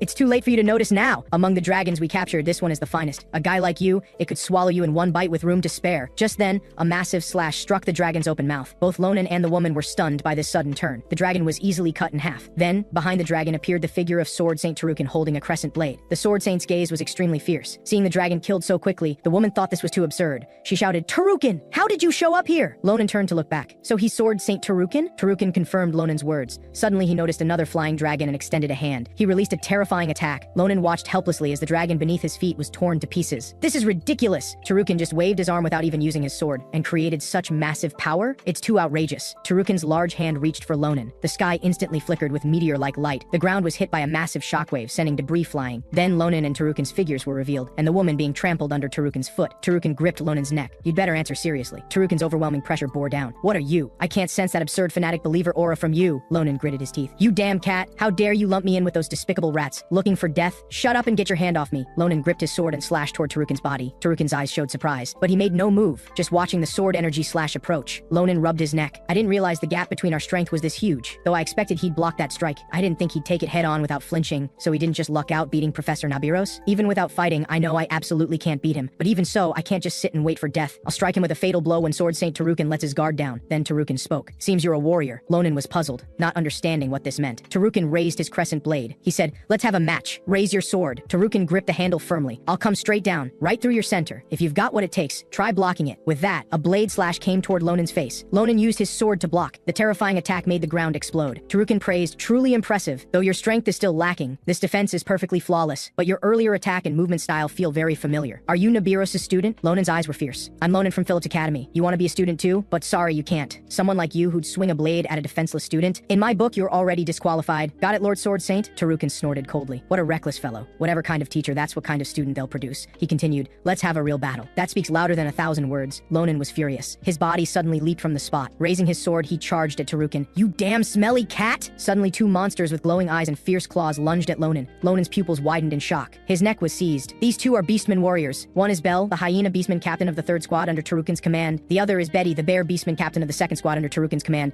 If this kid isn't a believer, leave him to us to handle. Betty directly hurled Ronan's body into the distance. Ronan spun continuously in the air. Finally supporting himself with one hand, he quickly landed. Then Betty's fierce claws came for Ronan, carrying a violent, unstoppable attack. Suddenly Betty was shocked. Ronan came at him from behind with his sword. Ronan swung his sword, determined to teach him a lesson. Betty turned, trying to counterattack. At that moment, both Ronan's and Betty's necks had a sword pressed against them, the tips no more than 5 centimeters away. A figure held a sword in each hand to stop the two from fighting. Ronan was shocked by this person's sudden appearance. Betty, seeing who it was, didn't dare make any other moves. It's Nemia, the lion beastman vice captain under Tarukan's command. Tarukan spoke up. That's enough. This little guy isn't an enemy. I was just sparring with him as a greeting. Hearing this, Betty was shocked. The crescent blade isn't something just anyone can block. Even in our unit, only a few members can do it. Tarukan closed his eyes. This little brat being able to block it is natural. After all, he's Nabiros' student. Betty was startled. Nabiros, the former sword saint who defeated our entire unit with her own power? That monster-like being? I think she must be a dragon in human skin. Then Betty stepped forward and warmly grasped Ronan's hand, apologizing and emphasizing he was just hot-tempered, asking Ronan not to tell her about today's events. Ronan was somewhat embarrassed. Just how badly was this bear beaten before? On the other side, Tarukan asked Nemia if he'd finished handling what he'd been assigned. Nemia confirmed, we've already dealt with all the rampaging monsters nearby according to your instructions, and the suspicious individuals suspected of being fanatic believers. We've captured them all alive too. Tarukan turned his gaze to Ronan. Let me formally introduce myself. I am the commander of the Empire's most elite beastmen unit, and also operating under the Emperor's supreme command, infiltrating the Empire and responsible for purging Crazier's cult, the vanguard of the search force, Jaifa Tarukan. At that same moment, on the other side of the Romala Mountains, in Nibutan, a night order arrived here, causing villagers to talk among themselves. Eli was confused by this situation. Shulafin stepped forward. If I frightened you, I apologize, Lady Eli. To respond quickly to emergencies, I urgently assembled the night order. I couldn't notify you in time. Please forgive my rudeness. The knight Shulafin knelt on one knee. I swear on the Granzia family's honor, I've come to assist Miss Eli with her move.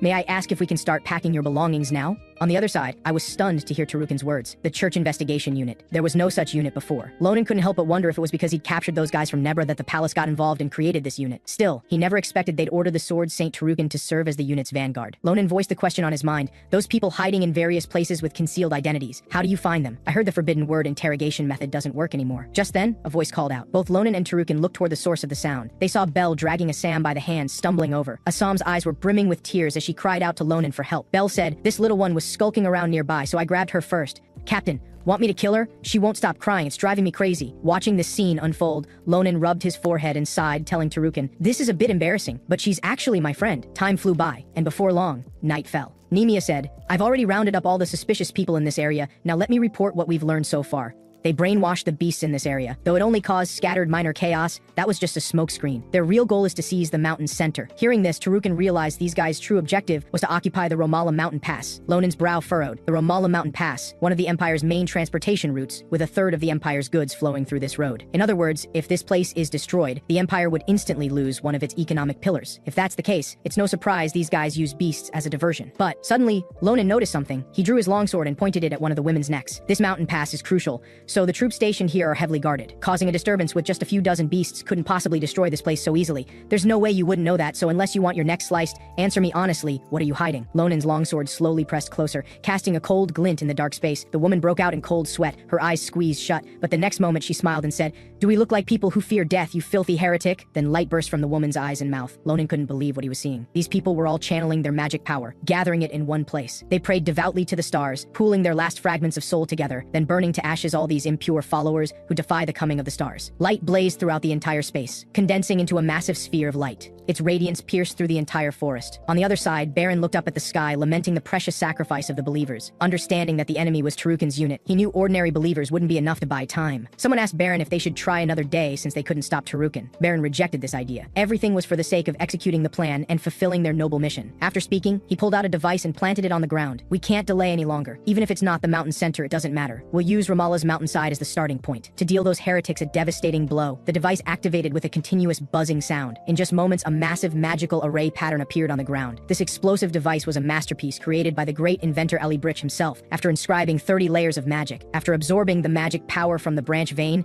these 30 layers of enhancement magic would detonate, leveling everything around. Baron slowly rose and said, "We only need to protect this device until it fully absorbs the magic power and prevent the enemy from noticing the abnormality in the branch vein." Behind him were two men. One was the former captain of the Saren Knight Order, Eben. The other was the former chief mage of the Green Magic Tower, Blua. Eben said to Baron, "I heard that after this mission ends, you'll take over the position of the fallen branch leader Brigidia. Did you receive the blessing?" Baron stroked his beard, confirming Eben's words. "For this mission, one must possess the power to protect oneself from the blast, which is why the merciful cult leader granted me this honor beforehand. Although my power is far inferior to Brigidia's, with this blessing, I can easily handle any variables that might arise." Just then, a thunderous sound of footsteps hitting the ground echoed. Baron immediately became alert. Magic power condensed in his hand. A sphere of light formed a shield before him. A terrifying attack struck the light sphere, with the aftershock sending debris flying. After the attack dissipated, a long trench appeared in the ground. Baron said, "How surprising. Though once the branch vein's magic power gathers here, others can track the location. You arrived just as absorption began, which should be impossible. How exactly did you find us?" The figure of Sword Saint Tarukan appeared before everyone. Tarukan's eyes fixed on them. "Did you really think you could escape my notice? From the moment I set foot in the Ramallah Mountains, I've had your locations pinpointed." Then he extended a finger toward Baron and the others. "I was simply waiting for you to play your final hand. A group of prey blinded by illusion and arrogance. Let me see how you'll struggle before death." Just 10 minutes ago, these believers had gathered their magic power in one place. Tarukan recognized this as self-detonation magic that uses magic power as explosive. He then gripped his crescent blade and ordered Nimia to evacuate with the team. He'd handle this. However, Ronan moved first, charging toward the concentrated magic with his longsword. Everyone present was shocked by Lonan's action. Ronan leapt high. His longsword slashed out. A devastating sword strike was unleashed. The believers' pupils quaked. Their final magic was dispelled so easily it was utterly absurd. The longsword cut through iron like mud. The next second, the woman's head separated from her body. Blood sprayed out. All the believers were dead. Ronan turned back and said, "Still trying tricks at the very end. If you want to pull stunts like that, then die." Tarukan witnessed all this, thinking to himself how astonishing. That attack wasn't simply blocking the magic through brute force. That little guy is incredibly powerful. He directly severed the magic power with his longsword. Nimia said, "Lord Sword Saint, you fought them too. You must understand these people would rather flee and regroup than give up like this. They definitely have other schemes." Ronan picked up the thread. "Since they've made such a big production of this, there must be an executive from the church, or at least an enemy of equivalent rank here." Then Ronan stood before Tarukan, asking if he had a way to find them, since Tarukan was the vanguard of the investigation unit. So the two cooperated, with Ronan promising to earn Tarukan the Emperor's favor. Back to the present. Baron realized that in the instant the attack struck, he felt no magic power at all. This means Tarukan didn't use magic power at all. It was purely wind pressure from brute force. Though he'd heard the title of Sword Saint Tarukan many times before, he never imagined he was a monster. At this moment, Eben and Blua stepped in front of Baron. They both cried out, "If it's for the mission of the stars, we'd gladly give our lives." Then Blua condensed magic power in his hands, channeling it into Eben's body. Eben held his longsword, with Blua providing endless magic power. Seeing this, Tarukan understood these guys were a group of capable knights and mages, suitable as training targets for the team members. While unleashing attacks, Eben marveled that the stars' guidance allowed him to duel the Empire's greatest sword. What tremendous fortune for a warrior. Eben had only one goal, to defeat Tarukan's sword, to enjoy the glory of matching him. However, an astonishing scene occurred. Tarukan used his bare fist to shatter Eben's sword. Eben stared in disbelief at the broken sword in his hand. The sword fragments reflected Eben's face. Tarukan clenched his fist. "You who rely on evil powers, did you just call this an honorable duel?" A fierce attack easily severed Eben's head. Eben's headless corpse crashed to the ground. "Don't defile a warrior's pride." Blua and Baron froze. Then Blua's forehead beaded with cold sweat. Tarukan's palm unleashed another attack, splitting Blua's body in two. Tarukan charged toward Baron. A shield formed before Baron, blocking the attack. The spherical shield enveloped and protected Baron. Tarukan pointed at Baron. "I've always found you familiar. Have you been hiding in the fanatical church? Over 10 years ago, in a western village called Yadin,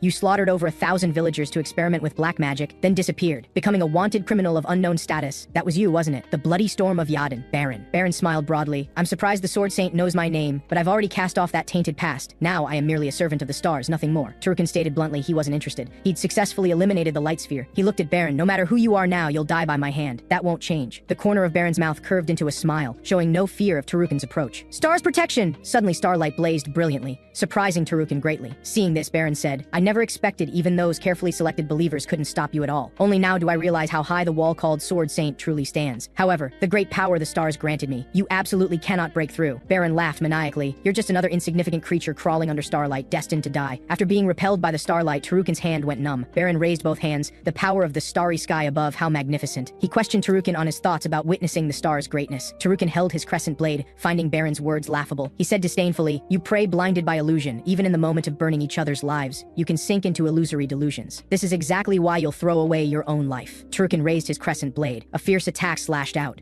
Baron's starlight attack was unleashed. The blade strike and starlight collided, erupting with tremendous destructive power. Baron's pupils dilated. Is this the might of the Empire's greatest sword? The aftershock sent debris flying all around. The smoke gradually cleared from the space, revealing what lay within. Tarukin knelt on one knee, gripping his crescent blade with both hands. Baron was enclosed in a protective sphere of condensed starlight. He was utterly shocked, though Tarukin is a sword saint relying purely on sword energy. To wield such tremendous power is truly astonishing. Then a smile appeared on Baron's lips. Even the remarkable sword energy wielded by a sword saint remains insignificant before the star's protection. Baron tossed out a spherical explosive device. This magic bomb continues to absorb magic power. Baron said, "If you were alone, you might escape the blast radius. But as for those rookies besides you, they'll be annihilated along with this mountain range, dead without a grave, ha ha ha." Seeing this, Tarukin confirmed what Ronan said earlier about the enemy being able to weaken attacks. His eyes narrowed slightly. If he doesn't prepare thoroughly, greater crises will emerge later, so he must get to the bottom of this. So Tarukin asked, "This star's protection you speak of, just how much can it withstand?" Tarukin walked toward him step by step. His entire body radiated light, magic power swirling around him. Baron felt this power. The pressure was clearly stronger than the previous attack. This is Aurora,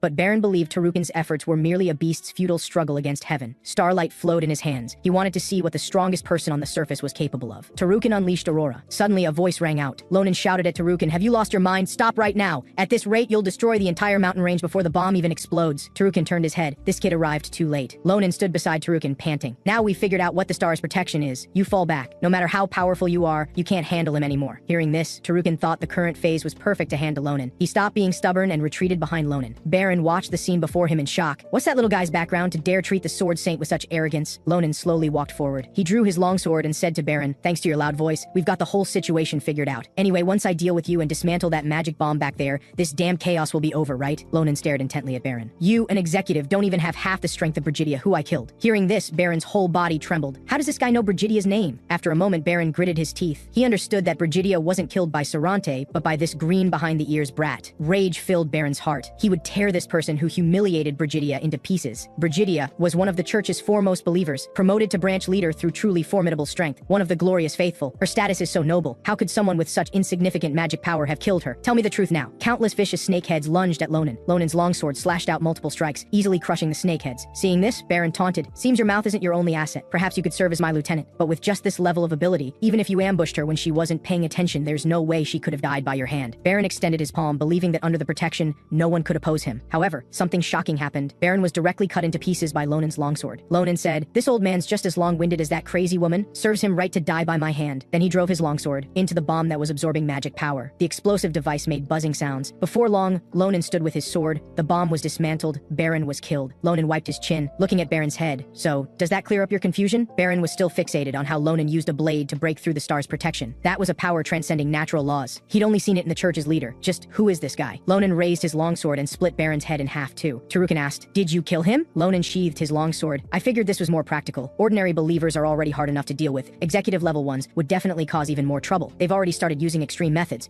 We need to be more careful during this period." Tarukin replied, "Your judgment is correct. We can't let ourselves be blinded by our goals. The surrounding trees were broken and charred. The earth crisscrossed with ravines. The devastation was extreme." Tarukin sheathed his crescent blade, thanked Ronan, and asked what he needed. Ronan was utterly surprised. It turned out the Emperor ordered that those who made outstanding contributions against the church would be rewarded. Anything within the Empire's treasury and capabilities could be granted. Ronan's face lit up with joy. "I happen to need people with great strength like you guys, because the most important person in the world to me is about to move to the Imperial Island." On the other side, Shulafin led an elite force on the journey to help Miss Eli move. The elite soldiers whispered among themselves. Some thought they were going to subjugate a beast army. They never expected it was just to safely escort the young lady in the carriage. As Knights of Granzia personally providing escort, the soldiers were intensely curious about her identity, but they all believed this young lady must be extremely important to young Master Shulafin. Shulafin cleared his throat, asking Eli if there was anywhere uncomfortable on the journey. Eli was stunned, quickly waving her hands. "This is even more comfortable than my own home." Then she clapped her hands, remembering something, and asked Shulafin if he wasn't tired from riding all day. Then Shulafin leaned out the carriage window, inviting Shulafin to ride in the carriage with her. Shulafin beamed with joy, but embarrassedly rubbed the back of his head. He firmly refused. "That won't do. I'm currently executing a very important mission." With that, he prepared to ride off on his horse. Suddenly something changed. Both Shulafin's and the other soldiers' horses became frightened. Shulafin's brow furrowed. He understood something was approaching. It had a powerful aura. Shulafin stood on his stirrups, ordering everyone to prepare for battle. No matter what happens, protecting Miss Eli is the top priority. State Granzia's honor on it. For Granzia's honor, Shulafin clenched his jaw. This threat couldn't even compare to a wyvern. Just the approach alone made him feel overwhelming pressure. What could be emanating this? Shulafin gripped his longsword and advanced quickly. The scene before him left him deeply shocked. A beast wielding a great blade charged toward him. Shulafin hastily raised his longsword to defend, with terrifying force spreading outward. The opponent said, "Though I'd heard much about you, I still underestimated your strength. That defense just now was impressive. Rising star of the Empire. If we're talking about candidates for the next sword saint, it must be one of you two." Shulafin struggled to block the attack when he suddenly heard the question,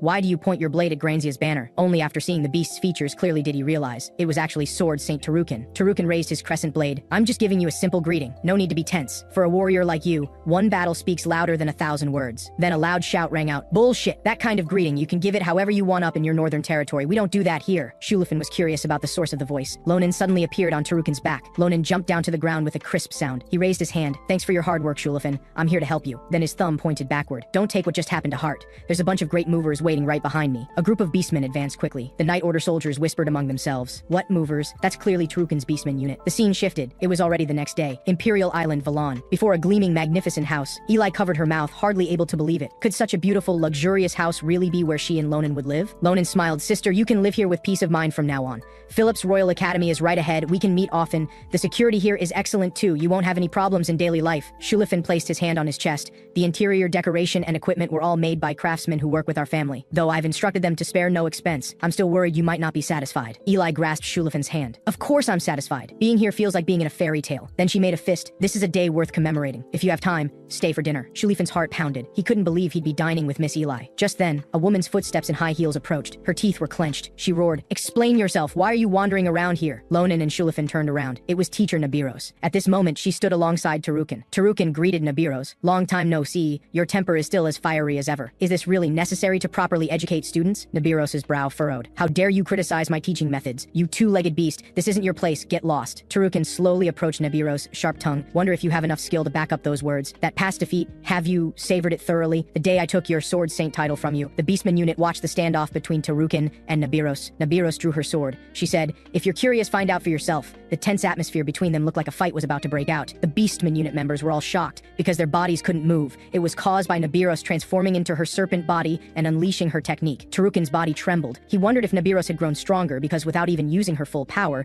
she'd paralyzed his body. So Tarukin gripped his crescent blade tightly. "Snake woman, as you wish." Tarukin's entire body burst with power. Massive battle fluctuations surged between them. Then a foot stepped onto the railing. "Have you lost your minds? What the hell are you doing in front of someone's house?" At these words, both Nabiros and Tarukin's movements stopped. Ronan said through gritted teeth as Eli struggled to pull him down, "That was way too dangerous just now." Seeing it was Nabiros and Tarukin, Ronan raised his voice even louder. "If you hurt a single hair on my sister's head, you're all dead today." His voice was so loud it startled birds into flight. After a while, Ronan stood before Nabiros and Tarukin. Ronan crossed his arms, lecturing them both. "You're both sword saints acting like children throwing tantrums, almost causing disaster. Aren't you ashamed?" Tarukin nodded, agreeing with Ronan's words. "Indeed, I was a bit impulsive." Then Tarukin apologized for his disgraceful display and rudeness. He then turned and bid Ronan farewell. "Next time we meet, I hope you've become an even stronger warrior. Farewell." Watching the rapidly departing figure, Ronan let out a long breath. Then he turned to Nabiros. "Teacher, what brings you here so early?" Nabiros clenched her fists, furious. "Tell me everything, down to the last detail." Ronan was drenched in sweat. The scene shifted to the living room. Ronan and Nabiros sat facing each other on stools. Water reflected Nabiros's face, as she'd already understood the situation from their conversation. It was Ronan's performance in the Ramallah Mountains that made Tarukin help move his sister as compensation. Nabiros fixed Ronan with a cold gaze.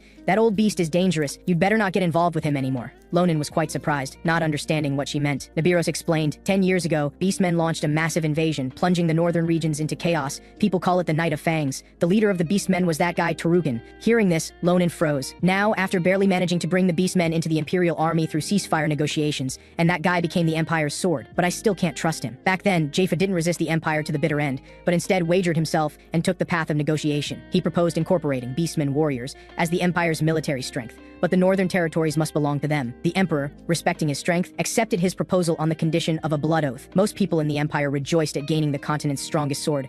But in my eyes, that guy merely retracted his claws temporarily to protect his people. One day, when the blood oath breaks, his existence could become a more terrifying threat than the church. That's Jaifa Tarukin. Ronan fell into thought in his past life. When the war with the giants broke out, Tarukin never appeared. Could he have been eliminated by the church like other powerful figures? But other possibilities can't be ruled out. The two remained silent for a long time, until Nabiros spoke up. "Can you really control sword energy freely now?" The corner of Ronan's mouth curved into a smile, confirming her words. "That's right, but compared to your domineering sword energy, teacher, mine is still crude." Nabiros was satisfied. Then she stood up. She brought Ronan to the training training area, which contained a large number of armored straw dummies. Ronan raised his longsword, ready to show Nabiros how much he'd grown. Meanwhile, Shulafin was enjoying the delicious food Eli prepared, the atmosphere between them harmonious and joyful. Nabiros said demonstrating magic-based sword energy would show his progress. Ronan nodded. He raised his longsword in his right hand, channeling magic power into it. A sword strike slashed out. This was sword energy formed. The strike was fast as lightning, heading toward the straw dummy. As it traveled through the air, it made crackling sounds. The dummy's armor became covered in cracks, but the strike disappeared. Ronan was shocked. He didn't understand why his attack suddenly vanished. He'd been able to execute it effortlessly just days ago, so he raised his longsword, wanting to try again. Nabiros stopped Ronan's action. She said, being able to channel magic power into your sword is already great progress for you, but it hasn't reached the stage where it can be called sword energy. You're just infusing a bit of magic power into an attack that was already unnatural. Of course, that alone should give you tremendous power. After all, you're still just a first-year student. Just hearing about your feat of killing a wyvern with one strike proves that. Hearing this, Ronan couldn't help but doubt, because he felt there wasn't much difference. Nabiros nodded. Your thinking isn't unreasonable, because you view sword energy as a projectile of compressed magic power that deals massive damage to enemies. However, if you only see magic power as a tool for enhancing power, that's an extremely narrow perspective. The true power contained in magic can become a pathway guiding us to the next stage. That's why I first confirmed what you consider sword energy to be. Right now, you must grasp your understanding of magic power before we can clearly know how to strengthen and improve yourself. You probably don't feel much about what I'm saying now, but you can't rely on luck forever. This difference will inevitably determine your life or death in the future. Ronan trembled after hearing these words. It was such a powerful impact. Seeing Ronan's expression, Nabiros patted his shoulder. This is just the beginning. We just need to make up for what's lacking. Don't worry, I'll help you. Nabiros took Ronan's sword. Then she turned around and closed her eyes. Ronan didn't understand why his teacher was taking his La Mancha longsword. Nabiros channeled magic power into the La Mancha longsword. A powerful fluctuation formed around Nabiros. Ronan struggled to open his eyes against the bright light. Nabiros said, watch carefully. This is your La Mancha longsword's true form. Ronan asked, the bright red appearance is La Mancha's true form? Nabiros held the hilt with one hand and supported the blade with the other. That's right. After resonating with my magic power, it revealed its hidden strength. Just like my Usa longsword and Duke Ranzia's P-Rod longsword, weapons born from craftsmen's hands that rise to the ranks of legendary blades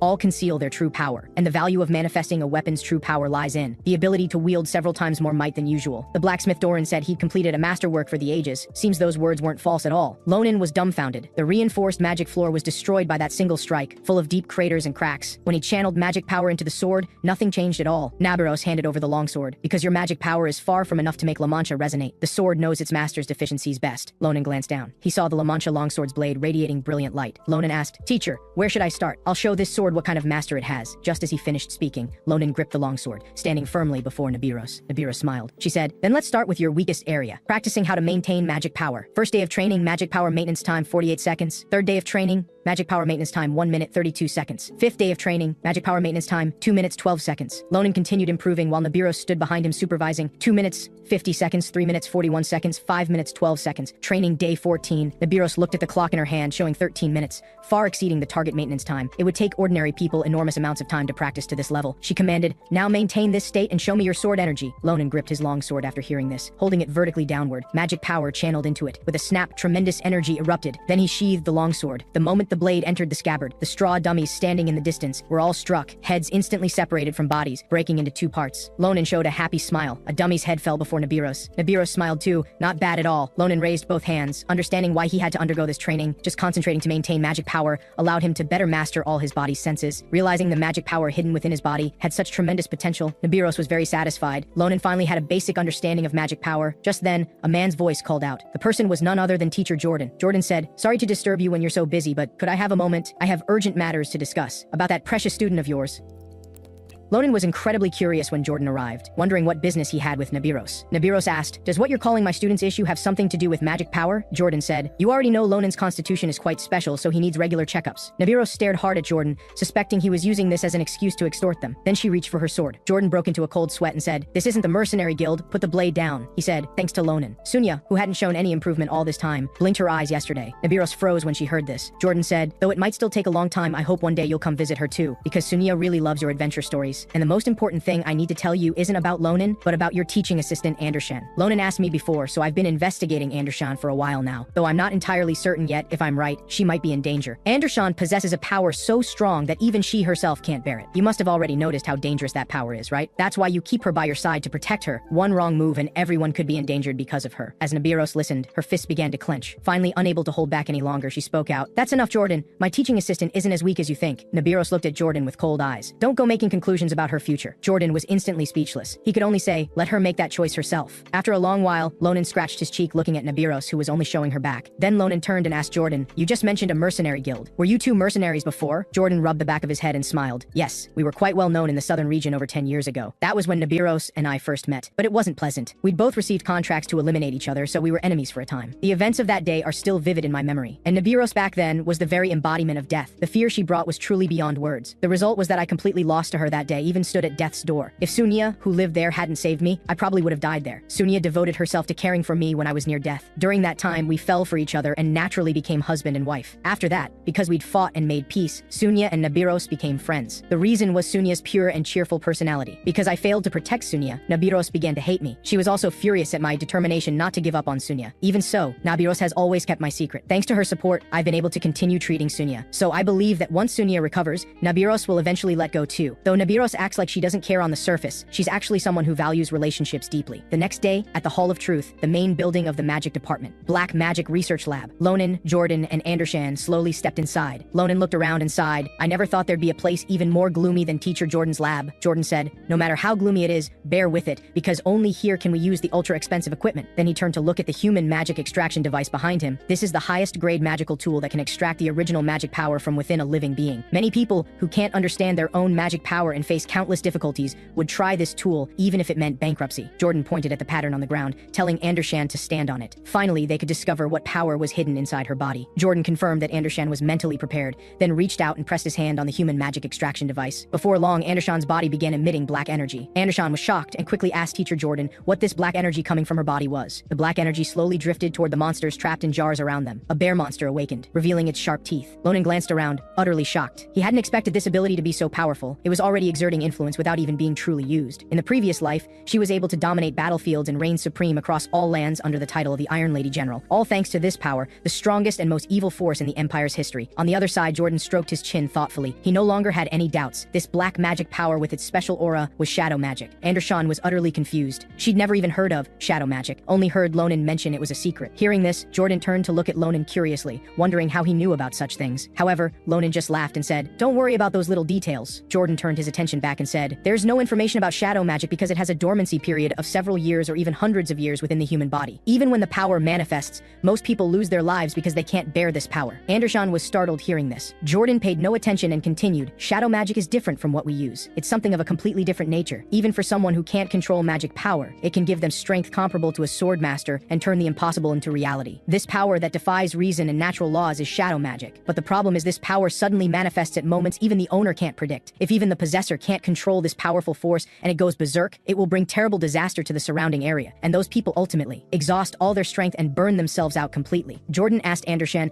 even knowing this, do you still want to possess this power? If not, he could find a way to impose restrictions so the magic power wouldn't manifest, or exhaust every means to find a method to completely eliminate the shadow magic. Then he told Andesan to think carefully, because everyone in the past who manifested shadow magic, whether they could control this power or not, all came to bad ends. After all, shadow magic is a double-edged sword. Jordan asked, are you willing to bear this power? Andesan fell into memories. Many scenes kept surfacing. Andesan turned away. After a long while, she spoke. If I said I wasn't afraid, I'd be lying. But someone once told me not to worry, so I'm willing to give it a try. I can't let myself become weak. Andesan showed a smiling expression. Please, Teacher Jordan. Jordan smiled too. As expected of that guy's teaching assistant, your eyes are truly full of fighting spirit. With that, he placed his hand on the magic extraction device. Then let's begin right away. Instantly, Andesan was enveloped by the light radiating from the magic power. Magic power continuously flowed from her body, gathering in one place, forming a sphere. Jordan looked at Andesan's confused expression and said, I'm now going to extract the magic power from your body. You must have always felt you had no talent in magic, right? No matter how hard you tried, you were far behind other students in the same grade. Andesan was shocked. How did the teacher know about this? Andesan continued, shadow magic is a power that defies natural laws. This kind of power can't just lie quietly dormant inside the body. The shadow magic and the magic power you've been gathering have been constantly colliding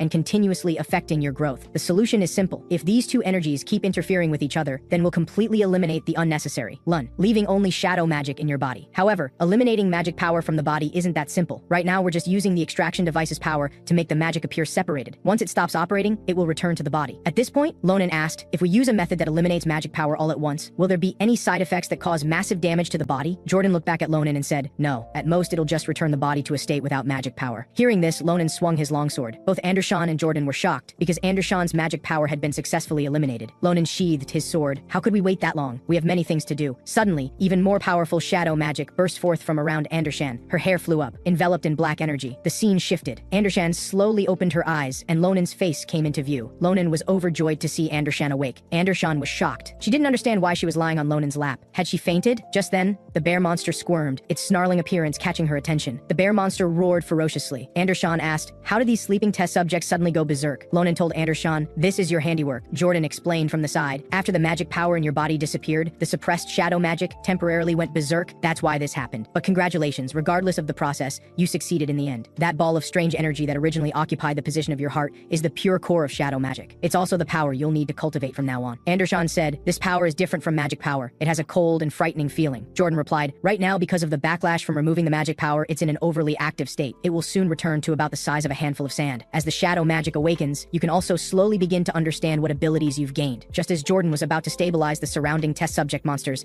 Ronan stopped him and suggested letting Andesan try telling these test subjects to be quiet herself. It might have the desired effect. Hearing this, Andesan began to try. As soon as she said quiet, the surrounding test subjects actually stopped their rampage. Seeing this scene, Andesan could hardly believe her eyes. So this is the ability of mental control. Jordan scratched the back of his head, unable to understand. Because even the simplest brainwashing requires extremely powerful magic and magical tools. He never imagined such power could exist with just one word. Lonan's expression turned serious. Andesan had awakened a power more dangerous than imagined. The new power is called domination of thought. It can target living beings and forcibly impose one's will upon them. If used only to alter cognition, it would be an efficient means of command. But if the power's range is reduced to the scale of a military unit, it can create puppets that don't fear death. And Andesan showed no hesitation when using the ability. In the previous life, Andesan could only live as the Iron Lady, and in this life, she'll one day face the same situation. Thinking of this, Ronan clenched his fists, unsure what he could do to change the outcome. This also depends on what choice Andesan ultimately makes. In the blink of an eye, it was already the next day. Ronan walked forward with his hands behind his head, with Andesan slowly following behind. He said, "Senior really hit the jackpot. Not only has a new power awakened in your body, but the teacher also promised to personally help you tame and train that power." Then he turned and asked Andesan, "You're one step closer to becoming a future general. How does it feel? Are you especially happy?" However, when Ronan saw Andesan's expression, he realized she looked troubled. Andesan gathered shadow magic in her palm. She told Ronan, "If this power grows stronger, it will one day affect other people. I doubted I had the ability to use such dangerous power. At first, I was indeed excited about gaining new power, feeling I was one step closer to my dream. But when I truly witnessed the might of this power, the fear in my heart began to continuously expand." Andesan asked, "What if one day, in the name of thinking about the majority, I choose to sacrifice innocent people as puppets and treat such actions as justified? I'm afraid I'll become a monster who'll stop at nothing to win." Hearing this, Lonan's pupils went blank. It seemed Andesan had already understood that possessing this power was a double-edged sword. In the previous life, as a general, Andesan's combat operations were always near perfect. With her exceptional judgment, she saved countless lives and became a guiding light leading people toward tomorrow. But on the other hand, there were also many soldiers who sacrificed their lives under the domination of this power. Andesan asked cautiously, "Ronan, if I become like that, could you stop me then? I feel like if you're by my side at that moment, I'll gain the strength to overcome everything. Just like now." Hearing this, Lonan's lips curved into a smile. "Remember what you just said. Don't regret it later when you've made something of yourself." After that day, they spent a rare period of peaceful days at Phillips Royal Academy, and Senior Andesan and Teacher Jordan officially began training the shadow magic. At first, Andesan had difficulty controlling even a single sparrow, but now she could already manipulate 5 sparrows simultaneously and was about to try restraining larger beasts. As for Senior Brian, same as always, he continued his self-training, feeling fulfilled every day. And Senior Ophelia, who was rarely seen during the day, also seemed to have become interested in teaching Sita blood magic. Every day she would bring it to the training grounds to practice on straw dummies. Sita's attack directly severed a straw dummy's head. Ophelia held Sita in her hands, overjoyed, saying she never expected the first attempt at blood snipe to be so successful. Sita really is a genius. She kept spinning in place, thinking about what to teach Sita next. The blood wheel blade used in combat against humans, or the blood mist suitable for large-scale attacks. And Ronan was the same, spending peaceful days.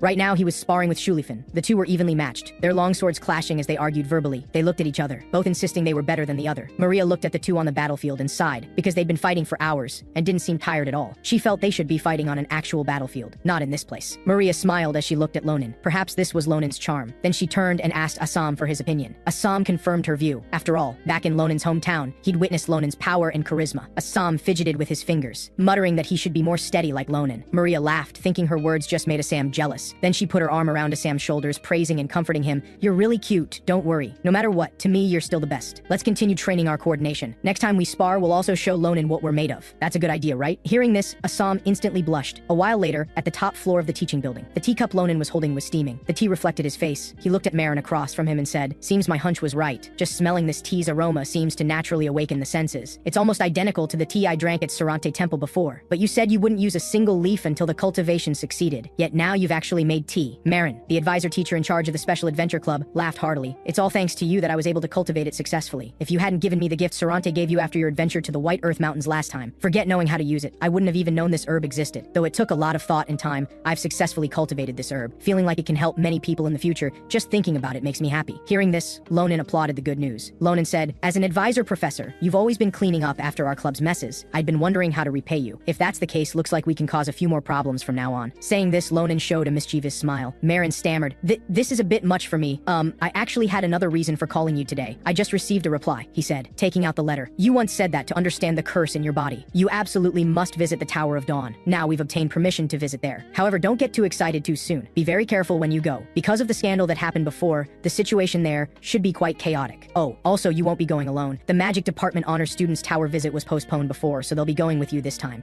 This same grade student was none other than Eliza, who right now was frantically expressing her love for Andesan on paper. The next morning, the airship Western Wing, heading to the Tower of Dawn, flew slowly through the air. Eliza, sitting on the sofa drinking tea, was very surprised by the person who appeared before her. Seeing Eliza, Ronan waved and greeted her. Long time no see, Elizabeth. No wait, I should call you Eliza. Hearing this form of address, Eliza shouted, I told you not to call me that. The nickname Eliza is exclusively for Senior Andershan, and you should first tell me why you're here. Ronan answered, the airship only has one destination. Of course I'm here because I have business at the Tower of Dawn.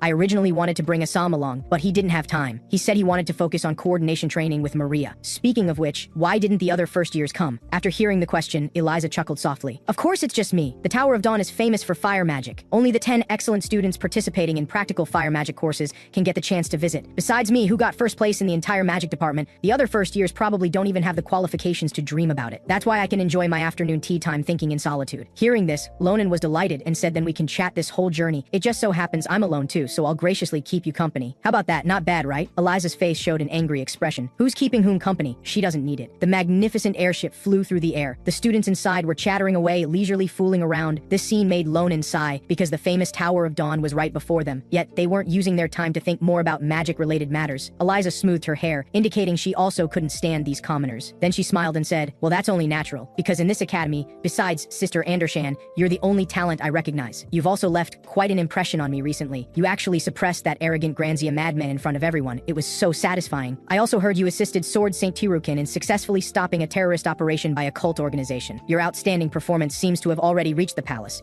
so our Akalusia family is also paying attention. Suddenly, Eliza thought of something and her eyes widened. Speaking of which, when are you going to respond to the invitation I gave you? Do you know it's already been several months? You're not testing the Akalusia family's attitude, are you? This is a once-in-a-lifetime opportunity. If you join our family, you'll immediately... Ronan couldn't get a word in. Eliza alone could talk non-stop now. After a while, Ronan clapped his hands and changed the subject by asking a question. Eliza, why do you like Senior Andershan so much anyway? Hearing this, Eliza was shocked, not understanding why Ronan suddenly asked this. Ronan said, according to your standards, Senior Andershan during her repeating years wasn't just not talented. She couldn't even be called ordinary. But you still like her so much. Seems you must have discovered something different about Senior. Eliza confirmed these words. She slowly said, my sister Andershan has been different from the start. The first time I met Sister Andershan was shortly after I entered Phillips Academy. I wanted to go to the library to look up materials but got lost, just when I didn't know what to do. The person who took the initiative to come over and kindly give me directions was Sister Andershan. I still remember what Sister Andershan praised me with that day. She thought she was going to hear those same old lines again, like how the Akalusha bloodline is truly different, or something about being naturally gifted. They devalue all my achievements, as if everything was obtained through inborn good luck, yet they're just trying to rationalize my life. However, Sister Andershan said, for such a small body to achieve that much, you must have put in a lot of effort. It's probably incalculable. You must have had a hard time by yourself. But if you're still having a hard time later, whatever you want to say, you can come find me anytime. Even if I can't help much, as a senior, I can still listen to your troubles. That moment of emotion is such a precious memory for Eliza that it simply can't be fully explained. Then Eliza covered her ears, her cheeks flushing, saying, but actually, most importantly, Sister Andershan is the most beautiful person in the world. Her silky black hair and slender figure radiate such captivating, upright elegance. No one can compare to her beauty.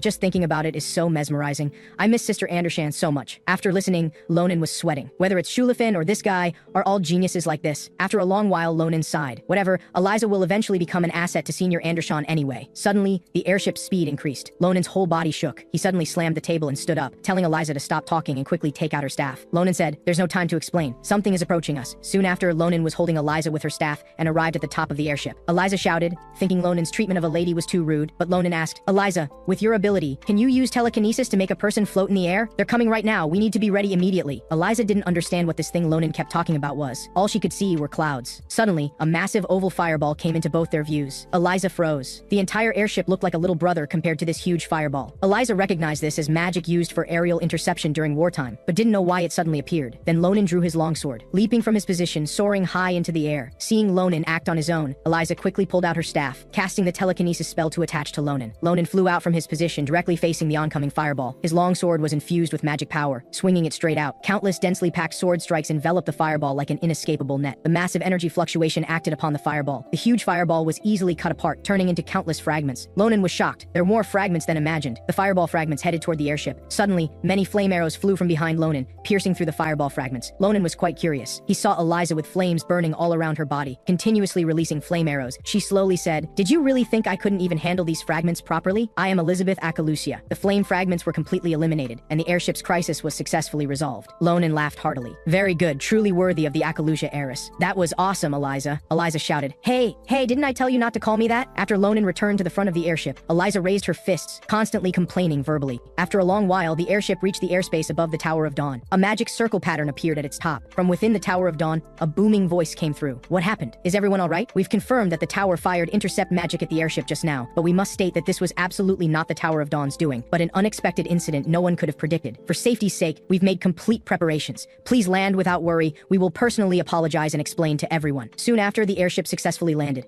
All the students were noisy and clamoring, discussing what that fireball was. Who dealt with the fireball? Could the activities continue? Eliza said, "This is one of the 5 great towers, yet such an absurd thing happened. If there's no reasonable explanation, I'll file a formal protest through my family." Ronan replied, "Though I'm also angry, let's first hear what they have to say. After all, it's not like we have no clues at all." Before coming, he'd asked teacher Marin why the visit to the Tower of Dawn kept not getting approved. Was it because of the cult's presence? Marin nodded. After the incident where Grenzia was infiltrated and the academy was attacked, the Empire began searching nationwide for traces of the cult. Among them, the interior of the Tower of Dawn was also searched. As a result, not long after, they found 3 cult members. However, progress didn't go so smoothly, because before being arrested, those cornered cultists finally used self-destruction magic. Fortunately, the mages on site were powerful, so there were no casualties, but about 1/5 of the land around the tower disappeared due to the force caused by the explosion. Marin reminded Ronan to be very careful. Though the cult infiltration purpose was unclear, since their plan failed, there were certain risks. Ronan gripped the longsword at his waist. He guessed that huge fireball was most likely the cult's doing. After all, such things couldn't happen by chance. If he noticed anything wrong later, he'd strike first. Just then, the door in front of Ronan and the others suddenly opened. A figure slowly stepped out. He bowed his head, apologizing for what just happened, then said the Tower Master wasn't here. He was the Tower Master's representative, named Farah, the Vice Tower Master of the Tower of Dawn. Ronan was utterly shocked seeing who came. In the previous life, in the field of fire magic, he became famous as one of the Empire's foremost mages. This uncle actually came from the Tower of Dawn. Farah closed his eyes and said, "Though we should explain the entire situation in detail to everyone. Unfortunately, many facts haven't been clarified yet. However, one thing we're certain of, in the room with the launch device, we've captured what appears to be magical fluctuations belonging to the culprit. We're now comparing it with all personnel in the tower. Catching the culprit is just a matter of time. Of course, we'll also compensate for the damage you've suffered, and guarantee we'll strengthen internal security so your upcoming apprenticeship won't have any mishaps." Farah apologized while bowing his head, begging for understanding. The students were all shocked that a mage like Farah would personally come to apologize. Eliza cleared her throat and said, "Seeing how sincere he is, we can trust him this time. Let's let this matter pass." Ronan very much agreed with this. Farah was trustworthy. Back then, when fighting the giants, Farah was a member of the vanguard forces, responsible for standing at the very front, buying time for everyone.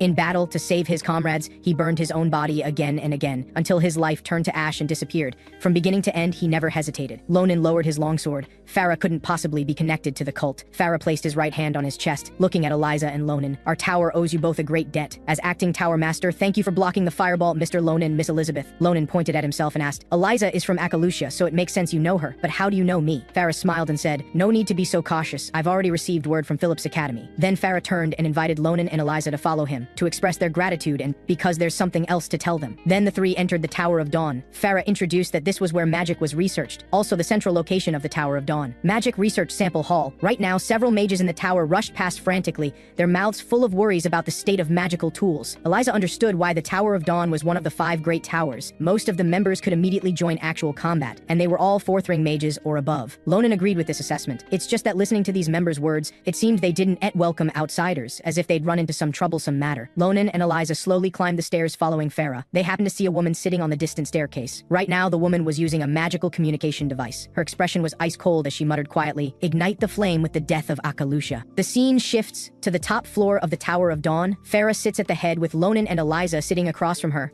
Ronan believes it was an accident, but there are still some things he can't understand. Why couldn't you deal with that fireball attacking us? If it were the deputy tower master, handling it before the fireball reached the airship should have been a piece of cake. Farah closes her eyes. You're right. Forget about me. Even the mages of the Tower of Dawn could have dealt with it immediately upon detection, but only if they could detect it in the first place. Ronan freezes at this. You don't mean to say, Farah nods, until the fireball reached the airship. The tower couldn't identify its existence at all. Eliza says in shock. That's ridiculous. Such powerful magic, yet nobody could see it. Ronan, if this is true, the problem might be more serious than we thought. Someone might have avoided everyone's attention and hidden here, then cast a large-scale perception interference spell. That's the only explanation. Besides, if it's at a level even a 7-circle mage like Farah can't detect, then perhaps only the Empire's sole 9-circle archmage, Horn, would be a suspect. At this, Ronan is utterly shocked. In his previous life, Horn was the old man who sealed one of the 3 giants. That guy stood with us until the very end. He shouldn't be the culprit behind this incident. But if the enemy has power equal to his, the consequences are unthinkable. Feeling the heavy and oppressive atmosphere, Farah breaks into a sweat. He raises both hands and says, please calm down, you two. There aren't many leads we can confirm yet, and it's also possible other methods were used instead of magic. Plus, as soon as I discover any element that could threaten the tower, I will personally burn it to ashes immediately. So rest assured. Farah claps his hands. Besides that, I need to compensate you both. Both Ronan and Eliza look puzzled. Farah nods. First, as a special reward for Miss Elizabeth taking first place in this course, I plan to personally teach you flame magic. These spells are rarely seen at the Phillips Academy and should be very helpful to you. After hearing this, Eliza shows a happy smile. Farah continues. As for Ronan, I heard you often go to dangerous places for club activities, so I've prepared something more practical. With that, he produces a scroll from his hand. This is a scroll imbued with high-level flame magic. It'll definitely come in handy in critical moments. Also, I've heard about why you came here. I know you're looking for books about removing curses, but our library is the largest in the entire empire, so finding the books you need won't be easy. However, I've already given instructions to make it as convenient as possible for you to search. I've assigned a library administrator to help you. Soon after, inside the library, Ronan looks around. He takes out a golden ring from his hand. While stroking it, he wonders what kind of person the administrator will be. Still, since Sarante specifically asked me to find them, they must trust each other. Will they look like an intellectual? But if they're Sarante's friend, they might also be an elf. But why isn't there anyone around? Just then, a voice appears. Ronan turns to look. A woman holding books introduces herself. My name is Ale. I'm the Dawn Library Administrator assigned to guide you today. Please take care of me. After speaking, Ale shows a smiling expression. Ronan looks up and thinks to himself, this really is an unexpected elf. After learning that Ale is the only elf in the Dawn Library, Ronan slowly extends his hand in a fist, revealing the ring inside, which is now emitting a green glow. Ronan says, the owner of this ring is my friend. He said the administrator here would recognize it immediately upon seeing it. Ale's gaze is completely drawn to the ring. She quickly approaches Ronan. Isn't this Sarante's ring? It's been so long since I've seen anything of his. Seeing Ale so excited, Ronan can't help but sweat. Ale glares angrily, demanding how this thing ended up in Ronan's hands, since this ring is something Sarante treasured deeply. He wouldn't give this to someone without good reason. You'd better come clean. After speaking, Ale flies into the air, releasing waves of intense magical energy from her body. Ronan holds his long sword defensively. Suddenly, an enormous wolf appears before Ronan. The wolf looks at Ronan as if he were an ant. Ale floats in front of the giant wolf. She says, if you hurt Sarante and took this ring, I will absolutely make you pay the price. Ronan stares intently ahead. He releases his grip on the sword. He thinks to himself, although I don't yet know what relationship Ale has with Sarante, one thing is certain. She cares deeply about Sarante. So Ronan extends his palm. He says, Ale, I'm very sorry for the misunderstanding. I'll explain everything clearly, so can you hear me out first? Ronan then explains the entire story of how he obtained the ring. Ale crosses her arms, understanding the full picture. It turns out Ronan encountered Sarante during club activities, they became friends, and together defeated an enemy cult officer who's also been causing trouble in the tower recently. Ale holds the ring, understanding why Sarante gave it to Ronan. After all, if Ronan had taken it by force, he wouldn't know about their relationship. Ronan extends his hand, affirming Ale's thinking. If that weren't the case, how could I possibly have managed to steal a ring Sarante treasures? I don't need to tell you, you already know that guy is very different from his appearance. He's actually a terrifying elf. Ale deeply agrees with this. Immediately after, Ale apologizes to Ronan for her rudeness. Ronan waves his hands repeatedly, saying it's fine. Then he says,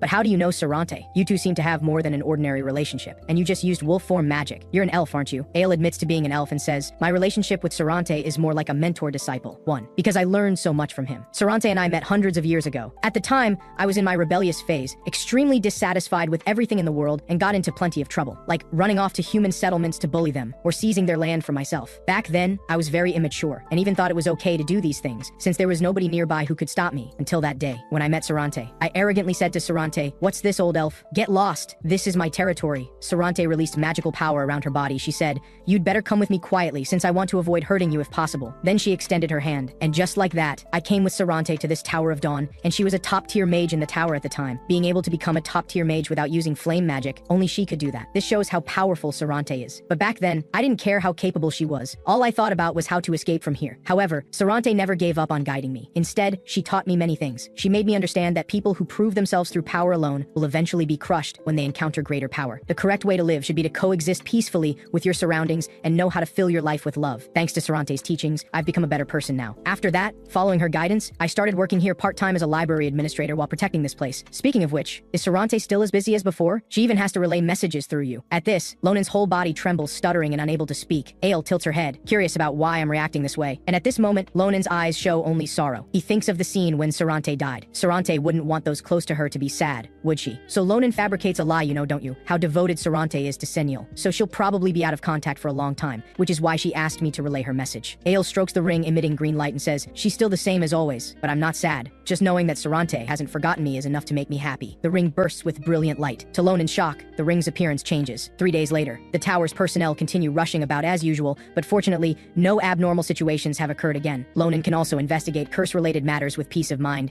At this moment, he's holding a pen in his mouth, supporting his head while flipping through books. Ale suddenly appears, asking if Lonan has made any progress. Lonan turns to look at Ale and says, although I haven't found details about the curse yet, I've got a general idea about it. Thanks to you, I've had a crash course on curses for 3 days straight. It's just that the deeper I dig, the more frustrating it gets, making me want to give up. Ale says, I happen to have time right now. Ask me anything you want. Lonan flips through a book. He just noticed a particular issue. Ale's pupils dilate with shock upon seeing it's a forbidden book. After learning the question is about the term Vajra, Ale pauses for a moment, then places both hands on Lonan's shoulders. She says, how do you know this term? Don't tell me you snuck into the forbidden section when I wasn't looking. Lonan says in surprise, this is the first time I'm learning about that place. It's just that this word appears frequently in the books you brought me, so I'm asking you. Ale reaches for a nearby book. That's impossible. None of the books she brought mention this term at all. Lonan stands up in disbelief, frantically flipping through his book. He says, this page alone is filled with related content. A jaw-dropping thing happens. The text in the book disappears. Ale's face darkens as she crosses her arms. She says, Sarante didn't have you come here just because I'm the library administrator, did she? The Tower of Dawn has many curse-related books and has accumulated vast knowledge. However, even the Tower of Dawn cannot casually mention the word Vajra. They say Vajra is the most terrifying forbidden book in history, written by demons themselves. This book can grant infinite power to those who touch it, while also driving them with a terrible destructive instinct. This once led a prosperous kingdom to its downfall long ago,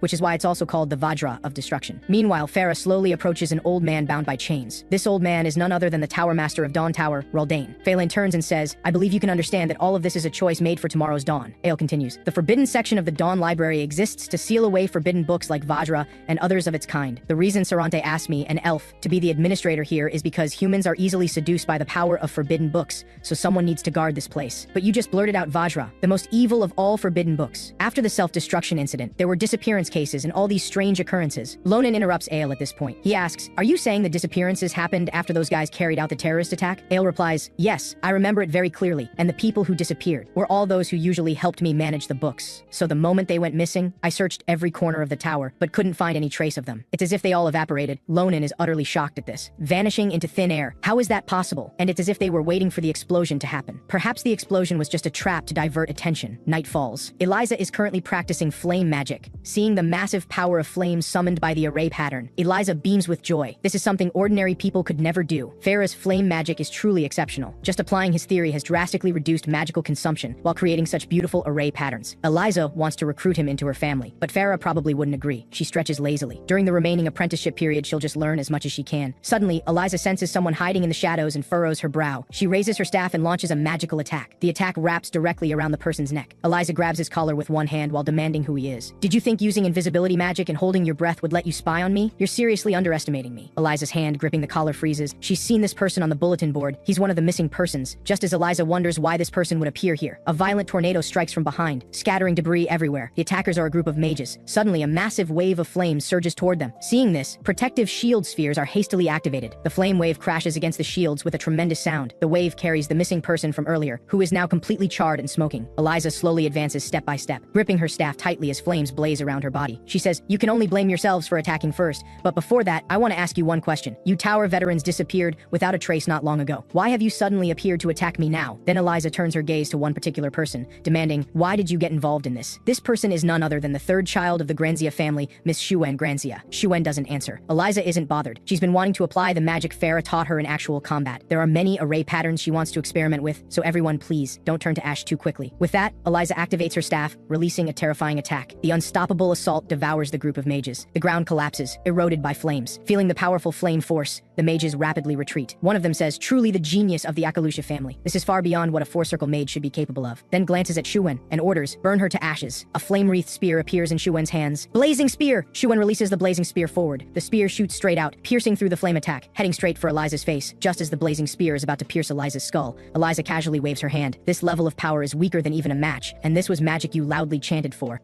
Seeing the blazing spear so easily neutralized, Shuwen freezes in place. Here, have it back. Eliza flicks her finger. Countless light arrows attack towards Shuwen and the others. Dare to become an enemy of Akalusia, and death is your only fate. The light arrows streak through the air with piercing sounds. Blazing silver arrows. Seeing the incoming attack, the mages show grave expressions. They hastily erect a firewall in front of them. The blazing silver arrows continuously strike the firewall. Blood begins trickling from the mages' mouths. One of them says, "We need to close the distance for a decisive battle. I'll go. You stay here and protect Shuwen Granzia. For our master, the core of this plan is Shuwen Granzia. The Akalusia family member must die at Granzia's hands." Just as he finishes speaking, a light arrow strikes his head. Shuwen is shocked. A fire wall cast with all the strength of a four-circle mage was broken through so easily. The remaining mage thinks this is absurd. The Akalusia family member's talent is too strong, but this is actually an opportunity. She's focused on attacking right now, so her defense must be neglected. After dodging the attack, the mage rushes forward like flames. In this life or death situation, she's so arrogant, she never thought I'd dodge. Still just a child after all. He grips a flame-wreathed longsword in his hand. "Akalusia, you will pay a terrible price for this." Just as the mage rushes close, countless light arrows sprout from the ground, piercing through the mage's limbs and body. He grits his teeth, eyes wide, unable to believe what's happening. Eliza says with a laugh, "Ha, how spectacular. That was just a deliberate opening I showed you, and you took it as an opportunity, trying so hard to rush over. How laughable. This is textbook like a moth to a flame. How could this be? You didn't have time to cast a new spell." Magical power swirls in Eliza's hand. "Why go to all that trouble and use a new move? I just made the spell I already cast change trajectory and circle back. This technique is my telekinesis." The light arrows pierce into the mage's body. He lets out agonizing screams. He says, "You can actually cast 2 different attribute magic simultaneously. This is too absurd." Eliza brushes her hair and says with a smile, "To be precise, I can use up to 3 types, but you probably won't get to witness that because for catching moths, it's far too wasteful." After killing the mage, Eliza turns around. She says with a smile, "Now that there's nobody left to interfere with us, shall we continue our earlier conversation?" Shuwen Granzia stares intently at the person before her. Eliza walks slowly forward. "He won't die that easily. Since fire mages have extremely strong fire resistance, so while I still have some compassion, you'd better confess honestly. No matter how young and naive you are, you should understand that if the 2 great families of Akalusia and Granzia clash, the entire empire will be plunged into bloodshed. Regardless of who wins, both sides will end up severely damaged. This crude plan shouldn't be something a little girl like you could devise, but if it were your leader's orders, that wouldn't make sense either. After all, in this war, the benefits you'd gain don't match the losses, and the assassination attempt is full of holes. Besides, the Granzia family doesn't seem weak and incompetent enough to need underhanded tricks. Otherwise, how could they qualify as Akalusia's only rival? All things considered, there's only one reasonable explanation. You're being controlled. The one controlling you is an evil entity hoping to start a war between our 2 great families. Who could be hiding behind you?" With that, Eliza has approached Shuwen, gazing into her eyes. Shuwen's lips curl into a smile. This girl is truly extraordinary. Immediately, terrifying evil energy emanates from Shuwen's body, making crackling sounds as it attacks Eliza. Eliza's face fills with shock. She hastily retreats backward, her expression pained, cold sweat dripping, thinking, what is this evil aura? One trembling hand supports her against the ground. Right now, she's filled with terror, unable to move an inch. The evil power slowly approaches. Looking at Shuwen shrouded in darkness, Eliza wonders what kind of existence stands before her. The evil power envelops Eliza. Suddenly, a withered and grotesque hand reaches for Eliza. Then a low voice emanates from the darkness. "Akalusia, you're nothing but a lamb intoxicated by trivial power. Raise your head and engrave what I'm about to say deep in your mind. The one who will become the master of the world is called Vajra." The scene shifts. Ronan and Ale have come to the tower's top floor to see Deputy Tower Master Farah. Farah asks, "Ronan, is what Ale said true? Did you really see the dangerous name Vajra in an ordinary book?" At this, Ronan confirms it's true. After receiving this answer, Farah clasps his hands together. "This matter is simply unbelievable." Ale says from the side, "Perhaps Vajra's seal has weakened. We need to verify this immediately." Farah shakes his head, disagreeing with this view. He says, "I personally confirmed just yesterday that Vajra is still in its sealed state." This statement instantly shocks Ale. She says loudly, "Did you go to the forbidden section yesterday without telling me?" Then she slams the table, demanding, "You should be well aware of the danger of forbidden books, which is why the rule is they can only be accessed with me or the Tower Master present. Even you could be seduced by forbidden books. I absolutely cannot overlook this. When the Tower Master returns, I'll report it immediately." Farah clenches his fists. "I'm sorry, Ale. I kept this from you too." He clutches his forehead in pain. Tower Master Reldane is already in the forbidden section, sealed together with Vajra. Both Ronan and Ale are thunderstruck by this news. Farah slowly recounts a year ago, on the day everyone thought the Tower Master was leaving for training, he actually never left the tower. Instead, he entered the deepest darkness within the tower. He unsealed Vajra, the most evil forbidden book, only to comprehend the ancient knowledge contained within it. Ale can't understand why the Tower Master would covet knowledge from a forbidden book. Tower Master Raldane's flame and illusion magic had already reached the pinnacle. Why would he do this? Farah says he believed that doing so would allow him to control Vajra, since he cherished the potential contained in the forbidden book's knowledge, and believed that knowledge only caused misfortune because it met the wrong masters. He once said that with the right person who uses it properly, even dangerous power can bring great benefit to this world. Among them, the knowledge contained in Vajra, which can maximize the caster's potential, would undoubtedly become a great blessing for this land. Ronan crosses his arms. "I can already guess what happened next. The Tower Master Master must have failed. Farah doesn't deny it. We underestimated that power from the very beginning. For humans, it's an absolutely unbearable evil force. Even Tower Master Raldane could only resist briefly, because it's the crystallization of extreme evil. The moment the Tower Master realized he was about to become Vajra's host, he immediately used an emergency force summoning scroll to call me into the forbidden section. Evil power spread throughout the Tower Master's body. He told me to seal him while he still had self-awareness. If we missed this moment, the entire world would fall into danger. I said, trembling, "This can't save you. How can I do such a thing?" The Tower Master struggled to control the evil power from eroding his consciousness. He said, "Now is not the time to worry about my safety. Rather than let Dawn be occupied by evil because of my arrogance, it would be 1,000 times better if I died. So please, for the sake of our tower," I couldn't speak through gritted teeth. "All of this is for tomorrow," was Dawn. And so I sealed the Tower Master together with Vajra, even using the most powerful magic. This is the hidden truth that should have been made public immediately. But the Tower Master acted with the world in mind, and I'm also someone who thirsts for knowledge. I can understand the Tower Master's thinking, so I couldn't bear to personally destroy his reputation. Learning the truth, Ale is completely incredulous. Ronan says, "Although what happened to the Tower Master is regrettable, now isn't the time to wallow in grief. All the circumstances indicate that Vajra's seal has been broken. Although Farah says he personally confirmed the seal's status, that may not be the truth. If this is a power strong enough to shatter everyone's understanding in the tower, then to deceive just Farah's perception. Tower Master Raldane's illusion alone as the host would be sufficient. But there's one question. The fact that Vajra was unsealed has been hidden all this time.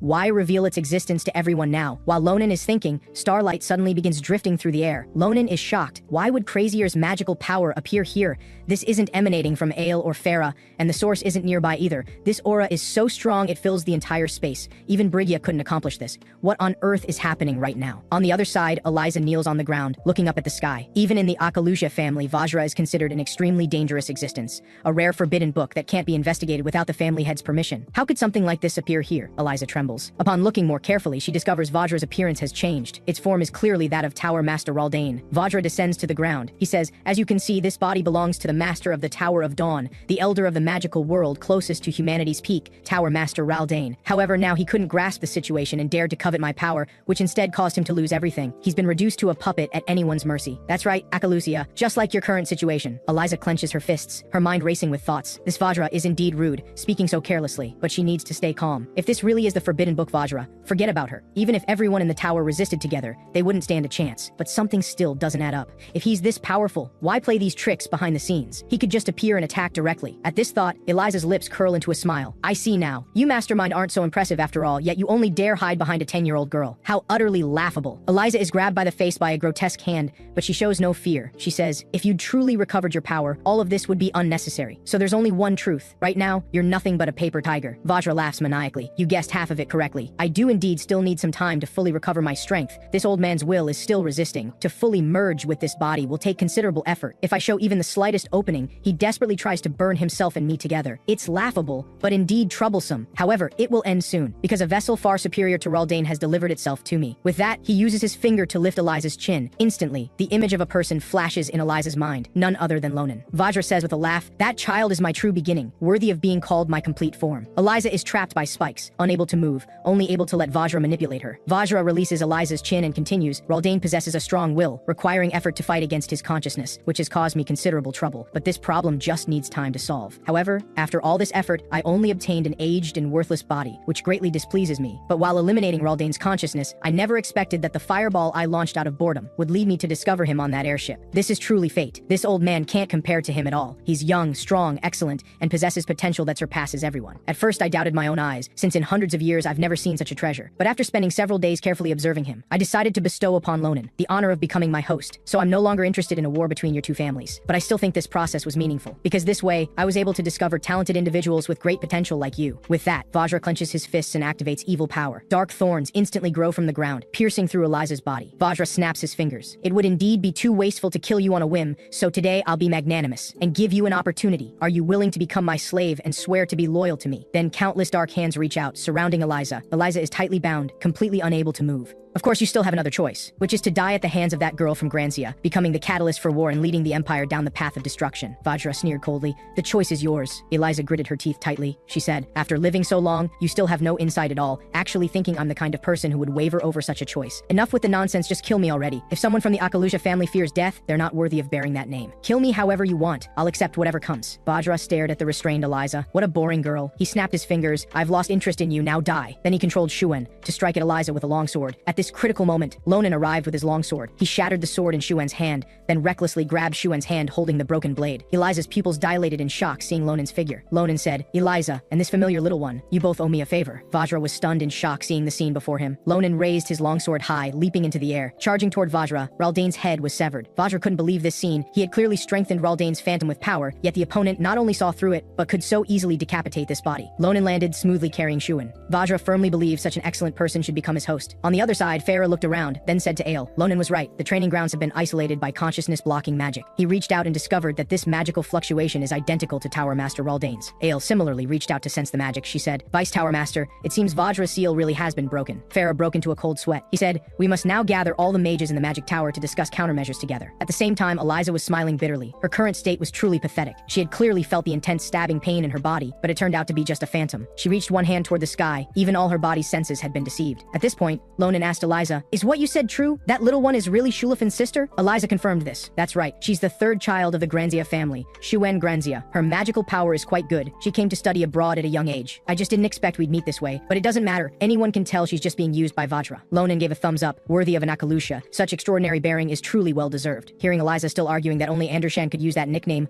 Ronan smiled. It seems Eliza wasn't injured. Then Ronan turned his gaze toward the corpse burned to charcoal by flames not far away. These missing persons who vanished after the cult's attack had been emitting the cult's unique starlight magic all along, so they really were the cult spies. When he heard that only those who helped Ale manage books had gone missing, Ronan found it suspicious and couldn't help thinking, was their target the forbidden book section from the very beginning? If so, then the attack that day wasn't simply a suicide bombing, but a diversion. Its purpose was to shift everyone in the magic tower's attention. Just then, Eliza suddenly thought of something and said, "Ronan, you need to hide right now. Vajra's target is you." Ronan didn't understand what this meant. Eliza said, "I don't have time to explain. What you just cut was only Vajra's phantom, not his true form. Just the phantom alone could suppress me. You can imagine Vajra's true power must not be underestimated. If he really obtains your body and becomes a true complete form, the Tower of Dawn will surely face destruction. So you must leave here quickly, while there's still time." Just then, a voice rang out. "That won't do." Hearing this, Ronan shuddered. Endless evil power surged forth. "What is this?" Eliza fell into a daze. Not far away, Farah and Isle also couldn't move. Ronan shouted loudly, "What's happening?" Vajra spoke slowly. "Not just them. Aside from you, all the humans in this magic tower, their consciousness and bodies are now under my control. At this point, all the waiting ends. Ronan, you will enjoy the honor of merging with me. Come to my side." The entire Tower of Dawn was on the verge of falling to dark forces. Ronan gritted his teeth. "This damned bastard." He roared, "What have you done? You bastard, get out here now. Stop playing these useless tricks. Get out here." Vajra, sitting in his chair, supporting his face, showed a smile. He slowly extended one hand saying, "Our meeting will be an important milestone. This place is too crude. Meeting here would be such a waste, so let's change to a more suitable location." Then he dispatched a mage to go forth. Ronan heard footsteps and his attention was drawn. A woman slowly walked out. Ronan recognized her as the last missing person. The woman said, "Let me take you to meet my master. Please come with me, Ronan." Ronan smiled. His gaze swept around. Seeing Eliza and the others with their bodies and consciousness controlled, like walking corpses, he had no choice. Ronan sheathed his longsword and agreed. "Lead the way. Take me to Vajra." After a long while, Ronan looked ahead and said, "This is the place, right?" The two were now standing before a door emanating evil power. The door slowly opened. Ronan followed the woman inside. The scene that met his eyes shocked Ronan. He saw Tower Master Raldane bound by chains, still constantly begging Vajra for mercy. "Spare my life. I was too arrogant. A mere human like me dared to covet your power.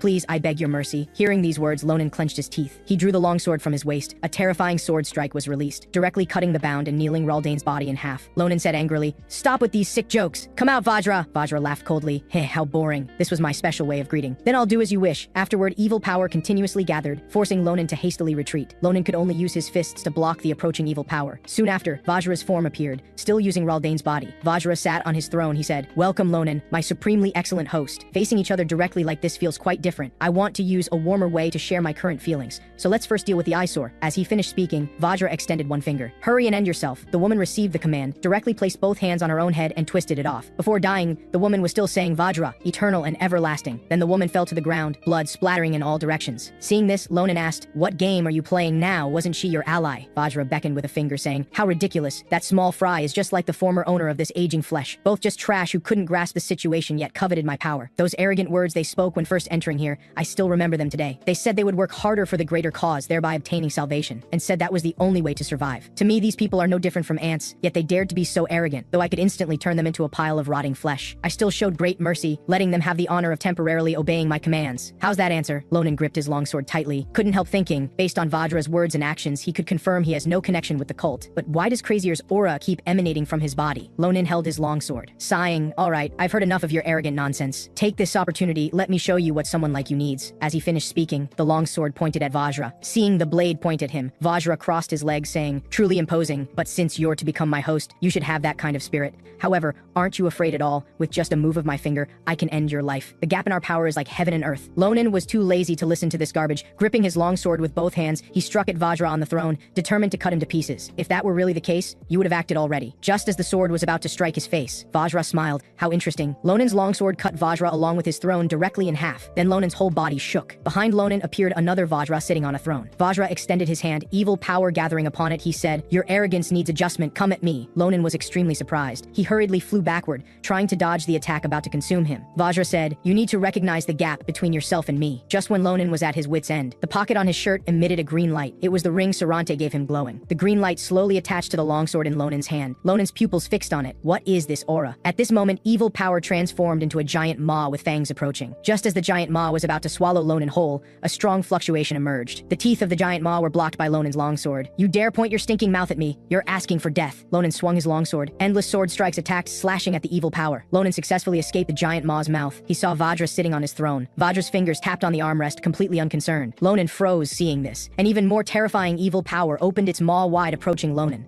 Under the contrast of the giant maw, Ronan was as small as an ant. He raised his longsword, unleashing what could be called his strongest strike toward the evil maw. A rumbling, terrifying explosion sound spread in all directions. Ronan directly cut the giant maw in half. Vajra supported his cheek, saying, "Truly excellent. Though somewhat disheveled, you handled it quite well. If that's the case, how will you deal with this move?" Evil hands kept emerging from the ground. Evil undead, one by one, crawled out. The undead's hands covered Lonan's mouth. More and more evil undead came toward Ronan. The undead strangled Lonan's neck. More and more undead swarmed over. The undead sealed and surrounded Ronan. Vajra extended his hand. A terrifying attack was released. Then he charged up again. Ronan, sealed by undead with only one eye showing, struggled to breathe, looking at the scene before him quite shocked. Vajra closed his palm into a fist, gripping tightly. The sphere formed by the surrounding undead glowed, faintly showing signs of explosion. Just then, several sword strikes infused with the ring's aura scattered from the center of the undead. The tremendously powerful sword strikes directly broke through the sphere. All the undead were sent flying. Vajra showed a ferocious smile, quite satisfied with Lonan's performance. Then his hand gathered another attack. The devastating sword strikes came forth. Vajra's evil power condensed into a bow, the arrow ready to fire. The evil arrow was released. The ground cracked wherever it passed. The evil arrow and sword strikes collided. Two different forces kept fighting, producing destructive explosive power. Ronan extended his hand, holding the longsword in front to block. Vajra showed a smile. He spread his arms wide, welcoming the aftershock, shouting, "Excellent, very good, more. Let me see more, Ronan. Show me every bit of your potential without holding back." Just then, roaring flames rose all around. A massive firebird emerged from the flames. Vajra's pupils contracted. This firebird is Vice Tower Master Farah's special magic. Heatbird magic. How can this kid use such advanced magic?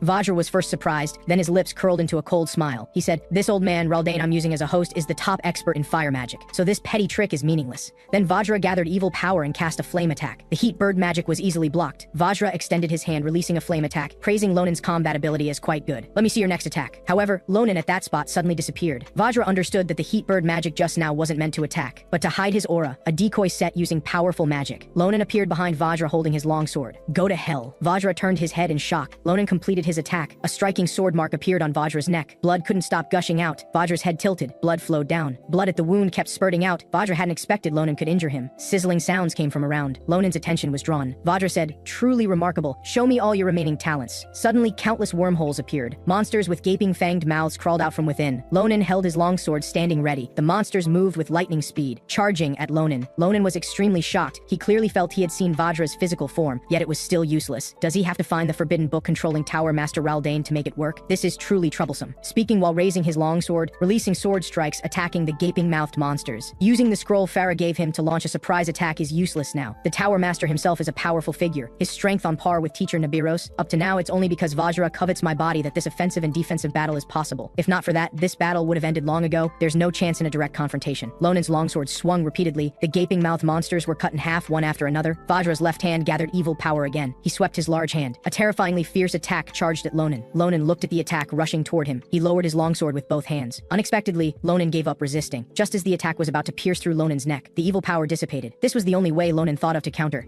Vajra raised his hand. Seeing the opponent not resist, he hastily withdrew his attack. He gritted his teeth, saying angrily, "What are you doing, you stupid fool?" Then roared, "Do you know what this will result in? How dare you be so careless with the sacred body I'm about to possess?" Ronan pulled a sharp stone from the ground. He said, "Now I can confirm one thing. You don't want to kill me at all." Hearing this, Vajra's whole body shook. Ronan pointed the sharp stone tip at his own palm. He stabbed down hard. Blood spurted out. "My body will ultimately just be taken by you. Rather than that, I'd rather choose death." Vajra watched Lonan's actions. He said, "You want to die? You bastard dare to bluff in front of me. You think I'd be fooled by such a trick? I'm just preparing for a perfect resurrection. Seems you've mistaken my mercy for an opportunity. That bit of self-harm damage can be healed with my power." Ronan said, "You forbidden books sure talk a lot. Earlier you went through great trouble to dissolve the magic, like something extremely serious had happened. And now you say this, does it still have any credibility?" Ronan smiled. "Your limitation is that you can't use a defective body as a host." Vajra spread his hands, saying, "Seems you've forgotten. All the humans in this magic tower are now under my magical control, so don't think you can threaten me with such petty tricks, unless you want your companions to all become corpses." Ronan, holding the sharp stone, heard this. He burst into laughter. "This is truly ridiculous." Ronan looked at Vajra, saying, "You think this is my first time encountering someone like you? Just from your annoying face and tone, I can guess the outcome. Whether I obediently offer up my body or not, you never intended to spare them. So go ahead and try. That way I'll have even less to worry about and can do whatever I want. Even if I really die in the end, I'll teach you a lesson first." Then Ronan stabbed the sharp stone into his own arm. "Just watch closely. Whether I'm really bluffing, I'll definitely give you an unforgettable memory." Vajra, seeing this scene, sighed. Truly unbelievable. Originally, he only saw Ronan as a lucky, exceptionally talented brat, but this wet behind the ears, human, actually has those eyes. Simply incredible. Ronan raised the sharp stone in his hand again. "You still have doubts? Then let me show you more clearly." He finished speaking and directly stabbed the stone into his right chest. Blood immediately splattered. Just as Ronan was about to stab his neck to commit suicide, Vajra quickly stopped his next move. "Threatening me with your life. What exactly do you want?" Blood slowly flowed from his neck. Vajra stared at him. "Speak up, Ronan. Quickly." Ronan showed a smile. He said, "Make a bet with me. The stakes are our necks. Make it quick." Both their eyes stared intensely at each other. Vajra's hand gripping Ronan froze. He asked, puzzled, "A bet?" Ronan said, "That's right. I've recently read many books about curses. One of them has this content. The oath curse. Applying a curse during a ritual and engaging in a duel, during which all actions violating the oath are forbidden. The terrifying thing about this curse is that the oath's content will definitely be fulfilled, even at the cost of life. So let's decide the outcome with an oath curse. With your power, casting that kind of curse should be quite simple, right?" Hearing this, Vajra fell into thought. Subduing this guy isn't really difficult, but there's no guarantee of obtaining his complete body. He might really end his own life.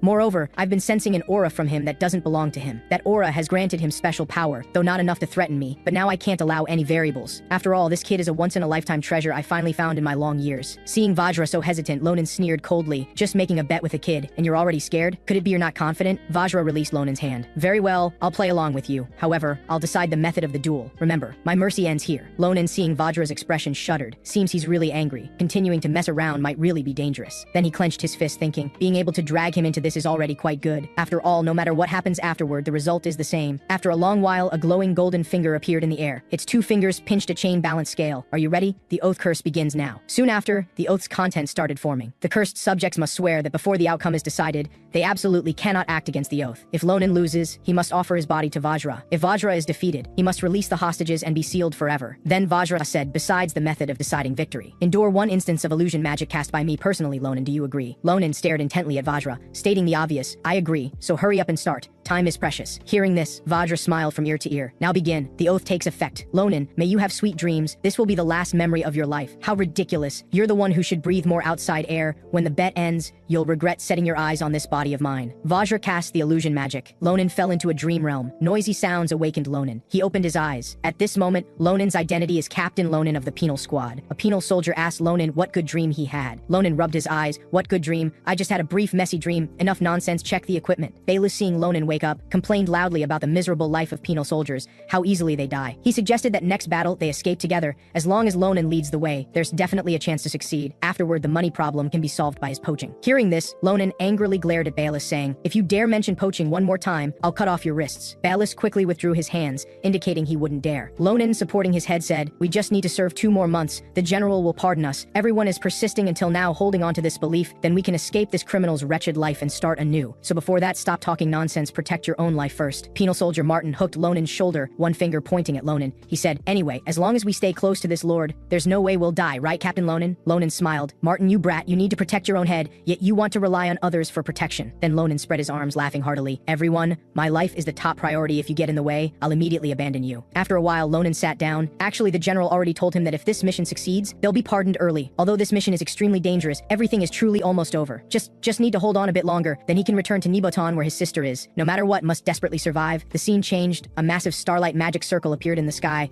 Brilliant light descended from heaven, generating a terrifying attack, destroying many buildings. The penal soldiers discussed nervously, terrified. Some thought it was enemy magic. Ronan, seeing this situation, was also stunned. A few seconds later, he looked at that light and understood. That was danger. A giant with 4 wings appeared from the starlight magic circle. It said, "Behold, foolish beings under starlight, I come here by that one's decree to open the path. Accept your fate." The giant had 4 horns on its head, eyes emitting golden light. Its name was a Hayut. The penal soldiers looked up at the sky. They trembled, pointing at the sky, stuttering, "Captain, there's something in the sky." A Hayut activated the starlight magic circle. Instantly, countless starlights fell like rain. The penal soldiers froze on the spot, watching helplessly as the starlight drew closer. The destructive starlight attack sent many penal soldiers flying. Ground was torn up. Debris filled the sky. The penal soldiers had no power to resist. Killed upon contact, they cried out in agony and grief, calling for help. Ronan, watching the scenes before him, still couldn't believe what is happening. At this time, horn sounds blew. 4 people ahead were blowing horns. Ballas didn't understand. Isn't that the horn sound for attack? Does this mean we're supposed to go die fighting that monster? He shouted loudly. Everyone's gone mad. Ronan released an attack, colliding with the starlight. The penal soldiers, seeing Ronan's actions, were shocked. Ronan roared, "You idiots, get yourselves together." At a time like this, still standing there stupidly. If you don't want to die too pathetically, either fight or flee. Either way, you need to move first. Just then,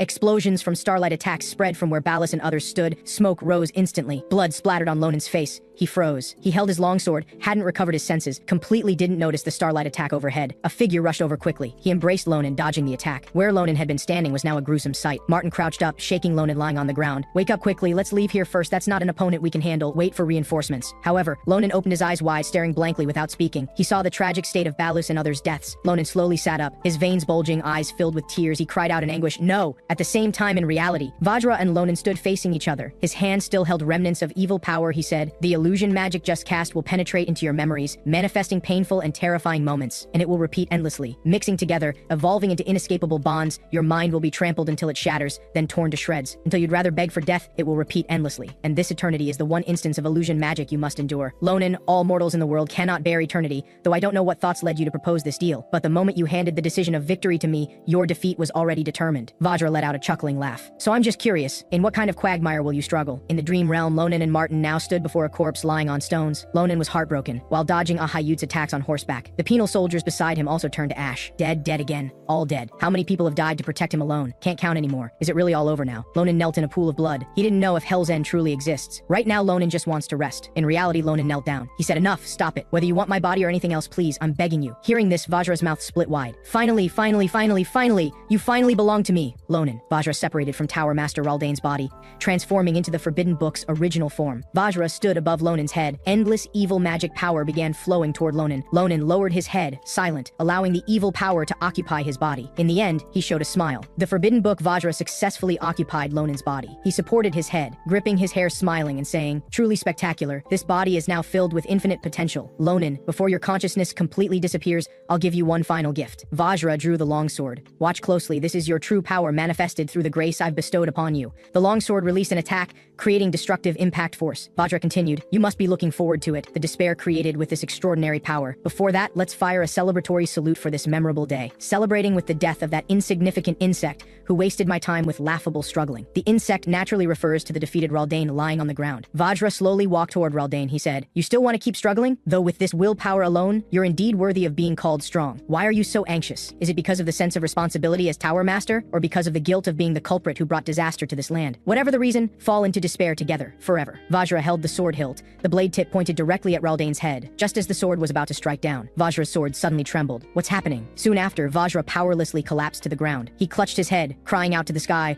What is happening?" Countless tentacles coiled around. Vajra was fiercely bound. Vajra was utterly shocked, his entire body trembling. How could a mere human body harbor a demonic aura even stronger than mine? Ronan let out a cold laugh and praised, Well, you really live up to your reputation. I know a professor with a frail constitution who nearly lost his life just from infusing magic power and barely touching it. To think you could fully absorb it and even wield a sword, I have to admit, I'm impressed." Vajra was astonished. Why was Lonan's will still completely intact? As Ronan reached his hand into his clothes, he explained, "You really made that guy's phantom unbearably annoying. That day, all the memories felt so vivid and real. Honestly, if I'd been careless, even though everything was going according to my plan, I nearly suffered a mental breakdown. But fortunately, I had this." Ronan revealed Sarante's ring between his fingers. Ronan recalled his previous time with Ale. Ale said that by infusing it with specific magic power, the ring would reveal its true form. "This is an arrangement Sarante made especially for you, tormented by your curse. Within it lies a sacred and powerful demon-suppressing aura. When you're trapped in an inescapable trial, this will bring you great strength. Please cherish his intentions. In the dream, as Ronan knelt in the pool of blood, on the verge of giving up, the ring in his pocket began emitting a green glow. As the ring transformed into Sarante's form, he reached out and successfully pulled Ronan out of the dream, breaking the illusion magic. Ronan expressed his heartfelt gratitude to Sarante. Thank you, Sarante. I owe you another favor. The ring lay quietly in Ronan's palm. He clenched his fists, still shaken, as he said, I can't believe the curse in my body could work in this way. I just remembered what happened back then. So I improvised and proposed this wager. Looks like you were completely devoured. Vajra couldn't believe this was really happening. He roared to the heavens, this is impossible. Absolutely impossible. How could such an incomprehensibly powerful being exist in this world? Ronan put the ring away, a smile appearing on his face. Then he picked up the sword from the ground. I told you before, you'd regret coveting my body. The curse's power intensified further. Vajra was gradually consumed. He roared, impossible. I'm the forbidden book representing destruction, the being that rules this land. For someone like me to meet such a miserable end in a place like this, absolutely impossible. Ronan stepped forward and severed one of Vajra's arms. He said, your pointless struggling is downright disgusting. Your annoying behavior ends here. The wager is over. Now get lost. The evil force surrounding the Tower of Dawn emitted a sizzling sound. Before long, the evil force shattered, and the tower welcomed the dawn once more. Eliza regained consciousness and control of her body. Ale and Vice Tower Master Farah did the same. On the other side, Ronan collapsed to the ground. He let out a long sigh. The forbidden book beside him had closed its eyes, almost died. To get this beaten up over this damned book, the disgusting evil aura could no longer be felt around the forbidden book. Ronan stared intently. He noticed something worth paying attention to. The star magic power on the forbidden book hadn't disappeared. As expected, it's connected to those people from the order. Just then, a voice came, drawing Ronan's attention. He saw Raldan trembling as he asked, did you really defeat Vajra? Ronan asked,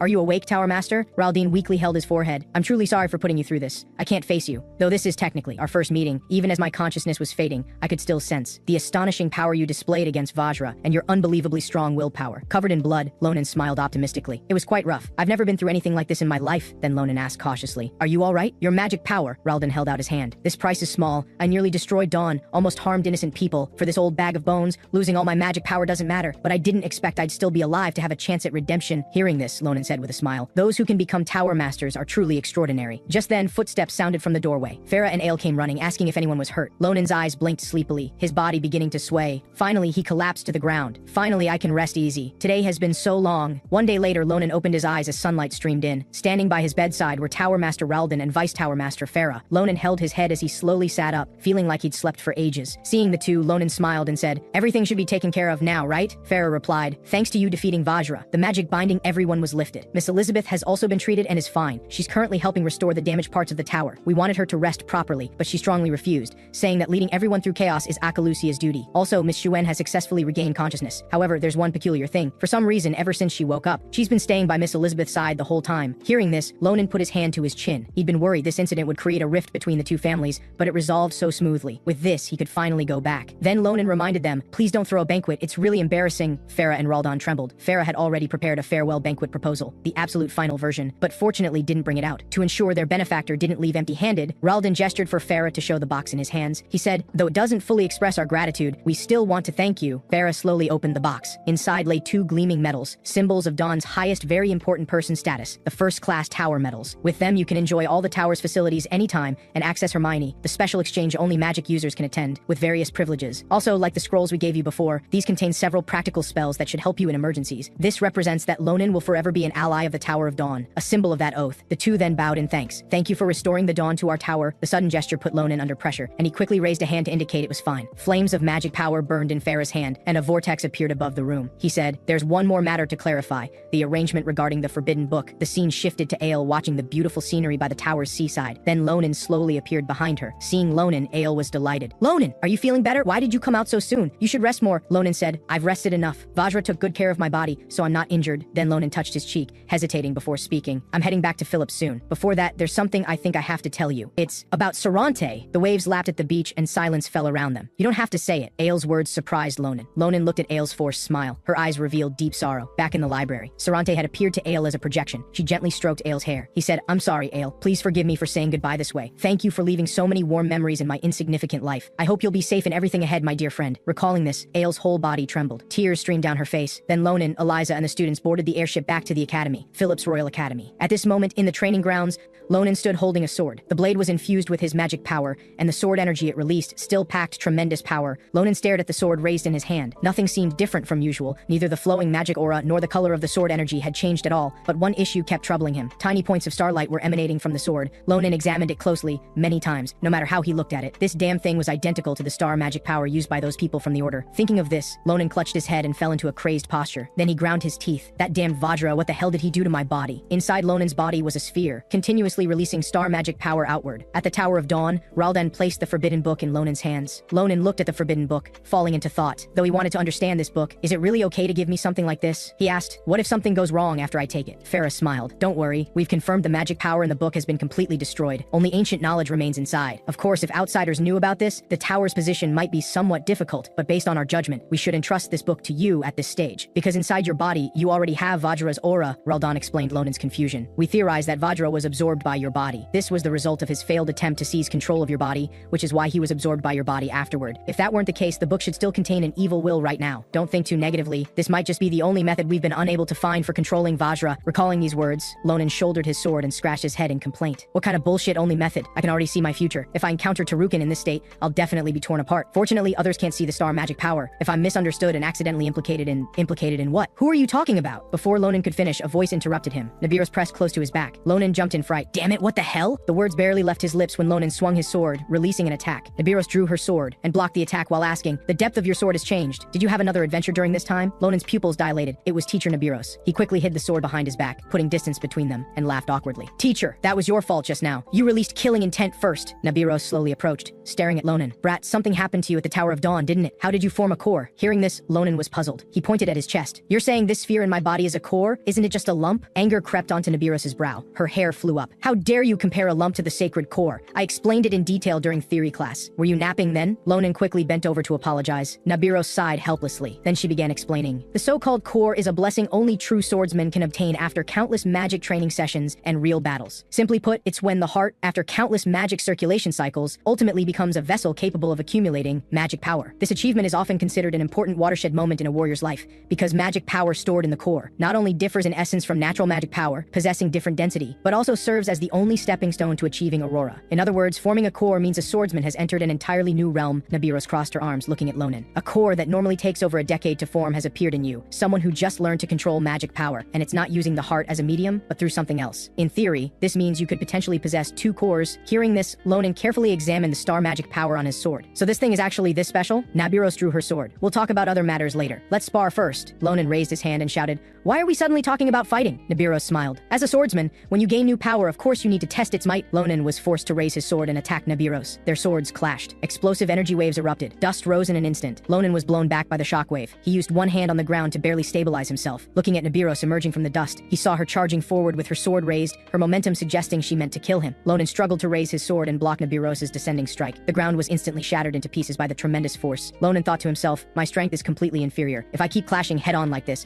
I'm going to lose my limbs. He gritted his teeth. If I can just restrain her and create an opening, I can land a hit on her. Just like that time, having power like that traitor from Granzia. Just then, the core inside Ronan suddenly pulsed, emitting light. Star magic power began emanating throughout his body, converging into an attack directed at Nabiros. Nabiros's legs were bound and restrained by the star magic power. Seeing this, a smile appeared on Ronan's face. Then he became extremely cautious, because no matter how he looked at it, it resembled Dunan's aurora. The attack released by the star magic power spread across the ground around them. How is this happening? Nabiros said, is this movement restricting magic? Looks like you learned some amazing things at the Tower of Dawn. Good. In battle, variables like this always determine life and death. If you have any other tricks, go ahead and use them. I'll take them more seriously. With those words, Nabiros charged again with her sword. Ronan raised his sword, shouting tensely, wait a minute. Calm down, teacher. I need time to figure out what's happening here too. Suddenly, the core's glow faded. Ronan immediately stumbled, unable to steady himself. Shock filled Nabiros's eyes. Only after Ronan collapsed to the ground did she anxiously call out his name. The scene shifted to inside the academy's teaching building. Jordan sat on a bench with his arms crossed. You're truly clueless. This isn't a battlefield. How did you give a student magic dehydration syndrome? Ronan sat on a bench looking utterly dejected and lifeless, while Nabiros stood beside him, shrinking back. After a long while, Nabiros asked, should be taken care of now, right? Jordan watched Ronan drink the yellow potion. He said, this is just a side effect on the body from suddenly overusing magic power. With magic potions and prescriptions, recovery will come quickly. So stop hanging around here and go to the infirmary to get some medicine. Before long, Nabiros returned from the infirmary. Ronan held his head. Thanks for your help, Teacher Jordan. When I suddenly got dizzy and weak all over, you don't know how panicked I was. Jordan rested his chin on his hand. Every time you come here, you show me things I've rarely seen in my lifetime. A concentration of aura I'd never seen before appeared on your your body. Is that Vajra's power? Lonan froze at these words. Jordan explained, I often exchange ideas with Farah at conferences. He's been telling me to watch over you carefully and not let Vajra's power harm you. Lonan touched his chest, speechless. Then Jordan continued, hand under his chin. If you're asking whether it's dangerous, you probably don't need to worry too much. The Forbidden Book's aura is surprisingly stable. If I weren't someone who's heard of Vajra, I'd only think your core's location is a bit unusual. Though more tests are needed, if there are no problems, this core could enable you to use Aurora. Hearing this, Lonan slammed the table and stood up. Did you say Aurora? Aurora, this is the unique world belonging to each individual. And the key to this world is connected to the most intense emotions in life, like the desire for unreachable goals, fleeting moments of inspiration, deep-seated regrets, and so on. When it resonates with the magic power accumulated in the core, the powerful force that opens is Aurora. Lonan raised his hand. Being able to use Aurora is indeed a huge gain. But thinking about the technique I used in the training grounds, it's clearly the Aurora that guy done and used. He looked at his own hand. An Aurora that imitates existing power shouldn't be possible. Does Vajra's core have this ability? Hearing this, Jordan said, in every way, you seem to have the favor of the goddess of fortune. Regarding the current state of the curse in your body, of the remaining 8 curses, 2 have disappeared. Lonan was astonished. Jordan said,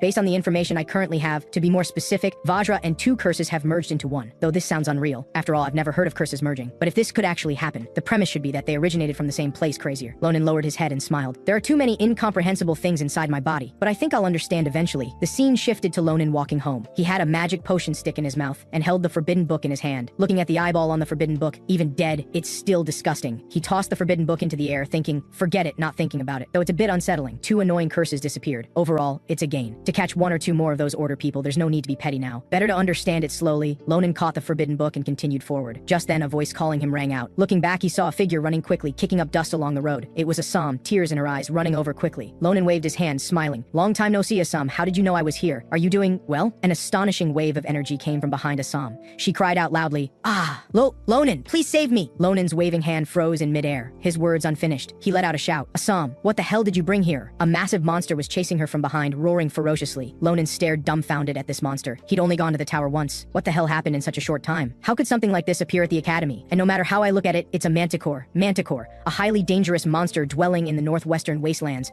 bloodthirsty by nature. Their muscular bodies are as hard as steel. Moreover, their scorpion-like tails contain deadly paralytic toxins. They're even rated as monsters more dangerous than wyverns. Then a smile crept onto Lonan's lips. Perfect timing to confirm whether Vajra's power can really let me use others' Aurora. So Lonan closed his eyes and took a deep breath. He changed his approach, drawing out the magic power from Vajra's core, instead of using the magic power gathered in his heart. During the battle with Nabiros, because he couldn't control the amount of magic power used, he ended up dehydrated and passed out. So after solving this problem, Lonan used that Aurora again. The Aurora attack passed by Assam and headed toward the Manticore. The Manticore was bound by the Aurora. Seeing his success, Lonan was thrilled. However, the Manticore only struggled slightly, and the Aurora attack dissipated. Lonan and Assam both saw this, and broke out in cold sweat. That attack was way too weak. The Manticore raised its paw to strike at Lonan. Just as Lonan was about to draw his sword, light flashed through the entire space, accompanied by a beam attack hitting the Manticore's back. The ground collapsed and cracked. The Manticore let out a cry of pain. Both Lonan and Assam were surprised by this scene. Just then, a person stood atop the Manticore. Lonan looked up carefully. It was Teacher Marin. A while later, the Manticore was locked in a large iron cage. Marin stroked the Manticore's fur. I'm sorry to make you suffer, but if you cause more extensive damage, the Empire wouldn't forgive you. This is the best arrangement, for now. Please understand, seeing the Aurora Marin used, Lonan was stunned. An Aurora that enhances physical abilities. To put a Manticore to sleep in an instant is incredible. I thought Marin was an honest guy, but he's actually this terrifying. Watching the Manticore being taken away, Marin said, I'm so ashamed to face you. I didn't expect it would break through the magically reinforced cage and escape. Then Marin bowed to Lonan. As the person in charge of this beast festival, I apologize to you again. Lonan quickly waved his hand, indicating it was fine. Then he asked, what's the beast festival? Assam beside him said, you just got back, so you wouldn't know. All of Phillips is preparing for this event. The beast festival introduces various rare beasts and fantasy species from the Empire's lands, held by Phillips. Everyone's really looking forward to it. Hearing this, Lonan remembered reading about it in books before